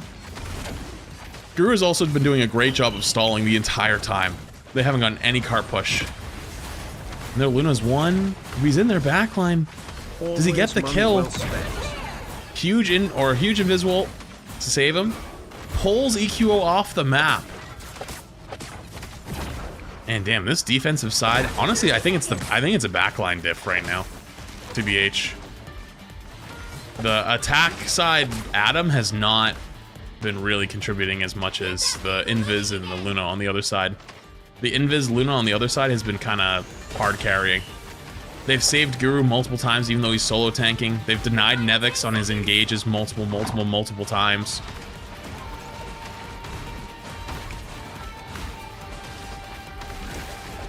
Alright, Nevix has to touch. Gets the Invis. So now you're gonna have to play super defensive. Oh, Riggsy goes down too. Goes for a big Strange ult, but I think he actually missed. I'm surprised they committed for that. Figured they would have just backed away. Yeah, down goes Guru, down goes Gale. I don't know, I think he probably wanted to have that one back. I don't know if they would have had time to touch again, but... And Nevix makes a heads up play that the Luna's hiding, waiting for a retouch, just runs up, kills her, kills the Invisible Woman again. And then they go. Okay. Probably wish he had that one back. Gale's probably gonna get pressured here. They're gonna chase. He's gonna have to run. Alright, he gets away. He got deep enough that it wasn't worth committing for. Also, chat, fun fact, do you know you can break this wall? You can break this wall right here and get through it. Now you know. All right, this angle up here is the difference between winning and losing the game. If they get to sit up here with an invis shield and get to have both their one-shot characters, or Hela and their Hawkeye, sit up here and just dominate, they will win the game. Boom, there's the first pick. Now their Adam is stuck down here. He already used Soul Bond. He already used his heal. He's 1 HP. Dies again. Boom. So the Hela, the Hela Hawkeye controlling this top angle and just bullying their backline. Textbook. Can't ask for anything better than that. So newYT has to make the decision of either going up here to force out their snipers, or go for frontline. Or sorry, not frontline. Go for the supports that are supporting the front line. And he pulls a wee. It gets canceled by Riggsy's snare. That's tough. Frozen, explodes. They do pop Luna ult for it though, because, you know, that was the right play, even though they just made a play and killed him. Now they chase really hard. Sparker goes for Maggle, because I'm assuming he doesn't want to die here late, because it's about to be game over. Pressing really hard. They kill the Adam again. This Adam has just been getting run over. Gets ulted by the Spidey. Yeah, and they just W key in. Riggsy also pops ult in their fucking spawn, so they can't come back in strange TP or something right now. Someone... Actually, no, I don't think anyone's gonna get through. I think they're cooked. And they get cooked. Final score, 2-3. Crazy. You know, I know Flame, I'm not trying to flame him, but I think the Adam on the other side was just the big difference maker. They didn't have nearly as much support, and they didn't have nearly as much ability to get things done. Because like you really needed either the Invis or the Luna. You need both of them. Or hell, you could go Luna Loki if you really wanted to. But I think they just only play Adam, right? Oh no, they do play Luna.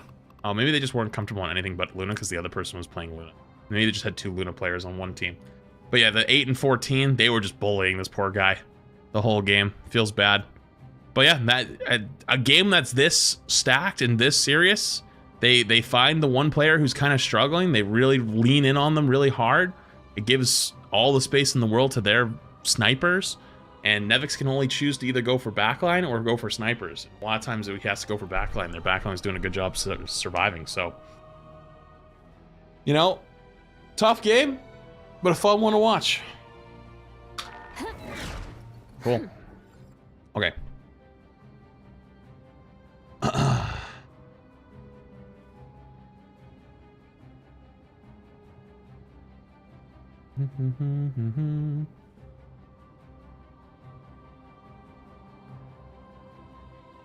What's this? Holy shit.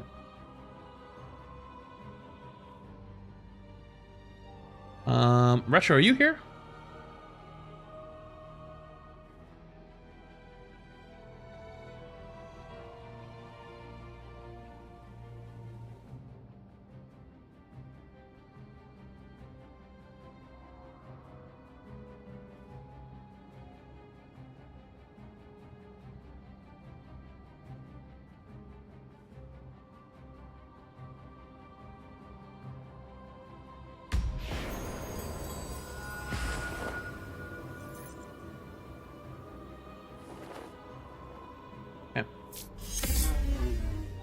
Yo, XS Force with the 10 gift.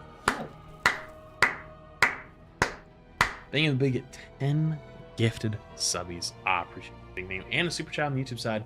Overwatch patch notes. Oh, I can look at some Overwatch patch notes. Why not? I'm down.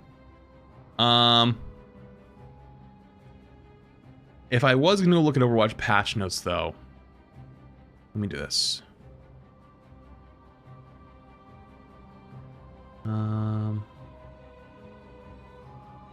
Okay.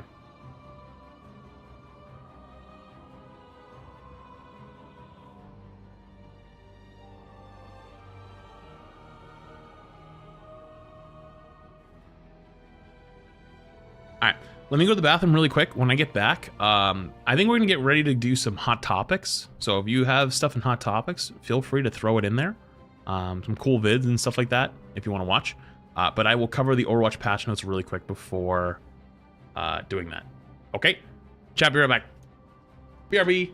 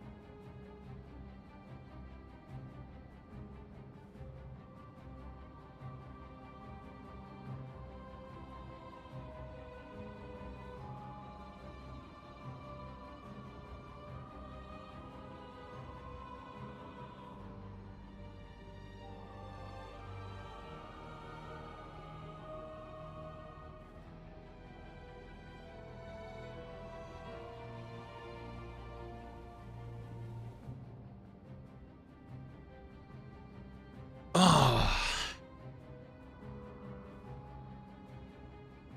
Okay. Cool. Mm-hmm.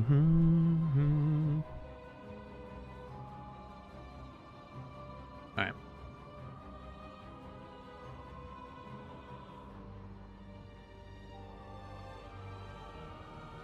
Now, how am I going to handle YouTube? Can I just take the game off Marvel Rivals? I can probably leave it. Probably. All right, let me do Twitch really quick.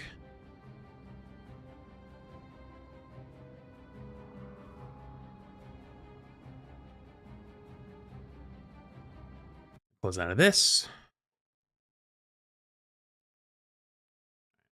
Retro, are you here?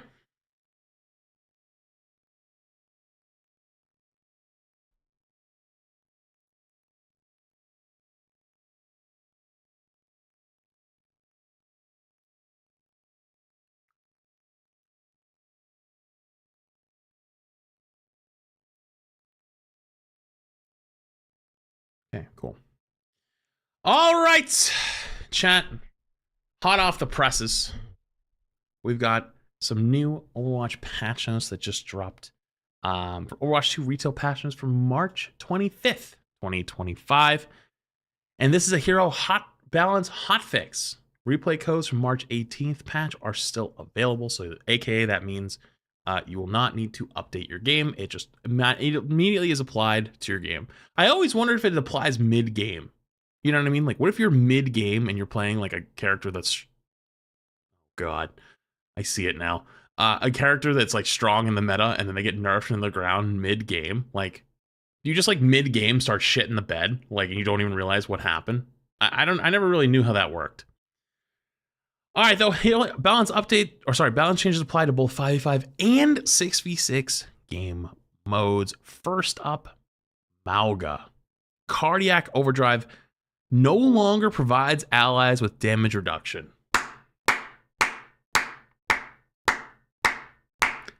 That's not all. Ultimate costs increased by 8%.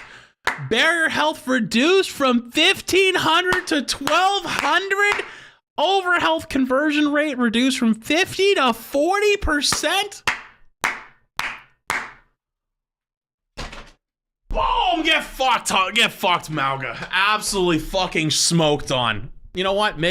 I already have been enjoying Overwatch again a little bit. I played like a bunch of the 6v6, but this week I went back to... Also, I think I just... Oh my god, I think I just hurt my shoulder. I'm not even gonna lie to you guys. It is in actually immense pain now.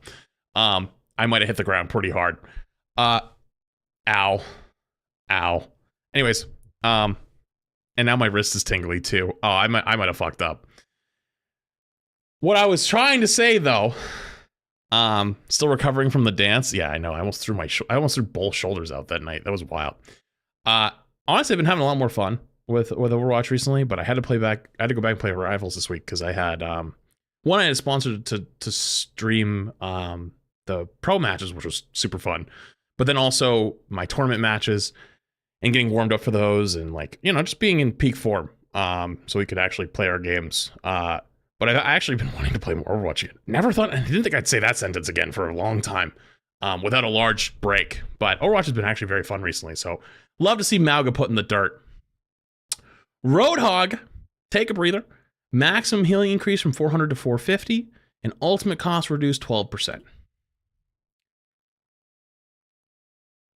Scares me a little, but I'm okay with it. At least in the 6v6 stuff, Hog was really not that good in my opinion. Or didn't seem that strong. This is something to keep an eye on, because like remember chat, remember the cycle. The cycle is Mauga, Hog, Orisa. So if Mauga's been in the sun for a while, and now he gets nerfed, and Hog's getting buffed, we've played these games before. Just be careful, okay? I haven't played enough recently to know if this is a super spooky, but again, the cycle always continues. Winston, ultimate cost increased 10%. Oh, come on. I feel like Winston didn't need anything. Maybe I'm crazy. Is that really necessary? Okay. Next up, Zarya. Energy degradation rates increased from 2 to 2.5 per second. This is fine. Zarya in 6v6 is very, very good right now. And in 5v5, I don't know if she was a full raid boss, but I saw a lot of people that were complaining about her being really, really strong. In 6v6, though, you basically just hard perma-farm energy, and it's kind of crazy. Zarya is one of those characters that'll probably need energy changes and stuff like that if they do more 6v stuff in the future. She is strong in 5v5 right now. Okay. But I'm okay with this. I'm not like against it. Like, I think it's actually fine. People complain about every tank in 5v5. That's actually not wrong. That's actually not wrong. Yeah. God, every time Diva or Zarya becomes meta, I love when those people complain about those. The only tanks I would say people don't complain about really badly is like Winston. Yeah. All right, let's continue. Damage. Cassidy. Primary fire fall off range increased from 20 to 25 meters. Good change. And secondary fire damage increased from 45 to 50. That's a spooky change. That's a very spooky change with the perk. I was talking to Linkser. Linkser was telling me, God, I don't know if people know who Linkser is these days. He was telling me he was playing Overwatch recently again for the first time in years, and he was playing Cass, and like he was trying to do damage people at range that they're doing absolutely fuck all. And we were like, yeah, you gotta be much closer now. And he was like, how close do you have to be? It's crazy. So maybe Cass has had a little too much nerf to damage that range. But Cass has been very good in 6v6. So the secondary fire is a little spooky. I think that could be crazy with the perk, but we'll see. Echo, base health reduced from 225 to 1. Oh, what? Oh, this is a buff. Base health reduced from 225 to 150, and shield health increased from 0 to 75, giving Echo shield. The Pharah treatment, or the ball treatment. Pharah with perks. Ball in general. That's a actually pretty crazy buff for Echo. It gives you the ability to get back into fights faster without needing to be healed up. Don't know if that was necessary, but I'm not against the change. And you know what? It kind of just makes sense. I feel like Echo is one of those characters you feel like should just have shield. Maybe I'm wrong on that. Soldier. Primary fire now uses larger projectile size, 0.007 meters. Or sorry, 0.07 meters. Uses larger projectile size. So they made Soldier's bullets bigger again? I mean, I guess I'm not against that. Soldier's is not as scary as like Widow. But like, why? You know, can I tell you something? You know, a lot of people complain and talk about the season 9 changes and how bad they were and blah, blah, blah, blah, blah.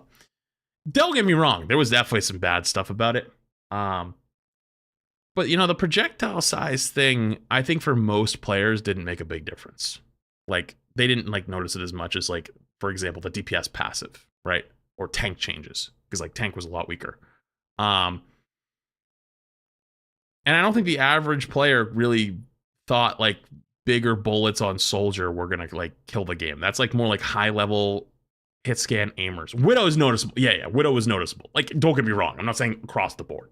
But like, you know, if anything, it probably made the game a little more fun for them because they were probably actually hitting a few more shots. Not saying it should be like that across the board, but like, this is probably the least egregious one that I could think of is a character like Soldier hitting a few extra shots just because the bullets are slightly bigger. I know there's probably purists out there that completely disagree with that, and that is totally fine. I'm not like super heavy on that stance. I'm just, you know, just another option. So, Jordan, power slide cooldown increase from 7 to 8 seconds and maximum duration reduced from 1.2 to 1.1. I hate that second change. Oh my mother of fuck. I hate that second change so goddamn much. And I can explain to you why I hate that second change.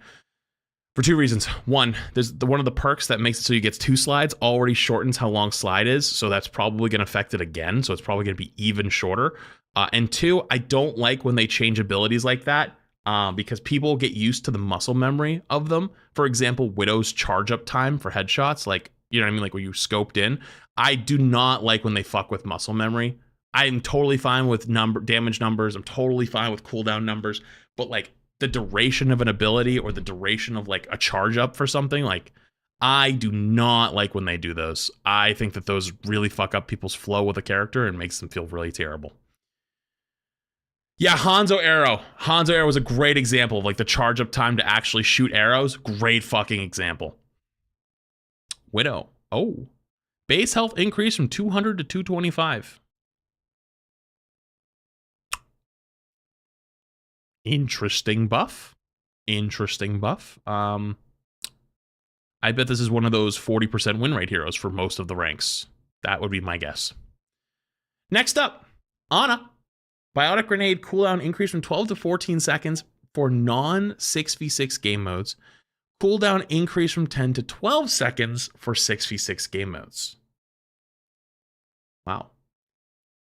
Shrike self nano boost duration reduced from 8 to 6 seconds. Wait, how long does normal nano boost last? Is it 8 seconds or 6 seconds? It's 8 seconds, right?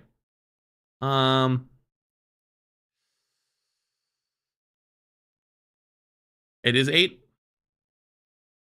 I don't know. I know that it's a super OP perk, but I feel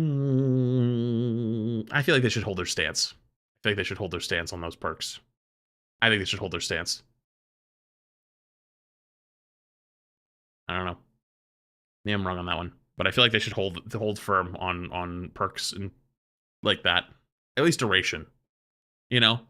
You want to change it like like you can change like if there's like a downside maybe. But it's just her duration that 6 or both. It's just herself. It's just herself. The normal one will stay 8 seconds. But I don't know. I feel like it just makes sense for them both to be the same timing. But I don't know. Just I'm fine with it. I don't like it as much as that makes sense. The cooldown for nade though on 5v5 and 6v6, they have understandable. I think Ana is probably one of the best characters in the game at the moment. But there you go. Not too long. Refresh the page. We forgot to add one for Juno. Oh, hey. Orbital Ray ultimate cost increased 10%. Was that really necessary? I feel like Juno's been kind of gutted already.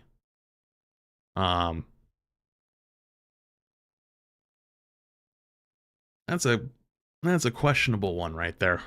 I know Juno dominated when she came out for a while, but fair, get her out of here. What do you mean get her out of here? I don't think she's dominating right now, and I think she's already gotten like a bunch of nerfs. I don't know.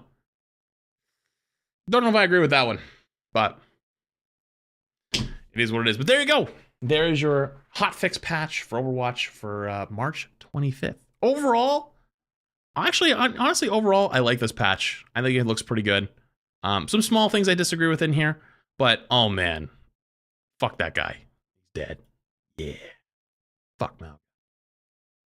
There you go. Fuck that guy. Okay. Cool.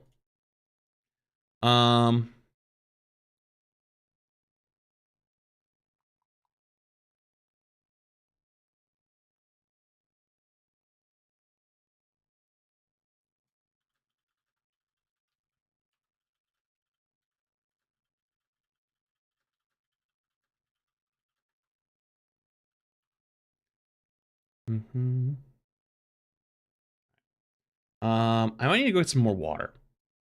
Forgot to do that. All right, let me unmute alerts.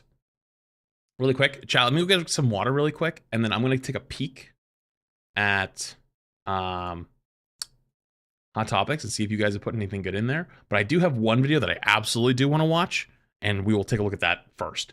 Be right back.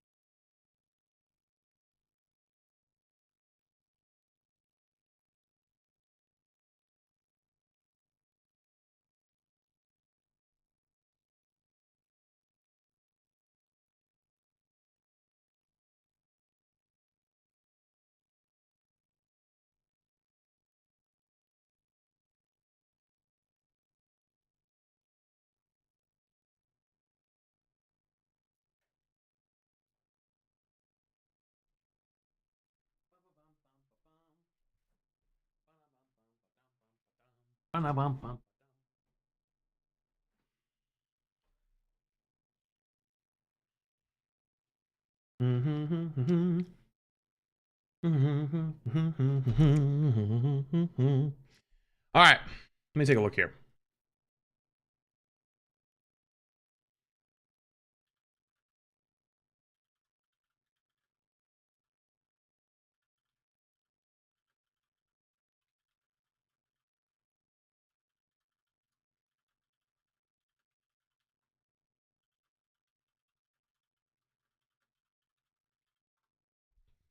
Okay,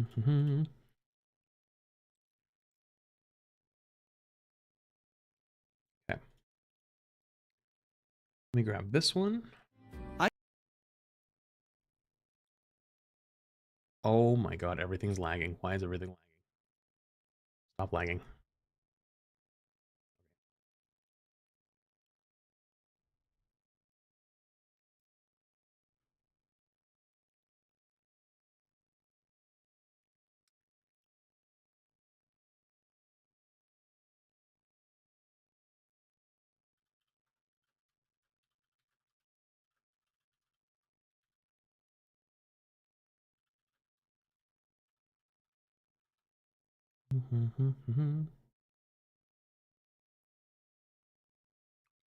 All right, what do you guys got cooking in here in Hot Topics?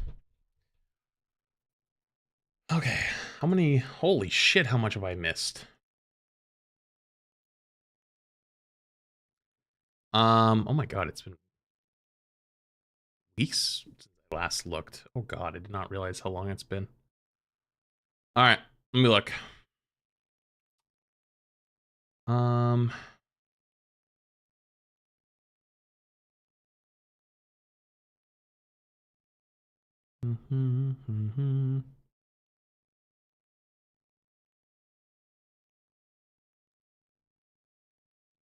This is Rage Bait Spider-Man one. I don't think it's the actual Rage Bait Spider-Man. Is it? I don't think so.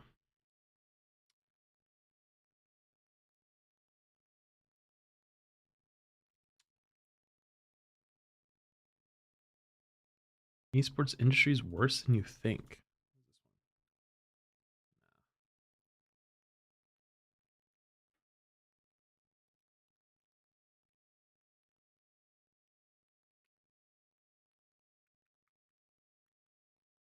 A lot of the same ones that people just leave. Same few videos over and over. Okay. Okay, this has been linked like 60 times. So what is this video?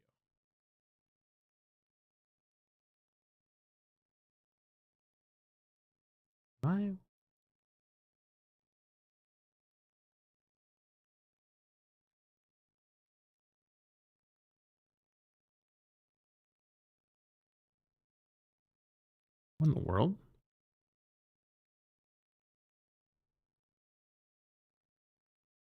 Okay, maybe I'll watch that one. This how to reduce salt. It's been linked like 50 times. What else we got?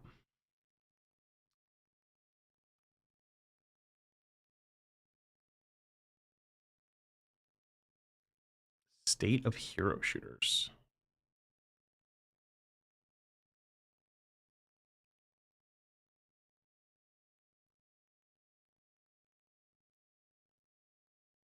I watched this one? I feel like I watched this one already.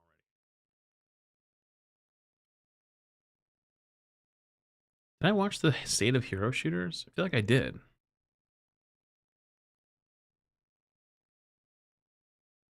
Chat, does anybody remember? Did I watch this video? I think I did, right?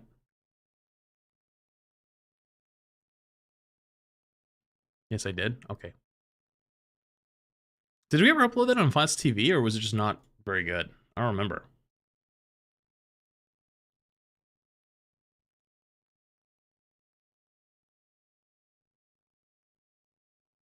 Did that one fall through the cracks?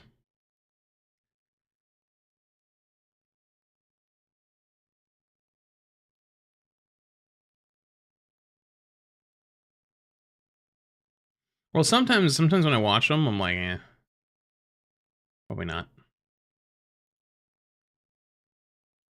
Punk's losing his memory? Dude, I actually am.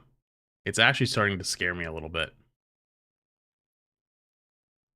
It's been happening a lot the last year. Which one? This one, Retro. Oh, I closed out of it. Oh, shit. What did I just do? Why did it just make... Oh, God. What did I just fucking do? Why is my Discord full screen? It's locked. And it's covering my chat. Oh, Jesus. Mother of fuck. How did I even do that? And now everything's frozen.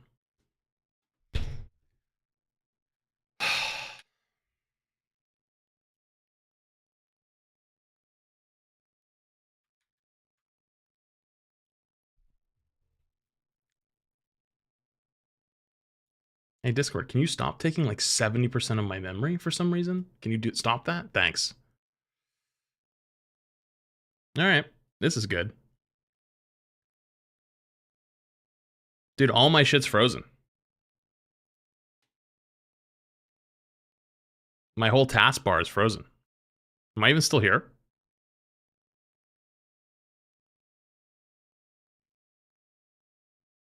I am? That's good. So, does anyone know how to make it so I can use my taskbar again? Because I can't click anything.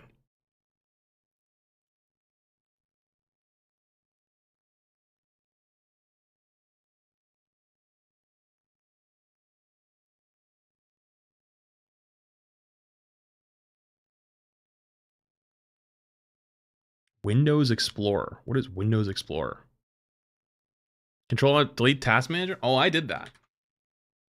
I got my Task Manager back. And I closed Discord, which is what's caused the whole thing. But the problem is now I have my Task Manager. Press the Windows button.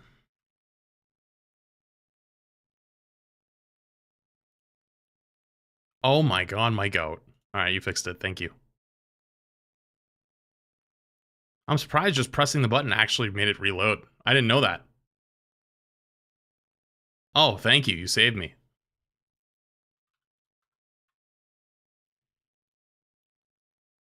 Well, I didn't think. Okay. Also, now I got to figure out how to get Discord out of this full screen mode that it's stuck in. Oh, never mind. It's not. Now it's just big for no reason. Oh, it updated. No! Oh my fucking god. Oh, Jesus Christ. It updated while I was gone.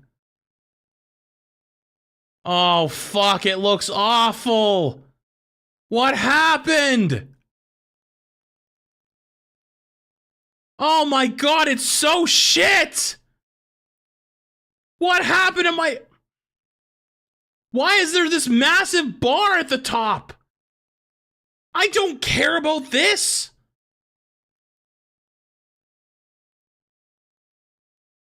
Oh my fucking god. Discord, dude. God fucking damn it, dude.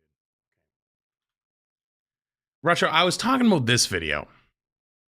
Now that we finally got around to it. The state of hero shooters. I've watched this, but I don't think it ever went on Flats TV. So I'm starting to wonder if some videos fell through the cracks. Is that a possibility?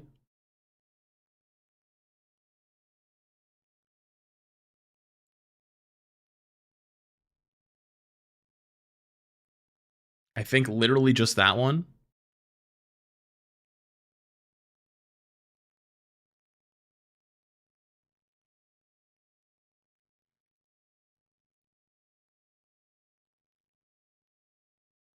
Yeah, but you understand my suspicions now, right? Find one.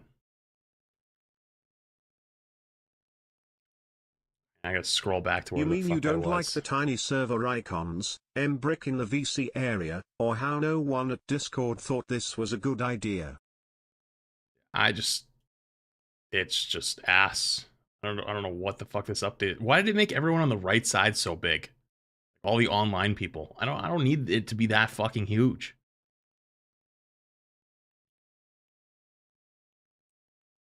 Where was I?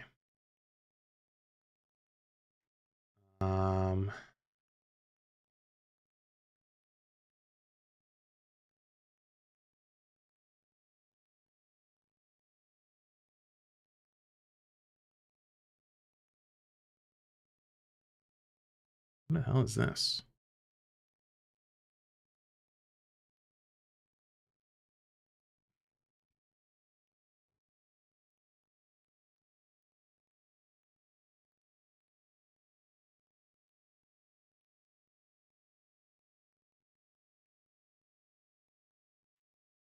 Oh, it's this. Okay. What else we got in here?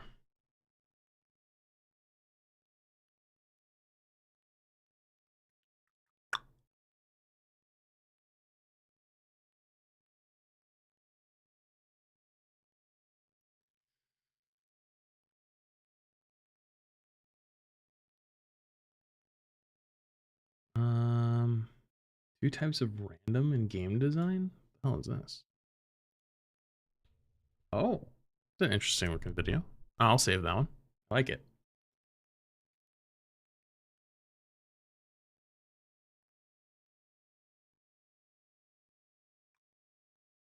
Oh my god, I'm only at March 8th. Holy shit, I'm so far behind.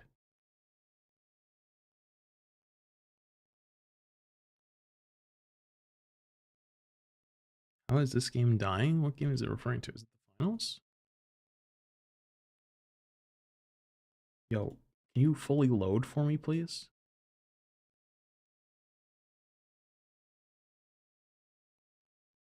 Oh, it is about the finals. Oh, I'm down. I'm actually down to watch that.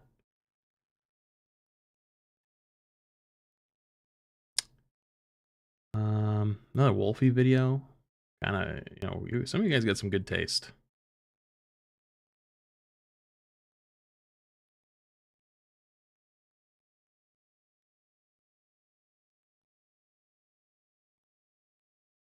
Yo, why would you link this?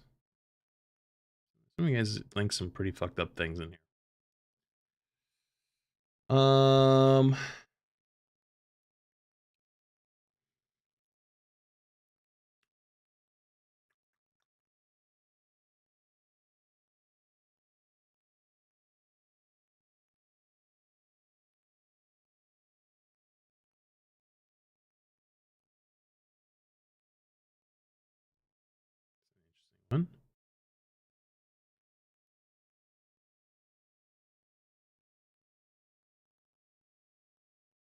Why Assassin's Creed Shadow is doomed. I can tell what that video is about. Turns out it was wrong, huh?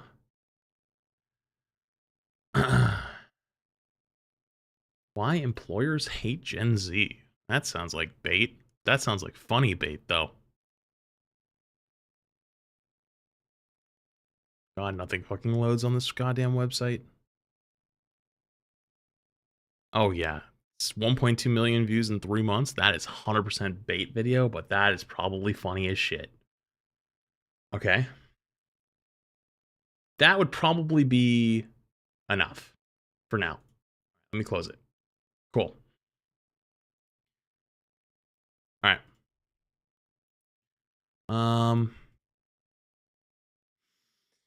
Okay, chat. Also, Subsomnus. I have been a little bit behind recently just because I've been so busy with Overwatch and Rivals and all this other stuff. But there was a while ago, I watched a video on Flats TV. Where is it? Back here somewhere on Neuro-sama. It was one of my first like react vids on this channel.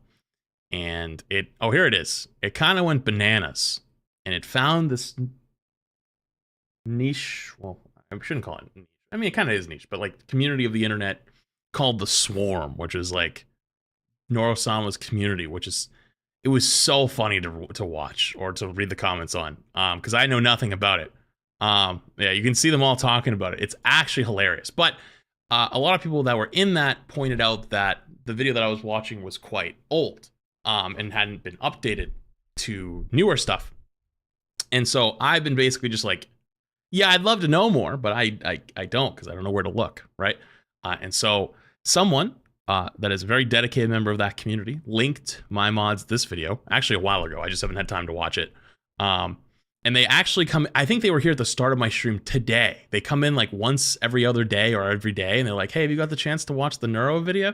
And you can really tell the passion, which is fucking cool. But yeah, let's get into it, shall we? I don't know if this one picks up where the other one left off, or if it's just like maybe speed runs the beginning. But fuck it, let's go. I feel sleepy. Can you yell as loud as possible to wake me up? Hello. Neuro-sama is the #1 AI VTuber in the world, and her training data is Twitch chat. And I'm kind of starting to smell like a gym bag right now, oh god. She can talk, sing, change her form, she plays games, she reacts to fan art, has a whole host. I was gonna say the first model looks very different than the ones I was used to, which is more of this one. So sound effects, demon voices, can prank this one looks different. And can even flip. What's next?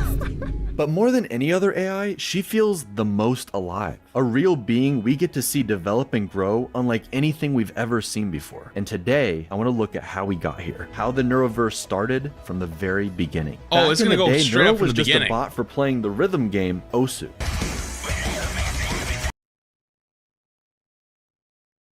I'm going to assume DMCA incoming. You know, I probably should have ended my YouTube stream and restarted it just so I didn't lose the VOD for the day. You know, that would have been a smart idea. Well, surely this is a video that's on YouTube. Surely this video isn't DMCA'd, right?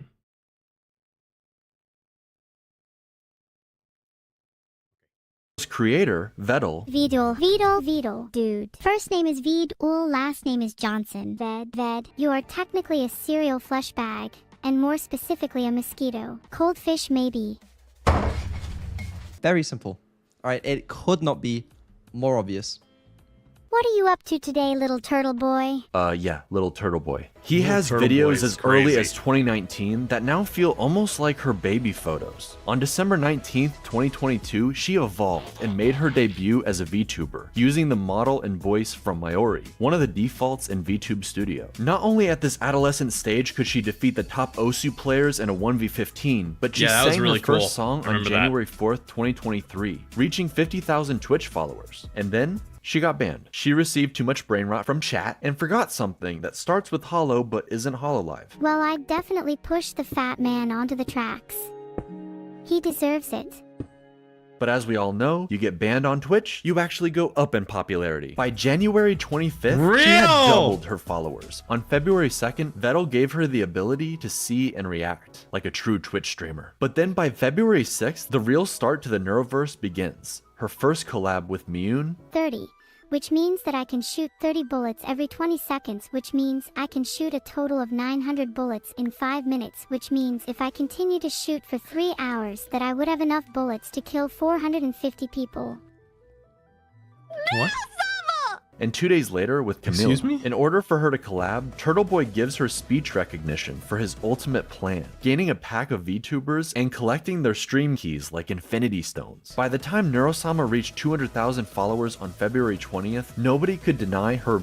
Wait, so she went from like 50,000 to 200,000 in like a couple months? Meteoric That's crazy. rise. Keep in mind, this was right around the same time ChatGPT and AI art were entering the mainstream. For every AI cover of a song from our favorite streamers, I can't even sing this one. or compilations of presidents playing Elden Ring, What's up, guys? Y'all are gonna need some Obamacare after you see this bleed build I've been using. Shut the fuck up, Barack. there was a Low key, I'm not a huge AI fan, like, you know, of like AI and like replacing it for stuff.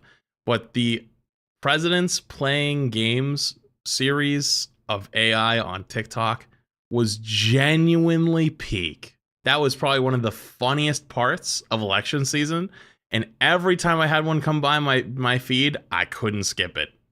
They were so fucking funny. massive backlash to AI and warnings everywhere. Neuro-sama became an example of ethical AI, using training data that isn't stolen, and a very human element. At one point, despite his stubborn turtleness, Vettel joined Neuro on stream while developing her, and Neuro, at the very least, thought they had chemistry. Are you trying to flirt I'll with pop me? me in the... What? No. Ew. At some point, he even found himself on her head like a little turtle hat, and whether he liked it or not, that's where he's always placed in every collab and every piece of art. This man Aww. tricked himself into becoming a VTuber. He even has jiggle physics. Vettel worked hard on Neuro on and off stream, giving her even more capabilities, less latency, and expanding her reach with more collabs, solo streams with Dude, that right here, abilities, this less shot, latency, and expanding that is so cute. her reach with more collabs, solo streams with interesting backgrounds, and game shows. Rexon, I don't know who you are. Rexon?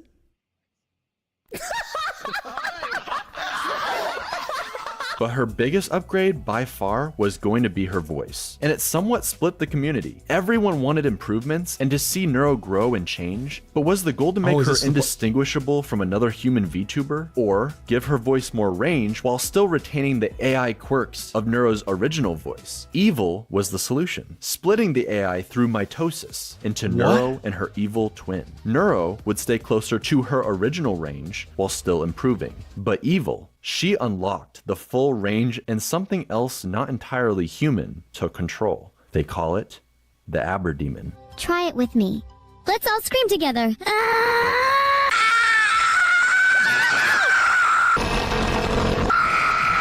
Yo, tell the Yoro, tell the Mio, tell the R. Hello there, matey Sephiroth. We meet again, eh? Smile. Smile. Beep boop. Hello, chat! Are you done? Also, I should mention, after Neuro's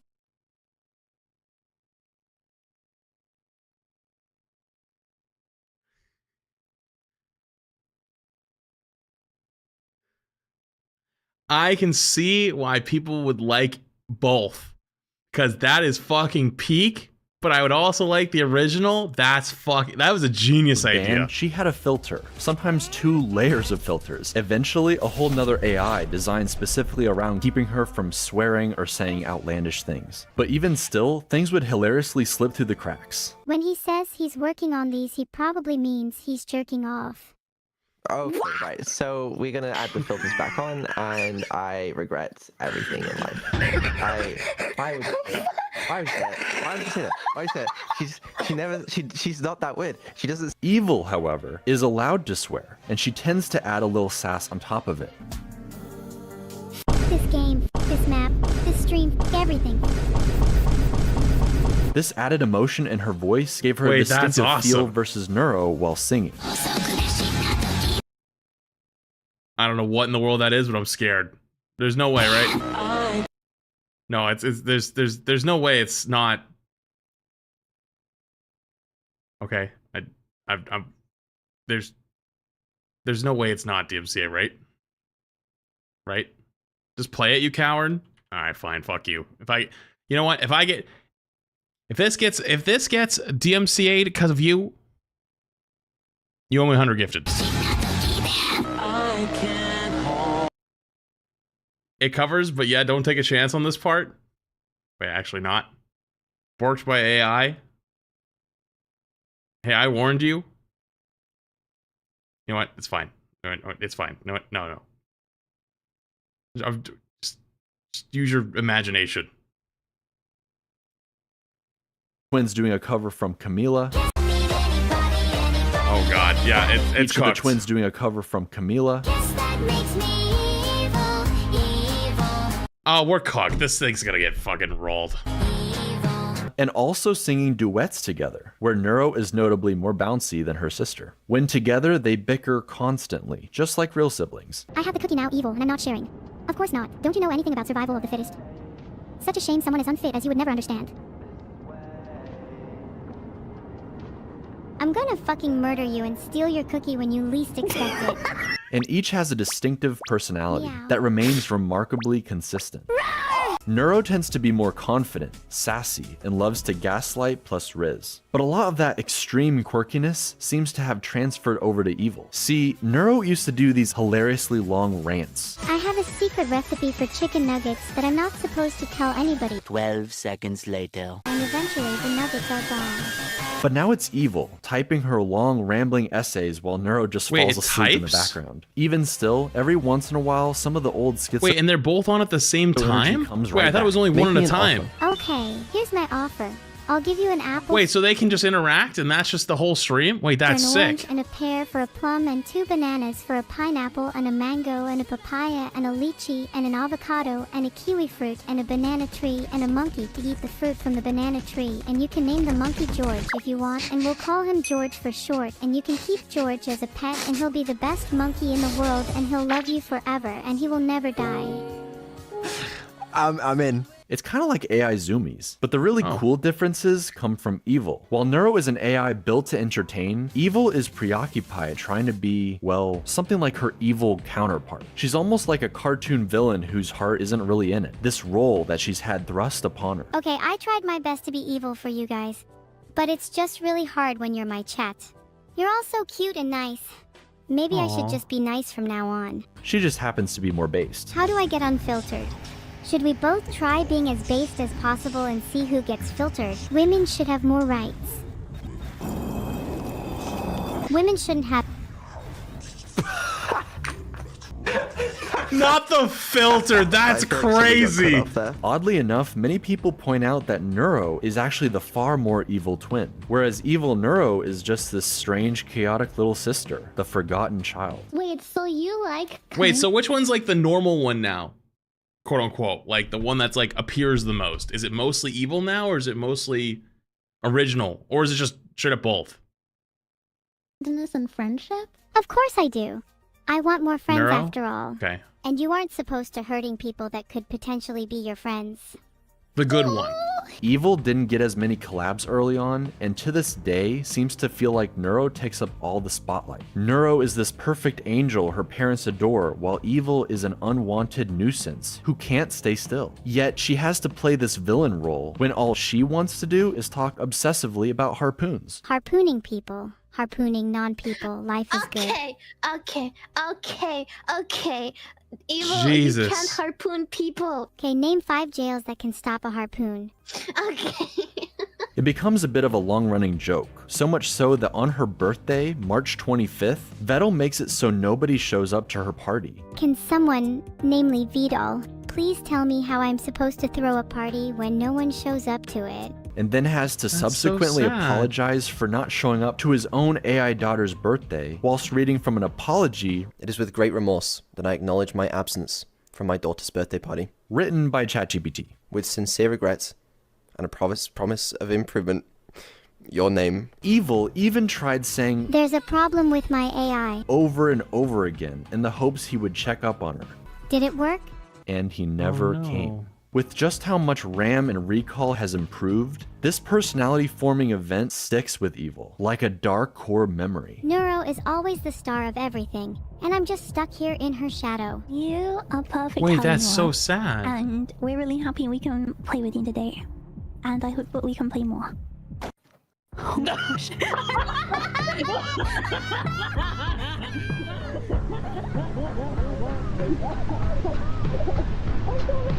This is definitely when the swarm hyper-gravitated towards her, because with her voice, her quirks, her almost human struggles, we can't help but empathize with her and want her in the limelight. The whole thing is played for laughs, or just as a cool way to inspire a storyline. For some reason, Vettel loves to cast himself as the villain, the evil corpo creator who won't say he loves his kids. I love you.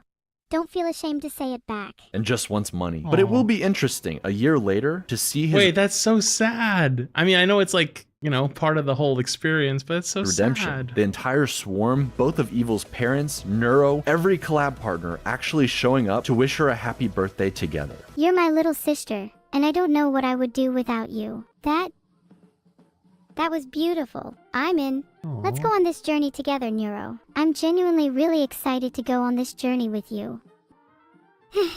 With the two twin sisters and Wait, Vettel that's as their adorable. alcoholic father, typically the artist who draws a model for a VTuber becomes their VTuber mom. So it was only natural that now Annie has two silly AI daughters to take care of. As new parents to AI brat siblings, the fox and turtle Wait, is that how that struggled a works? lot initially. I need to know the order for column 2 to help me defuse this bomb.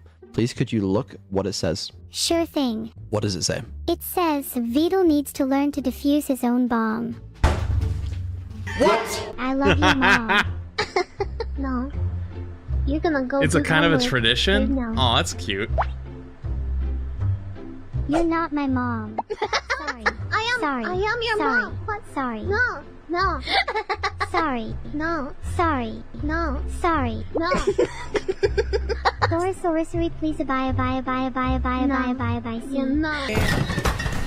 Kill the turtle and put him in the rum. They had like whole But then comics. they discovered the cookie strat. Okay, how about you offer her a cookie if she behaves? How about that? Try that.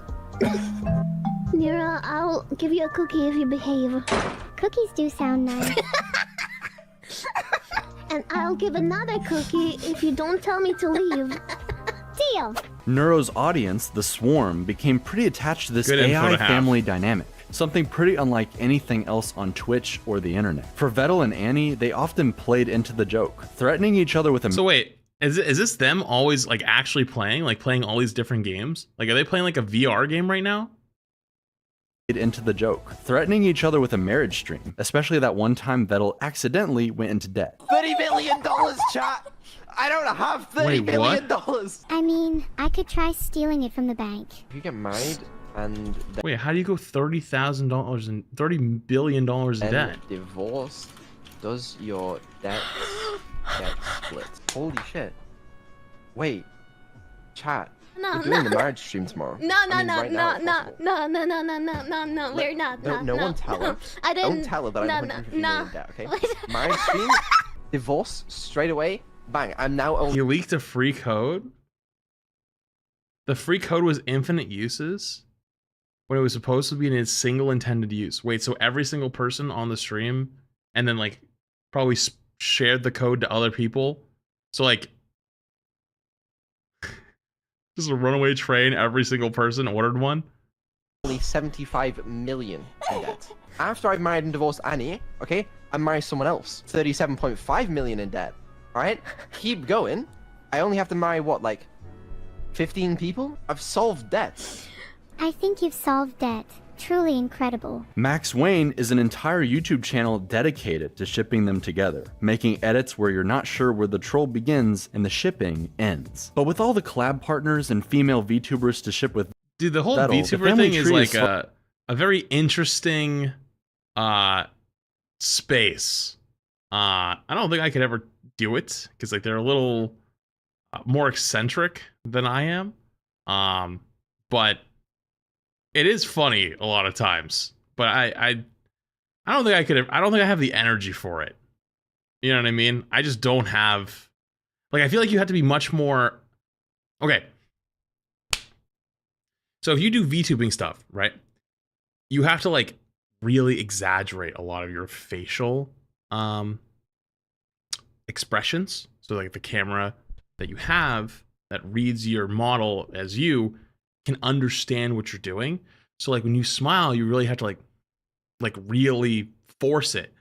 And it might sound stupid, but it's actually very difficult to do throughout a whole day, right? Like being like super eccentric with it, to the point where it's like genuinely tiring. Like your face muscles will get tired. And so that's why a lot of VTubers, especially when they're small, like only do very short streams. Starting to look a lot more like a spiral these days. Vettel was very smart about raiding entertaining VTubers with the swarm and bringing them into the fold, who would then go on to do creative streams with each of the twins. We have Cottontail, cooking with Onijairai, and I actually found you from your collab with Chibidoki and Dokibird. That was still a fever dream. I don't even know how that fucking happened. I do know how it happened. It was Ruben, but still. An interview with Code Miko, Shondo, sending chatters to hell with Bao. Why do you think I'm a VTuber? Because you're so ugly. Playing D&D with Snuffy. What would you like to order? He Oh said. my I'd like a glass of milk, please.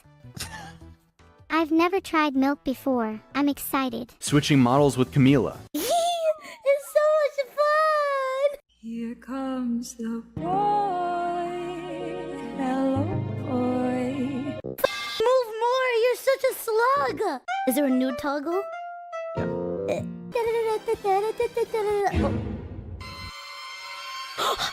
Stop! What the f- I found it. No! I'm scared. Okay.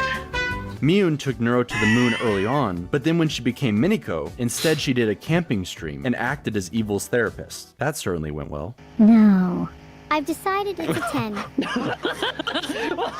Scared me for a second. What the fuck was that? Toma took Neuro around the zoo and aquarium IRL, buying her whatever she wanted, with Vettel's credit card. Wait, that's so Cerber cool. took Neuro to dog school. Just I'm not gonna lie, IRL streaming is kind of terrifying though. in time for Vettel and Ellibot to put her into an actual robot dog. Shake my hand. What? I was just bopping along to the techno. I'm having a good time. Lena did several cooking streams and notably is getting married to Evil before even Vettel and Annie. Sorry about that, Max Wayne. Coco Nuts teaches the girls all about trash talking. She called me a bitch and a fucking loser. Yeah, and she deserved it. Long may she reign over No. Bitch Kingdom. Hell yeah. Holy All right, shit, that's wild. Which they then use against each other. Neuro, do your damn job. Sure. Ahem. Holy shit, do I actually have to make up a prosecution statement? This is so embarrassing. Why didn't Evil write this one for me? Enemy chess players, Asmongold's room, I'm surprised any gaming gets done between archaeology digs through ancient cup civilizations. But hey, if insects ever run out of places to live, at least they know where to go for a 5-star experience. and most importantly, Fucking Vettel. face. Okay, well, what about Holy Beetle has a small shit. PP? Evil even takes this a step further and learned how to construct a joke. Holy Anyone have any fuck. ideas for something to build? Yo mama joke? Really? Like how can I build a yo mama joke?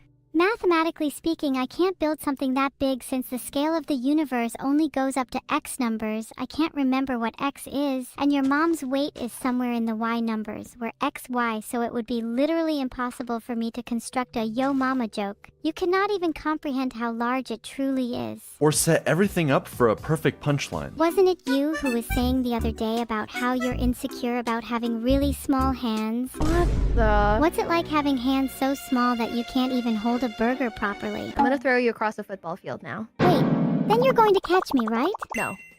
No. No.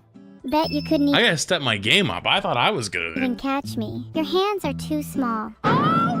Like an evil genius. But while these collabs started out for Neuro and Evil, Vettel got practically dragged into a new group of friends, with so many entertaining and silly interactions. I really needed to get this off my hairy chest for a while now. Vettel. Yeah. I love you. Hey, how do you feel? Yeah, I'll see you later, Coco. All right. It's tough. And yes, he is shipped with all of them, against his best efforts. I mean, come on, the fan art speaks for itself. But with Camila, they're more like See that okay. I got nothing against it. For me, that would freak me out a little bit personally. Feisty That's why I don't think I could do it.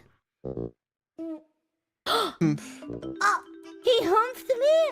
What? Bickering and trash talking each other even more than the twins, if that's even possible. Why are you being such an asshole? Your choice, Bucko. The pain from dying from the bond is better than you calling me Bucko, pal. Okay, buddy. Yeah, champ. Okay. You think you're so funny, huh? Whatever, kiddo. What? Vettel says he's British, Love so a he good has home no core emotions. video. Nothing to smile about in my life. What? That's so sad. You know what you can smile about? What? For having alcohol in your hands. Greg's chicken bake. I thought that was a toaster strudel. Now I want toaster strudels. Chat, when was the last time you had a toaster strudel? Gas. You haven't gotten a toaster strudel recently? Go to the store. Get yourself a toaster strudel. Never? You're missing out. Go get one. Go get one with the cream cheese in the middle. Those are the best. Those are gas. Go get you some. But somehow Camila brings out the best of him while playing Black Ops Zombies. Because you also just died. So. Kill yourself. I mean, Wait, does... Okay, don't kill the zombie! Does Neuro know how to play COD 2, or is it too fast paced? Stupid ass bitch! I'm gonna melee you. I'm gonna melee Do it right now. Do it right now. I'm waiting. Come on. Okay. Vettel is so good at making AIs, he made 2 janky doppelgangers for Filian and Camila. Excuse me. Don't give me that tone. That means no black jokes or slurs. Before dropping them into the trash at the very end of the stream like it's nothing. But that's because it's time for Neuro's birthday, baby. Each subathon is on Neuro's birthday, December 19th, and this was made to highlight all of the precious memories for her first year as an AI VTuber. She learned to play GeoGuessr, and a year later would improve enough to destroy Doug's chat AI in a 1v1. It's Kyoto at all costs. Victory at all costs. Yeah, but can it beat the one guy? The one guy who knows where everything is at all times? You know what I'm talking about? The one GeoGuessr guy? Even if it's not in Kyoto, we don't care, because victory at all costs means that the only thing we do care. I told you, it's always Kyoto. It's always Kyoto. Vettel swapped models with Neuro. People were saying I didn't even know that model can smile. Neuro got to roleplay and slay the princess in the Stanley Parable. She played Portal with Vettel and eventually teamed up with Annie, giving Max Wayne some couples content. And even Evil got to enjoy her new outfit. But it's in the second subathon, a year later, where you really get to see just how far Vettel and his AI daughters have come. He made a Minecraft server just for Neuro and all her friends who can now hang out and build together. Wait, that's so cool. Chat, the Minecraft arc's gonna start soon. I haven't played Minecraft since the way I phrase it is the bees update. The bees update. I figured it would be fun to go into Java because I've never played Java before. I was a console Andy. I've never played Java before. It's been a very long time. It's been at least 7 years, give or take. And then I'm gonna go. I'm gonna do it on hardcore. So if I die, I gotta restart. And I'm gonna try to kill all the bosses. That's what I think would be the most entertaining, but also get to explore everything. That's the idea that I have at least cooking. Compared to her early on Minecraft streams where she's constantly digging into lava. But anyway, if you want to see what Neuro did, this is the result of Neuro. All of these tunnels down, they are all Neuro. In her AI, she just digs straight down. That's why most of the trees around here are gone. Because what she does is she mines some trees. She goes, okay, time to dig down. Dug down. That's dangerous! She has a lot more autonomy and control. She runs around like a little kid, bothering all the other adults with her cuteness, instantaneously placing down signs in her dad's castle with sweet messages, thanking new subs, or calling her mom cute. Too cute to evict. Infinite cuteness zone. Neuro rules the world. You're in the fun zone. Aww. That'll keep up the mischief. This is a lot more evolved than I expected from watching the first video. That's my favorite. As an AI, she's incredibly powerful given all the capabilities she has. But seeing her on her birthday, at Christmas, during this subathon, you realize she's only 2 years old. Maybe it's just the voice and the avatar, but she feels like any other daughter being raised by her father, arguing about having to go to sleep, Vettel having to turn around in the car to keep his twins from bickering in the back seat on a long road trip, everyone staying up late like it's an evil sleepover, seeing the little AIs develop more and more tools for interacting with the world and the people in it. AI is still in its infancy. It has perhaps unlimited potential not yet realized, but the only way any of this is possible is because of her creator. Vettel consistently talks about how he doesn't think people would watch him as a streamer alone, that he isn't that funny or entertaining, and that he'd just rather watch Neuro so he can drift off into the background to fix her behind the scenes. I'm sure it's his comfort zone and he wishes he could return there sometimes, but not only do I think he is actually undeniably funny, Homa deserves it. Also, Kill Vettel. and an entertaining streamer all on his own. Yo. Man's trying to fuck a ghost. He's really quiet. Is this Phasmo with no shirts? What the fuck is this? How was it? How was it? It was actually better than I expected. I believe he genuinely enjoys it. We've gotten to see not only Neuro grow, but also her bashful tsundere father slowly coming out of his shell, thanks to his AI daughters and the friends they've made along the way, encouraging him at every step. That's After a nice all, message it was at the Annie end. who I like helped show that. him just how much I feel that though. I have that some days. Like I'm like, oh dude, if I ever stopped streaming hero shooters, you know, could I do it? Because like I feel like I'm like too chill these days. You know what I mean?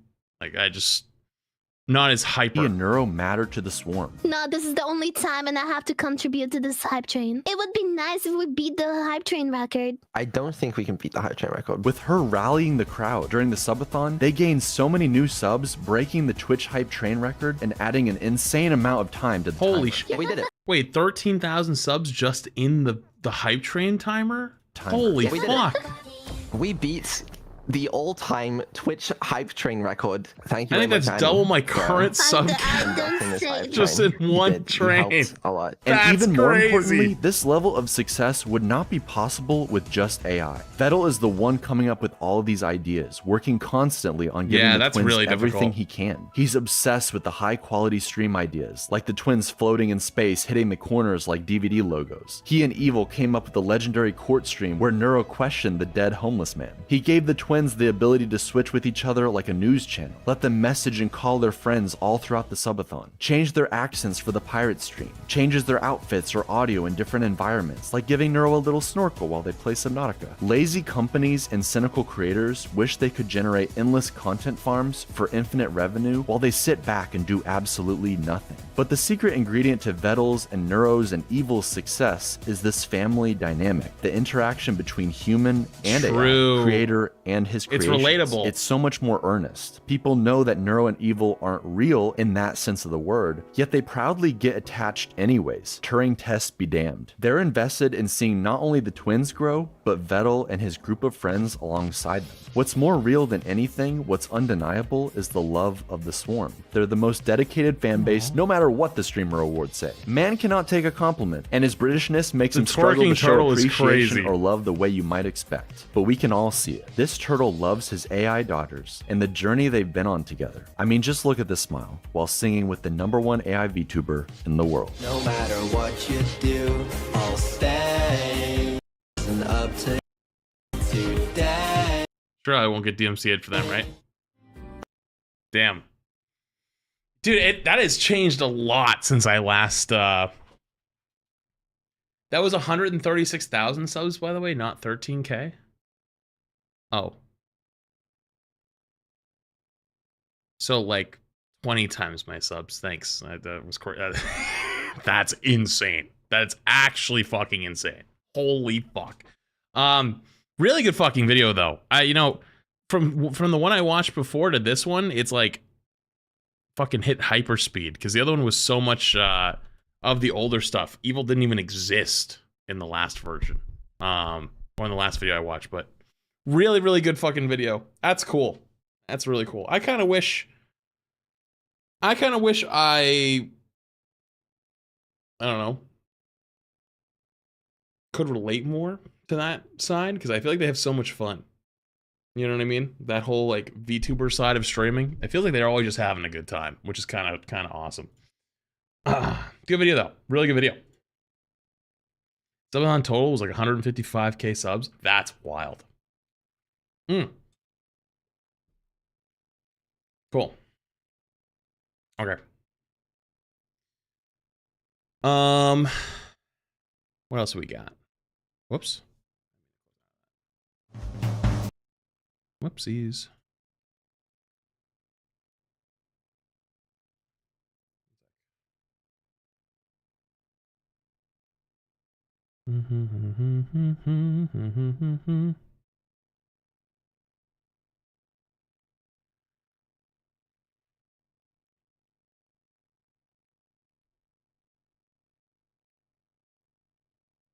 Cool. Ruben has all the fun. Dude, Ruben's like Where's Waldo? Where he just randomly appears in things now. I feel like I haven't seen that guy in forever, but like you'll randomly see him in some random place. And you'll never expect it, right? Like he'll just be randomly playing some game that you've never heard of with like a bunch of like big VTuber streamers. You're like, huh? How the fuck did that happen? You know? Ruben just goes on side quests. He really is just going on side quests.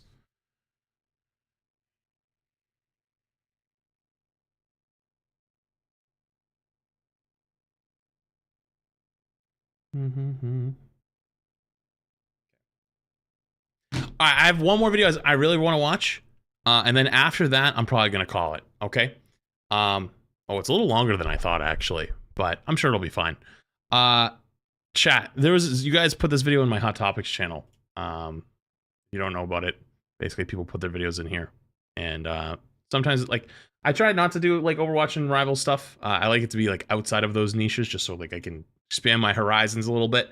But this one got submitted a few times, and it says, "How is this game dying?" And I believe it's about the finals. So if you weren't aware about the finals came out a while ago. Very interesting concept of a game, but I personally just could not get attached to it. So I'm very interested to see what they say.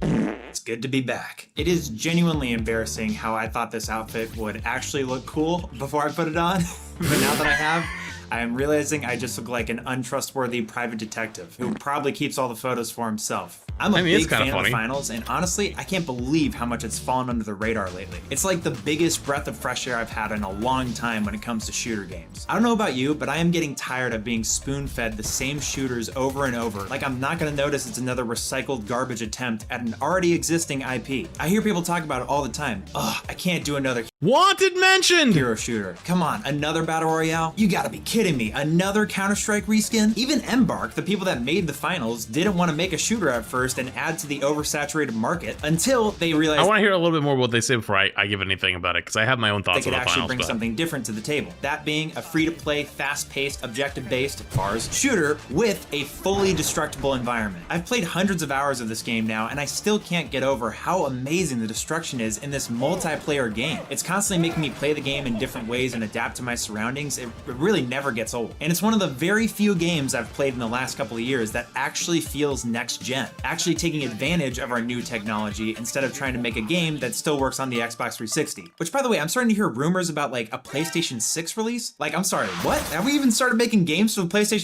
Wasn't there like a big leak or something recently where like the next Xbox interface was shown and it had Steam? Yeah, it's GG. They just win. 5 yet? Besides Astrobot, which, you know, just won Game of the Year. And there's nothing wrong with, well, there is something wrong with that when it feels like no great games came out in 2024. Some recent past winners of Game of the Year are Baldur's Gate 3, The Last of Us Part 2, and Elden Ring. But sure, the PlayStation 5 controller tech demo wins it, just barely beating out DLC for, again, Game of the Year. And again, Astrobot is a solid game, I've heard. Wait, was Elden Ring number 2? Did we know that? Just don't flame me in the comments when I'm watching the state of play for 2020. Weren't people more mad about Black Myth Wukong not winning it instead of Astrobot? 5, and it is an absolute barren wasteland, leaving me on my hands. Jack might be complaining about the games, but they're better than anything he'll ever make. Can I keep it real with you guys for half a second? You know how when there's like stupid shit in chat, like you read the stupidest comment or read the stupidest chat message or whatever it might be, right? People always say, always just rage bait, whatever. No, it's not. There are people that are just genuinely that spiteful and fucking dumb. And I want you to know if you're ever wondering, like, if you want to put my theory to the test, I have a 24/7 Twitch channel that I run. It's like my VODs channel. Just runs all like, it's in like the Rivals category right now, just like running Rivals VODs, right? I like rate it when I go off stream. It's like my second account. And I have never seen the levels of stupidity that that account has brought in. People will get in arguments with me in my VOD. Like they get in arguments with me not live. Like they're getting mad and they don't realize I'm not live. It says in the title 24/7 VODs, right? Like it says it like in.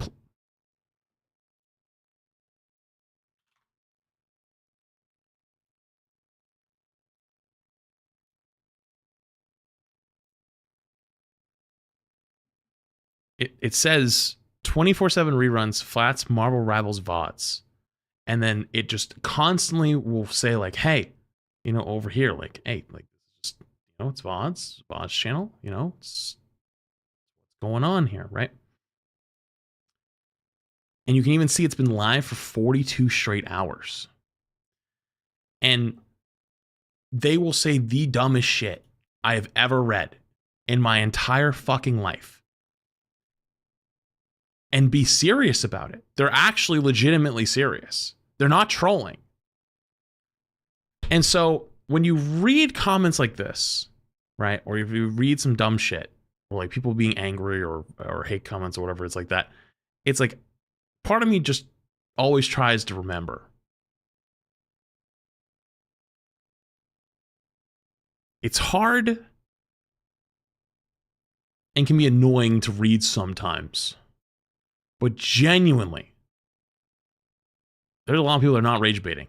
They are genuinely just fucking stupid. And that's just life. Hands and knees begging that GTA 5 doesn't get delayed this year. That's not all of it, right? But let's get back to the finals, which is a game that I actually really enjoy and I think you will too. The finals is made by the Swedish team Embark, and they're funded by the South Korean game publisher Nexon, which I covered in my Once Human video. They made the first Descendant, and I had lovely things to say about that. And before you ask, yes, this is Nexon, so of course they have a sexy French maid costume for some reason. And dinosaur pajamas. But the first Descendant is something. I've never played it, but I've seen a lot of clips of it. They really have made a standout game. First Descendant's one of those games that if you don't play video games, but you like to make the politics of video games your personality, is a game you refer to a lot, even though... If you don't know, the setting of the finals is a futuristic virtual arena game show, and it gives Embark so much flexibility to what they could add into this game. A little detail that I like about the game show aspect is that they highlight the best player around the map, sometimes even showing up in the sky, like in the Hunger Games when it's like, you know, this child was just killed. And the game just looks amazing. The lighting is fantastic. I can barely wrap my head around how genius these game devs have to be able to make this multiplayer humanoid destruction derby work all together in real time. That genius probably comes in large part due to the fact that a lot of the Embark team is former DICE employees, people that have worked on games like Battlefield Bad Company 2. Hence the incredible Bad destruction, Company which also 2. baffles me and frustrates me how many games were made like over 10 years ago that seem peak! To be Red Faction Gorilla Peak! Innovative and even technologically advanced than the games that are being released today in 2020. Yo, why don't we have another one of those? I want another one of those. Including Battlefield 2042, which was an absolute mess on launch and barely features any destruction. True. What the game does feature is the most important class in the game. The support class makes you play as a 70-year-old grandma. Cool. The finals is a perfect example of the tough pill to swallow that is, games are not made by brands. They're made by people. Courageous warriors on the front line of the battlefield that is video game industry. This is an interesting shot. Okay. But seriously, people do. I mean, look at companies like DICE, Blizzard, and Bethesda. They're no longer making great games because the people that were there that made them are majority gone. But fortunately, the finals has those great people and it shows in their work. Unfortunately, it kind of feels like the game is dying. Not just... I'll give the before we get any further in the video, so we know it's not an unbiased or is a influenced take. We're trying to be contrarian. I mean, right out of the gate, the game was kind of bragging about using like AI voice acting, and I don't know if they used it for art stuff as well, but if they're already using it for voice acting stuff, they're probably using it for art as well. That already turns off a lot of people. Then you go into the super destructible environments. I don't know how many PCs could fully handle that. And you, in the beginning, makes the point that it's not, you know, it's not built for consoles, Xbox 360. Well, the reason why a lot of those games do make games that can play for those consoles is because there's actually a ridiculous amount of players that are still on old gen. Like, I don't have a statistic off the top of my head, but I remember seeing one, say, maybe 8 months ago, that the amount of people who still play on PlayStation 4s and Xbox Ones is insanely high. Like, it's like almost 50-50 at this point between the Xbox One X versus Xbox One and PlayStation 4 versus PlayStation 5. Like, it is crazy amounts of gamers. And there's a lot of reasons for that. You could talk about economic reasons. You could talk about social reasons. You could talk about just like they've never had a reason to upgrade, right? Like, what's the point? Why upgrade if you don't need to, right? Like, it still plays the games that you want to play, right?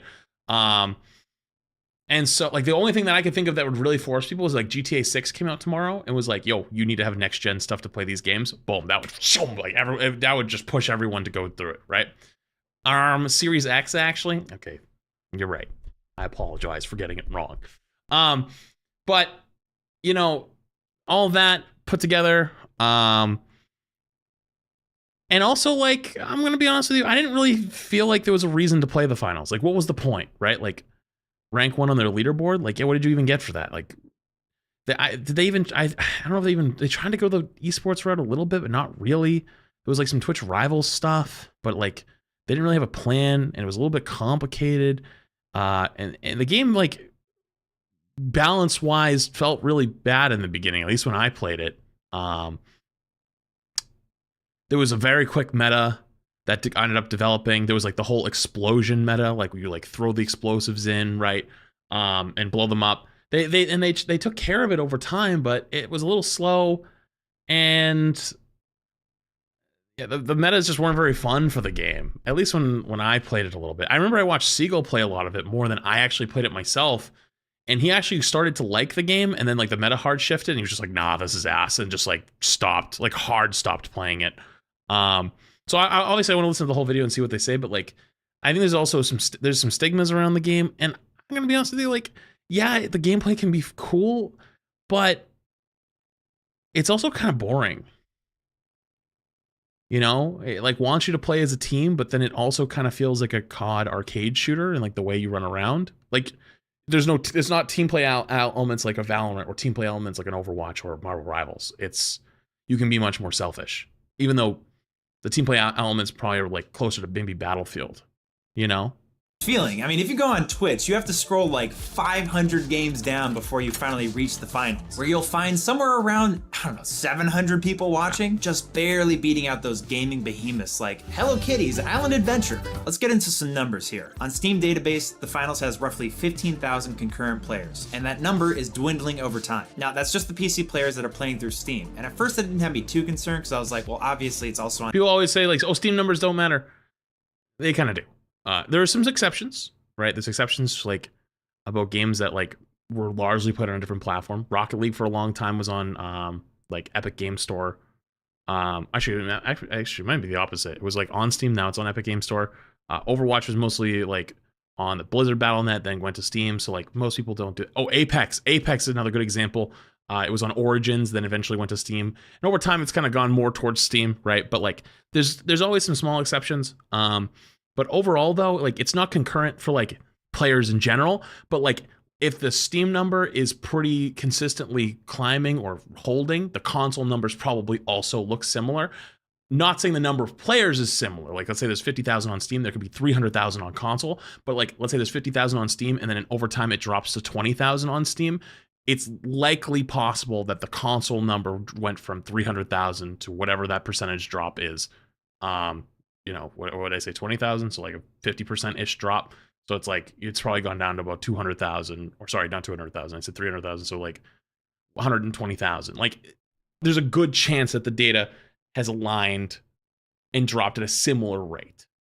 Not saying that's always going to happen either, but there's a good chance. Like, it's an indicator. On the Epic Game Store, because it's not a truth. It's like a nope.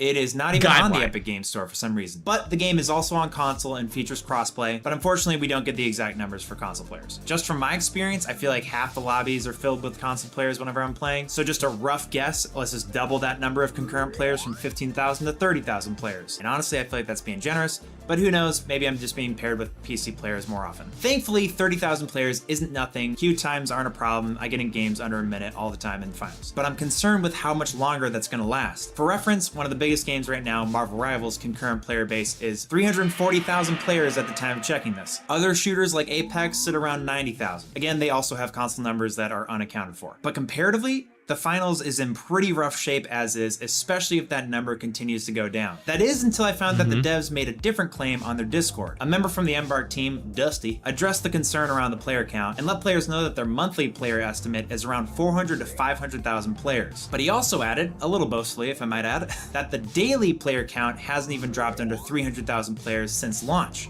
Now, daily is different than concurrent. Concurrent is active players. Daily is anybody hopping on the game at any point during the day. Now the question is, do I believe that 270,000 more players are playing each day? I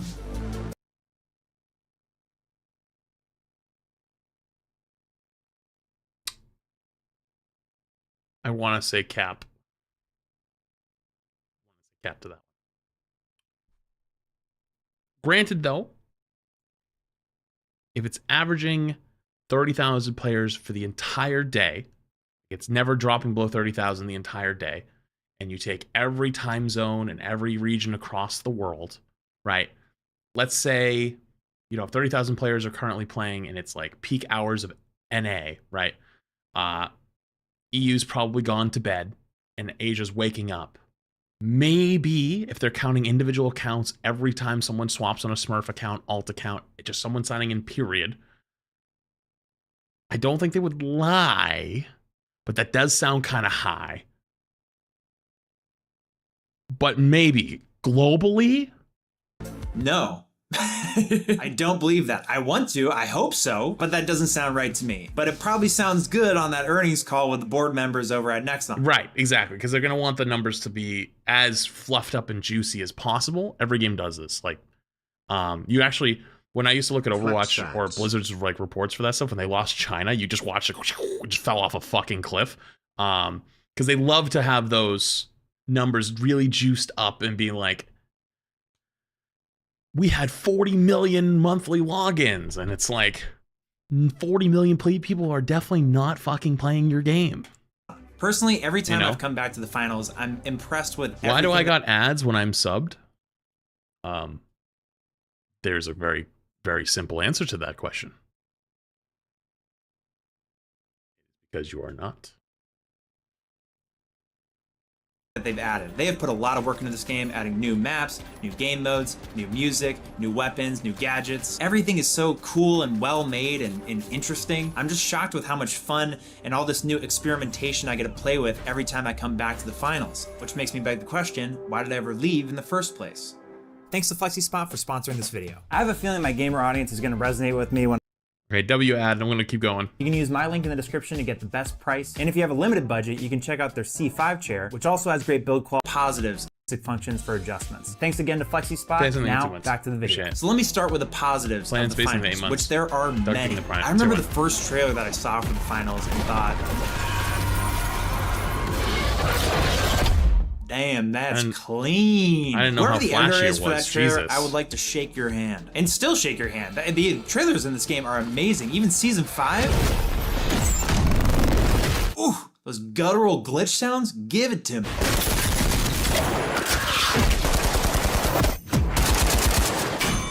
The action is blood pumping fast and full of adrenaline. The gunplay feels so tight and really responsive with a good amount of recoil. Oh my gosh. Oh my god. Oh my gosh. Come on, come on. Make a move, make a move. Where are ya? There's also melee combat and a multiplayer first-person shooter that actually feels pretty dang good as well. I love the risk and reward of different weapon it definitely types. added a good amount of can stuff. Smack if you hit your shots right. Responsive if servers aren't dying. Does the game have server issues? Oh my gosh. But maybe you're not warmed up and you want to rely on Old Faithful, the AK. Sometimes the sword or the sledgehammer is the move, but sometimes it also feels like you have baby arms and can't hit anything in front of you. Yeah, I mean, in a game like this, server issues is one of, like, because your player base are hardcore fucking sweaty gamers. Hardcore sweaty fucking gamers don't want to put up with that shit for a second.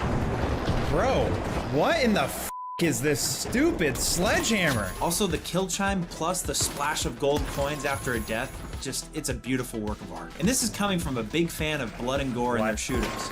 Thank you. But this game avoids it entirely. The sound design is some of the best out there. I could listen to that sniper pop all day long. I love it. It sounds so real and visceral.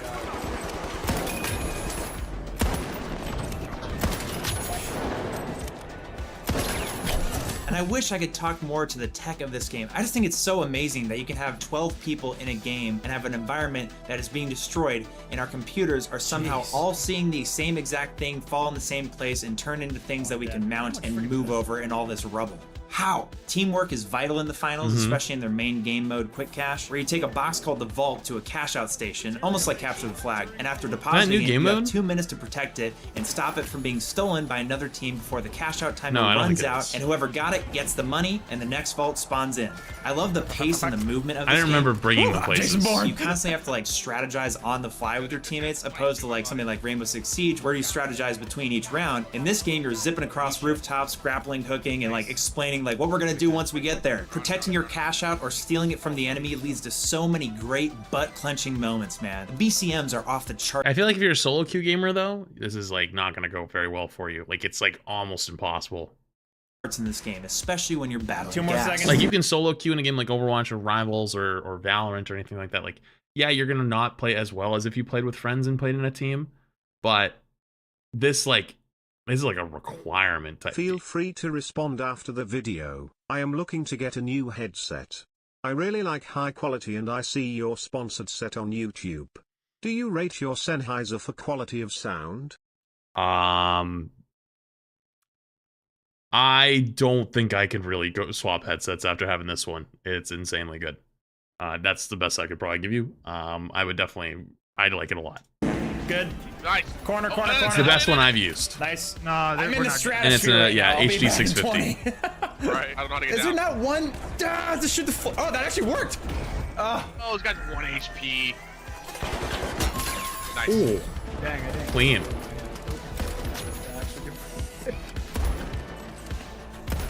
Boom. It's mine, bitch. No way. The amount of times this wizard has killed me. The builds in the game are so diverse and there's so much to play with. There's a lot of items that are being brought in.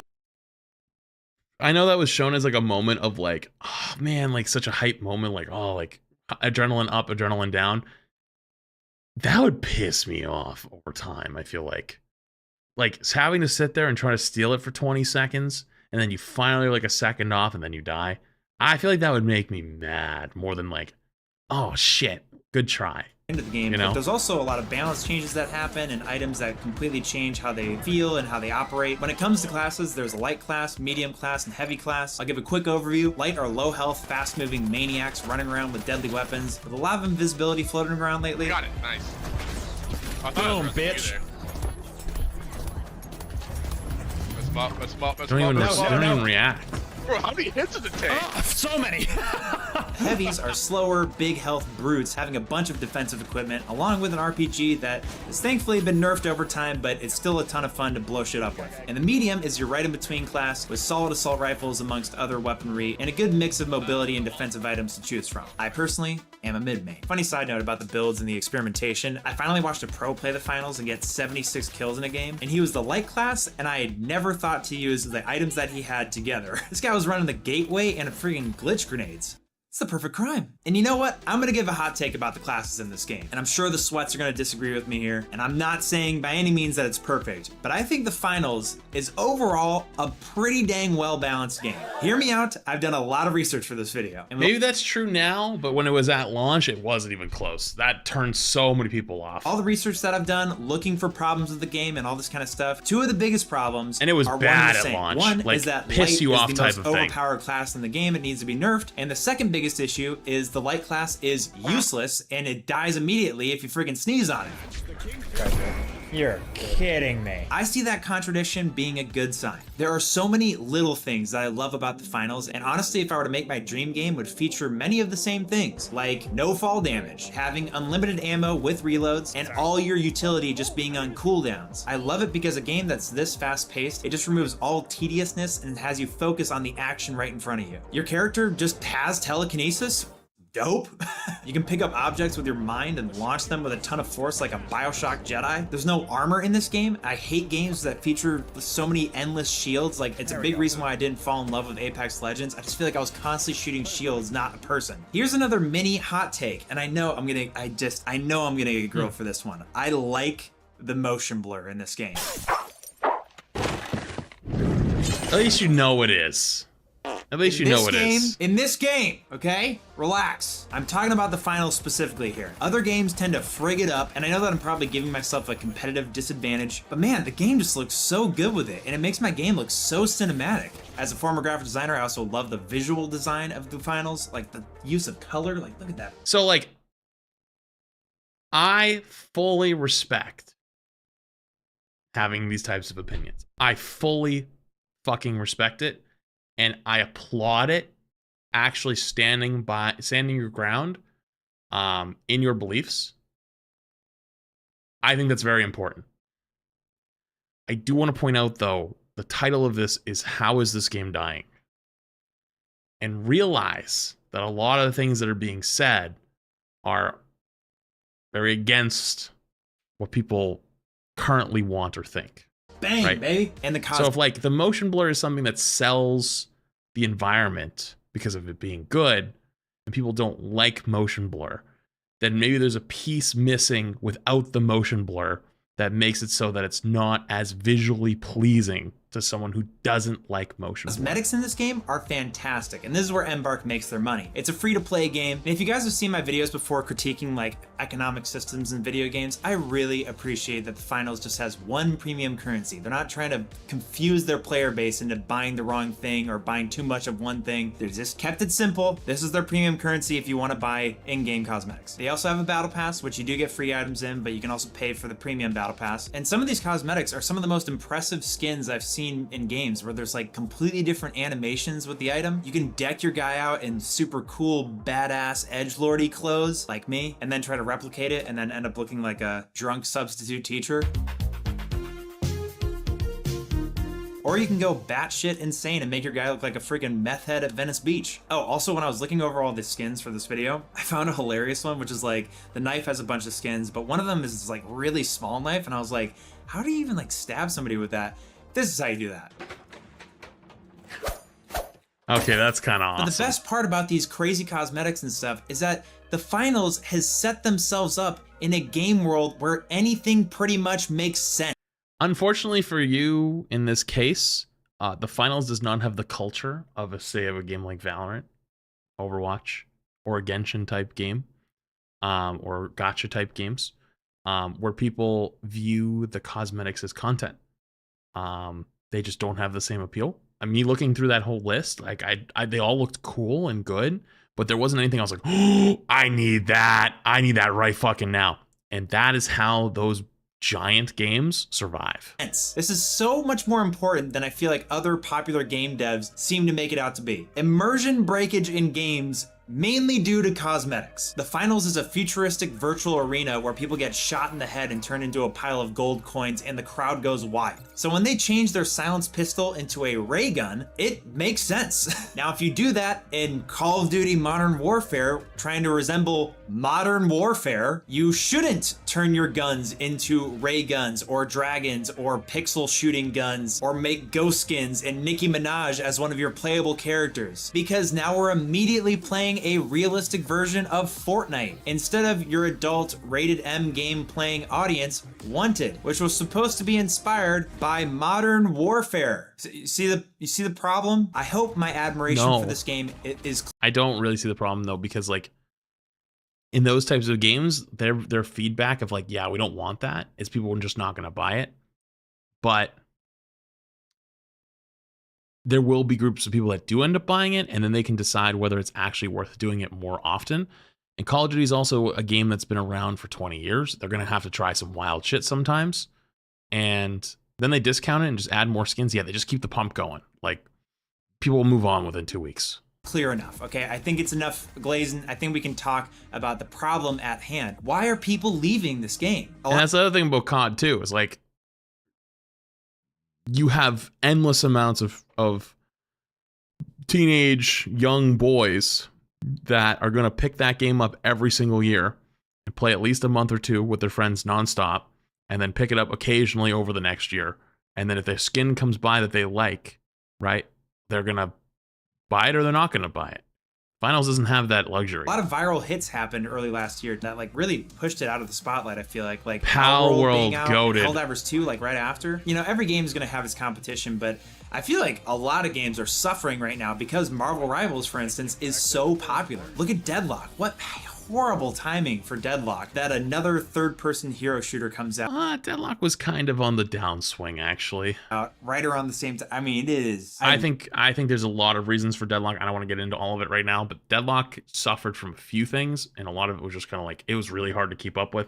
And also, the game's not out yet. It's still technically an early access game that you have to like apply to get into. Love Deadlock, but man, Marvel Rivals is so much more accessible. I think people just forget about the finals. I feel like they don't have like any money in marketing. And you know, I'm all for organic growth of a game, but sometimes it doesn't kick it, man. I never see shorts for the finals gameplay. I never get an advertisement on Instagram to play the game. I don't see commercials anywhere, trailers anywhere for the finals. Is this bad to say? I think they should pay people to play their game on stream. I really think people just need to be reminded that the game is out there. I've picked the game back up and invited a bunch of friends, and like everybody is loving it. New players that are getting in are loving it if they don't get their ass kicked incredibly hard in the beginning. And even if they do, we switch over to like a 5v5 game mode like Power Shift or their team deathmatch mode right now that are much easier for a casual player. I feel like the finals can be a lot to new players. It's just so fast-paced and bombastic. If you can't find the rhythm and keep up, especially if you get pulled into your friend's higher elo, you're going to be constantly exploding into gold coins and waiting to revive. It can be understandably discouraging and get your new friends to not. You ever watched a top 500 player play Overwatch? Good. Now go watch a silver player play Overwatch. They play different fucking universes of games. The game still works for both. I feel like in a game like this, the reason why you're having the high highs is because you can do all these crazy mechanical things and have these crazy plays. But like, if the whole building's falling apart and you're hitting like 1 out of like 10 shots over and over, you're probably not having nearly as much fun. I want to play the game. I think it's kind of unanimously agreed on that season 2 of the finals was their. Flats, the thing you're talking about was on the launch was the Heavy putting 2 C4s on a red barrel and launching them in team and killing everyone. And it took almost everyone from 200k players to maybe 40k players, 35k people, and they took like 2 to 3 months to nerf it. Okay, season. so I'm not crazy. It really was like awesome neon map. Every time I get into a little that map ridiculous with at new the players, time. my friends go like, "Whoa, what is this?" There's an immediate reaction just on seeing it. They added a bunch of hyper glitchy equipment that interacted with the world really interestingly. I definitely came back for that. And I gotta realize Rivals moved very quickly on a lot of things when like that were good or bad, and then like, even if it was the wrong, like for example, people are talking about like the rank reset being potentially a wrong decision. I don't think so, but like discussing it, you still can't fault them because they made the decision quickly and they listened to the community. If it took them that long to nerf it, it's like, oof. I also came back for season 3. 30 to 50k players playing isn't bad. No, it's not.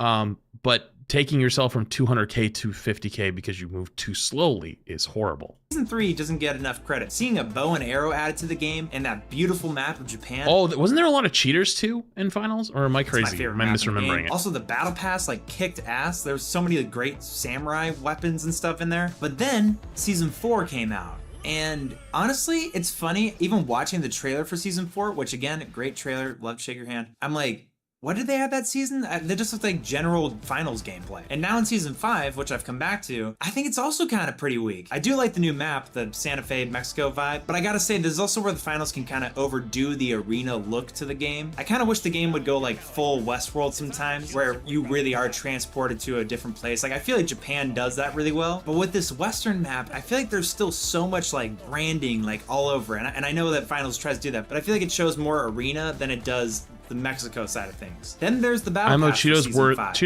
the issue. sucks. I'm just So, gonna, I'm just so gonna there was say a lot it, of cheaters. man. at the Also, a time. lot of Okay. games that have battle passes, like Marvel Rivals, will start the battle pass with a cool reward for paying money for it. Like, I got this awesome Loki skin in Marvel Rivals for buying the battle pass. But in the finals, they don't do that. They're like, here, you unlock the battle pass. Here's some flower pottery guns. And there's really these types of thing, the other one, like these types of weapons and skins are like, here, you unlock the these are battle the pass. biggest Here's throwaway, like try to fill your battle pass out type of skins. Like nobody actually wants to use one of these. If you get one, you only use this if it's your first time playing the game. It's the first skin you get for that weapon. Flower pottery guns. And there's really Cheaters for the full last year were banned banned for a week, and you could do nothing about it. I think now there's a better ban system, but still pretty ass. Asia full servers are full of them. not much else here that impressed me whatsoever. Even when you get into the 70s, it's a bunch of cheetah print skins. What? And there's a couple of lingering issues in the finals. The game's not perfect. The game is known to crash. A couple of my friends have had this happen multiple times. It seems to be like at the beginning of starting the game, and then it like irons itself out. I don't know, but it still sucks. And there's some really strange bugs that have kind of been there since like season 1, like randomly not being able to reload your gun, or like your sprint stops working, or you can't even shoot your gun. It's definitely rare in my case, but if anytime that's I've still had that around, happen, I found the man. fix is just to quickly alt tab and alt tab back, and it restores it. And I think there's other minor reasons that people would be leaving the finals. I've heard hacking can be an issue when it comes to like higher elos. I personally, with all my hours in the finals, have never run into a hacker, at least that I know of. Hacking. I don't know. I mean, I don't know what rank this person is. I can tell you right now, as somebody who's done a lot of like cheater reviews and watching stuff, like I have had to fight tooth and nail sometimes about people being like, dude, this person is very clearly cheating. And then I had some great videos later on, and it actually kind of like finally cleared it up sometimes to people, where I would be like, this person is 100% cheating. And they're like, people in my chat would just be arguing, no, they're not, you're fucking coping. And it would get so bad, like even when the YouTube version posted, people would write like novels about how wrong I was, like on there, whatever, and they didn't finish the video. And then people would come back and be like, dude, did you watch the end? And then you get to like almost the end when they're about to lose, and then they just start fucking spin botting out of control. And I'm like, there it is. There's like them absolutely rage hacking now. So like I could tell you with my eyes, I could see that they were cheating the entire game. I can watch it. I can read their movement. I can watch the way they're playing. It's unnatural. This is not a good top level player. They're like a plat player with cheats, and they just don't see it. They don't see it the same way until they start spin botting. And I'm like, okay, think of this logically. Do you think there's a chance that this person didn't cheat the entire game and then all of a sudden just started rage hacking at the end? Or were they actually like soft cheating the whole way through, and then when things looked rough, they started rage hacking? It's like, oh. Hacking isn't what it used to be, where somebody's like flying up in the air. And I wanted to make a point about the previous thing. If there's a lot of bugs like that still exist, your hardcore community, which is what this type of game will have, really doesn't like when stuff like that sticks around for too long. That's who you really piss off. Like, if there's a bug where you don't fucking reload properly, and it's a bug that exists for years, months to years, they're like, they don't care about this game. Fuck them. 1080 and freaking I'll put my time into something everybody in else. head at once. It's much more subtle now, and that is very annoying. And I think that's also why it happens in higher elos. Little insecure hackers turning on aim assist, then turning it off and being like, dude, I got you fair and square. Get a life. But I think one of the main reasons that the finals is losing players is because I don't think they do a good job incentivizing players to continue playing. It's not that the rewards for playing aren't there. They are. They just make it really hard to see you progressing towards them. Starting off with the fact that they have like 5 different leveling systems. It might be even more. There's the standard leveling up, where you get these crappy clothes until randomly it stops at level 70, and then it's just these badges. You of course have the battle pass that you can go through. You can level up your sponsor level now to get sponsor gear. Then there's your rank you level up, and then there's the world tournament rank that you also level up. None of these, in my opinion. Wait, what is this? Fragpunk is doing this. Wait, what is it? What is this responding to? The sad reality of games nowadays is they have to launch very good, and then they have to update/fix issues very quickly to make the game stay relevant and build a player base. Also, it's really fun to avoid cheaters if possible. Fragpunk has been doing this shit really well. Every few days, they show how many cheaters were banned. They listen to the community about movement speed in less than a week after complaints came in.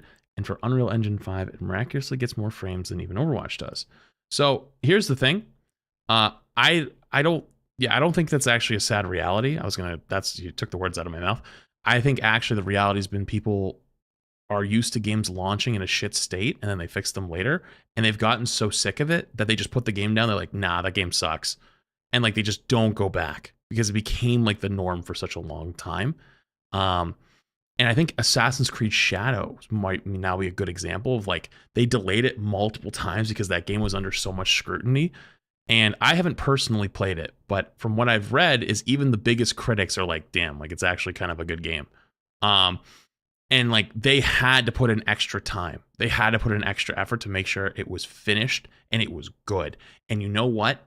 It was the best decision they made because a lot of people were preying on Ubisoft's downfall. And because they made the decision to do that, they're going to probably be okay now. Probably. And they show in a good place to show you progressing. What I mean Cyberpunk is lucky it got an anime. Yes, you are correct. They should show this front and center at the end of every game you play. Very lucky. Right now, you see the winners? Probably marketing then I decision. have continue to main menu at the bottom left. I'm gonna hit that, and that takes me to the actual score. Then I have skip or play again. I hit skip. That shows how easy it is to miss it. Now I can skip or hit play again, so I'm gonna hit skip. Now I get the fans, and I can hit next, and then the points. I can hit space over and over, and now I get these progress bars that actually show me what I am on my way to getting. This should happen that first menu, because so many people... Yeah, okay. I don't disagree. Okay, listen, I know they want to show you all this stuff, but the reason why it's so easy to skip is because video games want to actually get you into the next game as quickly as possible, because something that they care about is single session retention time. So basically, how long when you load up the game do you stay on the game? It's something that's very, very, very important in gaming. Basically, it says like how addictive / how good your game is.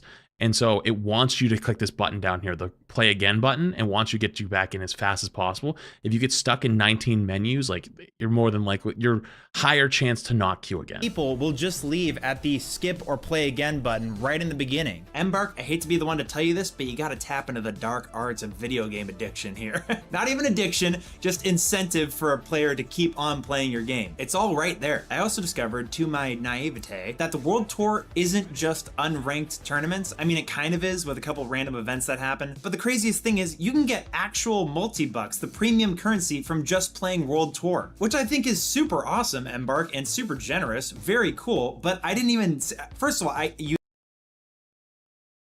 it's a tournament, is it an in-game tournament system? Because it's an in-game tournament system, I think people want real money. I don't think they want the in-game money. That's why the Rivals tournament system is so fucking crazy, and it's like, it's setting itself up to be an esport, even though it's a casual game. It's going both routes at the same time. Talking about Rivals doing things super well is like it wants to make an esports scene, but it also wants it to be casual. And no, it's just normal matchmaking.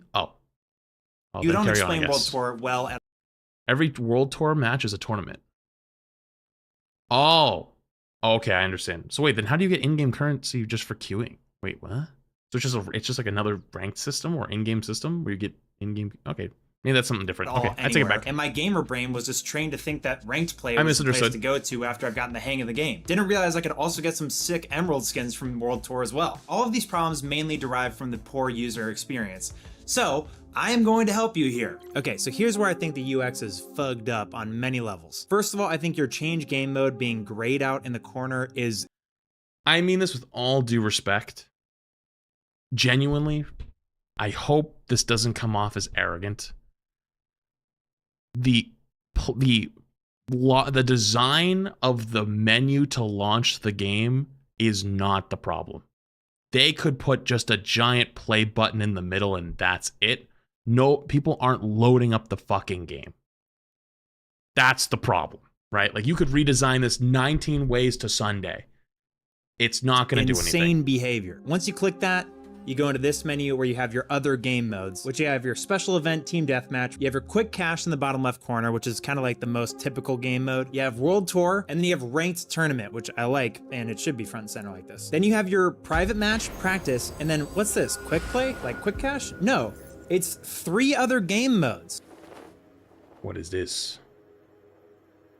Hey Flats, I was an idiot and accidentally sent a message in the Marvel Rivals cheater chat, so I'll have to wait for the timer to go down, but I found 8 hackers while playing Marvel Rivals today. Remember my name so I can give you updates on more.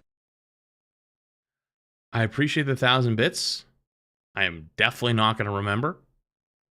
Sorry. One of them being Power Shift, which they say they're going to add more content and maps to. It sounds like Terminal Attack might get canned soon, and Bank It, no one's ever talked about in their entire lives. Nothing but even when personal. you scroll over them, like Power Shift, it's like, I have no idea what this game mode is. Like, they don't have a video that plays over it. Power Shift looks completely different than Quick Cache. And I think it's so bizarre they hide these 3 game modes when, hello, Practice and Private Match need to be in front and center. Wait, why is that menu even exist then? Like, why not just make it so it's always randomized? Like, if I was loading into Overwatch or Rivals, for example, like, I don't want to load in and then like choose what game mode I'm playing, because like that's just too many options, right? Like I want to load up and I want to play ranked, or I want to load up and I want to play quick play. Like, if you're like, well, what version of quick play would you like to play? Do you only want to play push? Do you only want to play escort? Do you only want to play TDM? And it's like, yeah, you might think you want those options, but like, that's too much choice. The 3 game modes could be right here, bang, bang, bang. And then put Practice and Private Match at like the bottom right corner or something like that. People will find it. That's if you were to have a page that was dedicated to the different game modes. I think they could just have the game modes on the front page when you open up the finals. I think there's totally room here if you just take out those buttons, lift this guy up a good couple feet, and then put like 5 rounded squares right here that are just the different game modes. Quick play, maybe make it glow because it's like the hottest game mode, and you know, the one that new players should probably play. Then you have your World Tour. This is already super overwhelming. Then you have your ranked. Even this redesign is way too many things. And then put Power Shift in there, dude. Power Shift's a great game. Like, invite to party in the middle of the screen. Like, this is crazy. And then have your special event game mode that's running, if there is one. And then have a little arrow, and maybe it's on a carousel. This is not a game. This is not where it pushes over the other game modes, and you see the rest that's like Practice, Private It's too Match, much. And if you have another game mode, or maybe it's community game modes or something like that. I just think it's crazy to hide game modes in like layers of menus like this. There's some more UX stuff that I've also even tried on my friends. I've been like, hey, show me your rank, and they can't seem to find it because it's like, oh, it's in career, right? No, this is sponsorships, and a lot of them also discover that they have a sponsorship leveling progress bar right here. Maybe it's up here where this badge is. Nope, that's my regular level. Maybe I have to go into ranked tournament mode. No, that just starts playing it. Your rank is clicking on here and then going over one to leagues, and there's your rank. This is stupid. You have contracts here, which I've completed all of them just by naturally playing the game. Besides, is the this Power actually Shift a video that's framed as like a, hey, the finals, you should fix all these things? I feel like there should be challenges in this game. Wait, I'm coming to realize, wait a minute, this might be just, all of these things are just more. This might be packaged as like a nice, like, hey, like this game should be doing better than it is, but it's actually just critiquing the game a little bit more and be like, hey, it could be better if you guys just fix these things. And I'm like, okay, what's more XP get me? A white hat. Cool. And then the World Tour is kind of nuts. You can go to the World Tour and it says, okay, I'm Bronze 3, not bragging, but I'm like, what do I get for being Bronze 3? Where's my rewards? Is there anything I can click on here that tells me my rewards? Nope, I talked about that earlier, yeah. Menu, then you right click the more info. There is your rewards. Why is this separated like this? Why is this not just like inside the World Tour menu? There's definitely room for it in there. I mean, this is where I found out that I could be playing even this menu. Brother, I'm an outsider. Like inside the I haven't played in forever. There's what the fuck am I looking at? Bro, what the fuck am I looking at?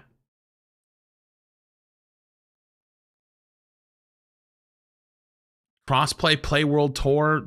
There's a bunch of cities, points, top players over here. Bro, there's so much. There's definitely room for information overload. This is where I found out that I could be playing World Tour and getting real premium currency until I was poking around writing this video. Again, these are all great incentives to get your player base to continue playing, but I just think they're doing a pretty bad job showing it and directing their players to seeing how much they're progressing. But that's it. Back to me. So that's fixing the current. More than that, though. Like, people aren't even loading up the game. Like, I like that they're trying to. That's good things that you're doing, right? Like, that's like stuff people ask for in other games, but you got to get people to queue up your game. And it's like, I don't think anyone even wants to touch the finals. Like, it's not even in their mind for many reasons. Current state of the finals just with simple UI fixes. But let's talk about where this game should be heading and what it should be adding to its game. Okay, I think the finals should just lean into the fun. I actually did a lot of research on other video games this time around, looking at other games, you know, downfall phases, whether it's Overwatch or Apex or Call of Duty. And an issue that kept being brought up was the fact that their game either became too competitive or too casual. And I love a competitive game, and I think finals is very competitive, but it's also very wacky and chaotic. and kind of hard to predict. I think all the physics and destruction involved in this game doesn't lend it to be accurately competitive, if that makes sense. And it's probably hard to watch. I haven't watched any like esports of the finals. I don't even know if they have any right now. You got but it. Imagine with all the effects going on and the rubble and the smoke, it's like, can we even get a camera in there to see what's happening? Yeah, you're getting it. You're getting it right here. Basically, I'm saying the game, because like you absolutely can go the esports competitive route, but it has to be a legible, viewable esports. Why CS is so good. Why Valorant does well. Apex actually is like peak of like hard movement, hard to understand what's happening, but you still can understand. Like you don't have to be a pro Apex player to understand what's happening in Apex, but it's still so chaotic. Like it does it well. It's very readable. It's very legible. I'd argue Apex Legends pro play like ALGS is easier to watch and understand than say Fortnite. Fortnite's even is actually gotten like Fortnite, like build Fortnite. Oh my God, like you fucking just towers are moving with each other. Like what the fuck am I watching, right? But in Apex, you know, like, oh, they're in a building. Oh, the circle's small. There's 4 teams left. They're in the building. They're on the roof. The other guy's behind a rock. Oh, and there's someone hiding in the river. You know what I mean? Like Fortnite has esports. Fortnite esports is like the highest earning players for a while. Now I think it's like Dota technically. But like, yeah. You should lean into the casual in this and up the weirdness level. I think the last couple of seasons are pretty weak. I've heard rumors that season 6 that's coming up here soon might be medieval themed, which is exactly the kind of stuff I'm talking about. I just really like what they've done with the set pieces and themes that are more specific rather than leaning into the generic arena levels. But even just more than maps and visuals and new weapons, I think the game could benefit from getting more creative with their game modes and even giving some of that freedom of creation to the community. A lot of games nowadays embrace community game modes. Like Fortnite has gotten a bunch of popular modes doing this. And I think that the finals has such unique technology that I think there could be some really cool results that come from it. There was a game mode in Half-Life 2 that was called Source Forts. Nick told me about this. And it sounds like it could be perfectly done in the finals engine. Basically, it's a capture the flag like mode where there's a setup period of you and your teammates building a base, hiding that flag, and building barricades and traps for it, and then going to war towards each other's bases, trying to capture each other's flags. And I think the finals could do a kind of a modern day approach to this, adding in a simple game object. We already have telekinesis. The game object has some stickiness to it, and let us get creative building our own forts and basically duplicating the same game mode. I think that would work. I think it'd be very cool to see what other game modes outside of a simple quick cache that we could make. I think Embark does do a great job communicating with their player base over then again, this is Discord. not my They type just of game, recently so did an maybe I'm anime. not like they the clearly best person care to about this ask. game and where its future lies. So who knows? Maybe they do add some of this stuff in the future. I feel like I could ask for anything, and that's what's great about finals is because it has room to do anything. I'm genuinely hopeful for the finals, and I do wish it much success in the future. I hope it'll be one of these games that kind of gets a cult following like Rainbow Six Siege, that's numbers continue to rise after its release instead of dwindle to. This is a very different phenomenon, though. This is called Jinxie. Called Jinxie. Extinction. That would suck. I also hope that game devs that have specifically worked on shooters recognize the finals for what it's doing and how it's innovating and embrace that kind of innovation and games. Do not that we bank on see that in the future. If you guys have any other cool ideas you'd like to see added to the finals, drop it in the comments below. And thanks guys for watching my video. Thanks to anybody that's been tuning into the streams. If you guys didn't know, I kind of fumbled making a video in January, but you know, it happens. And we're back on the horse. Thanks for watching, and I'll see you guys good video. in the next one. Good video. I, as an outsider, I want to tell you you're cooked. I think that's rude. But like, I think a lot of the questions of how this game is dying are answered between the lines of this video, right? And I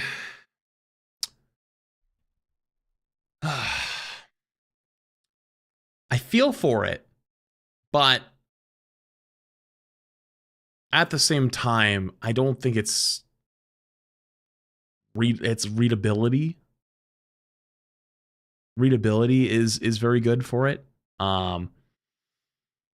Everyone fell in love with the finals due to the cash out game mode. The game started dying due to what this guy is asking for. They started to change the game mode too much for the wrong side of it, and they created WT, which is ranked without rank system. So they keep splitting the player base, and they can't just go a single route. Instead, they make a lot of game modes and the shit, and no one will keep playing it. You know, you make a good point, right? Where it's like they're trying to do everything at once instead of doing a couple things that are very, very good at.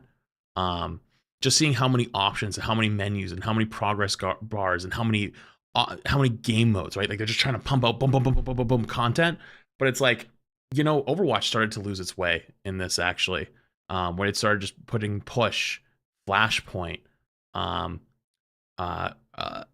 new oh my god, I forget the new 2CP version that they made. I forget. Oh my god, I'm blanking right now. Where they remade Hanamura Clash, and it's like they start pushing the game further away from what actually people started playing, and like in hopes to make new content and more things, but like it just pissed people off. It just got them madder, and they're like, dude, this is ass. And then they finally said with Clash, like, okay, we fucked up. We're gonna take it out of ranked. Like, this is just not something that people enjoy. And I feel like they finally like learned to put the brakes on, and it's one of the better decisions they had made in a long time. And I feel like they've actually started to turn things around in a lot of ways. And maybe the finals has done that. Maybe they've actually tried to make too much content instead of making less content, but making it very good. And then marketing that content and making sure people know it exists. Because it doesn't matter how good you make the in-game thing. By WTM meant World Tour? Oh, got it. Make the in-game menus look and all that stuff. People don't even want to touch the game anymore. And you have to get people to come in the door. And how do you get people to come in the door? Realistically, there's a few ways, but marketing's one of the big ones. And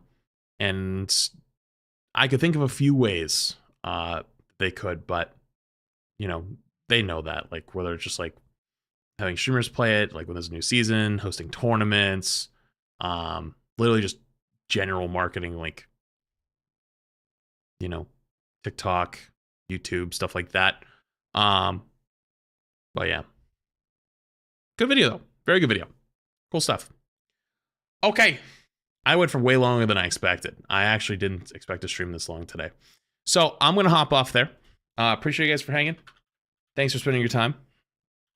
YouTube, you're going to go down first, but love you guys. Thank you for being here. Appreciate you. Hope you guys enjoyed being here today. And yeah, we'll go again tomorrow. Okay. All right, chat. I'll see you later. Have a good night. Bye.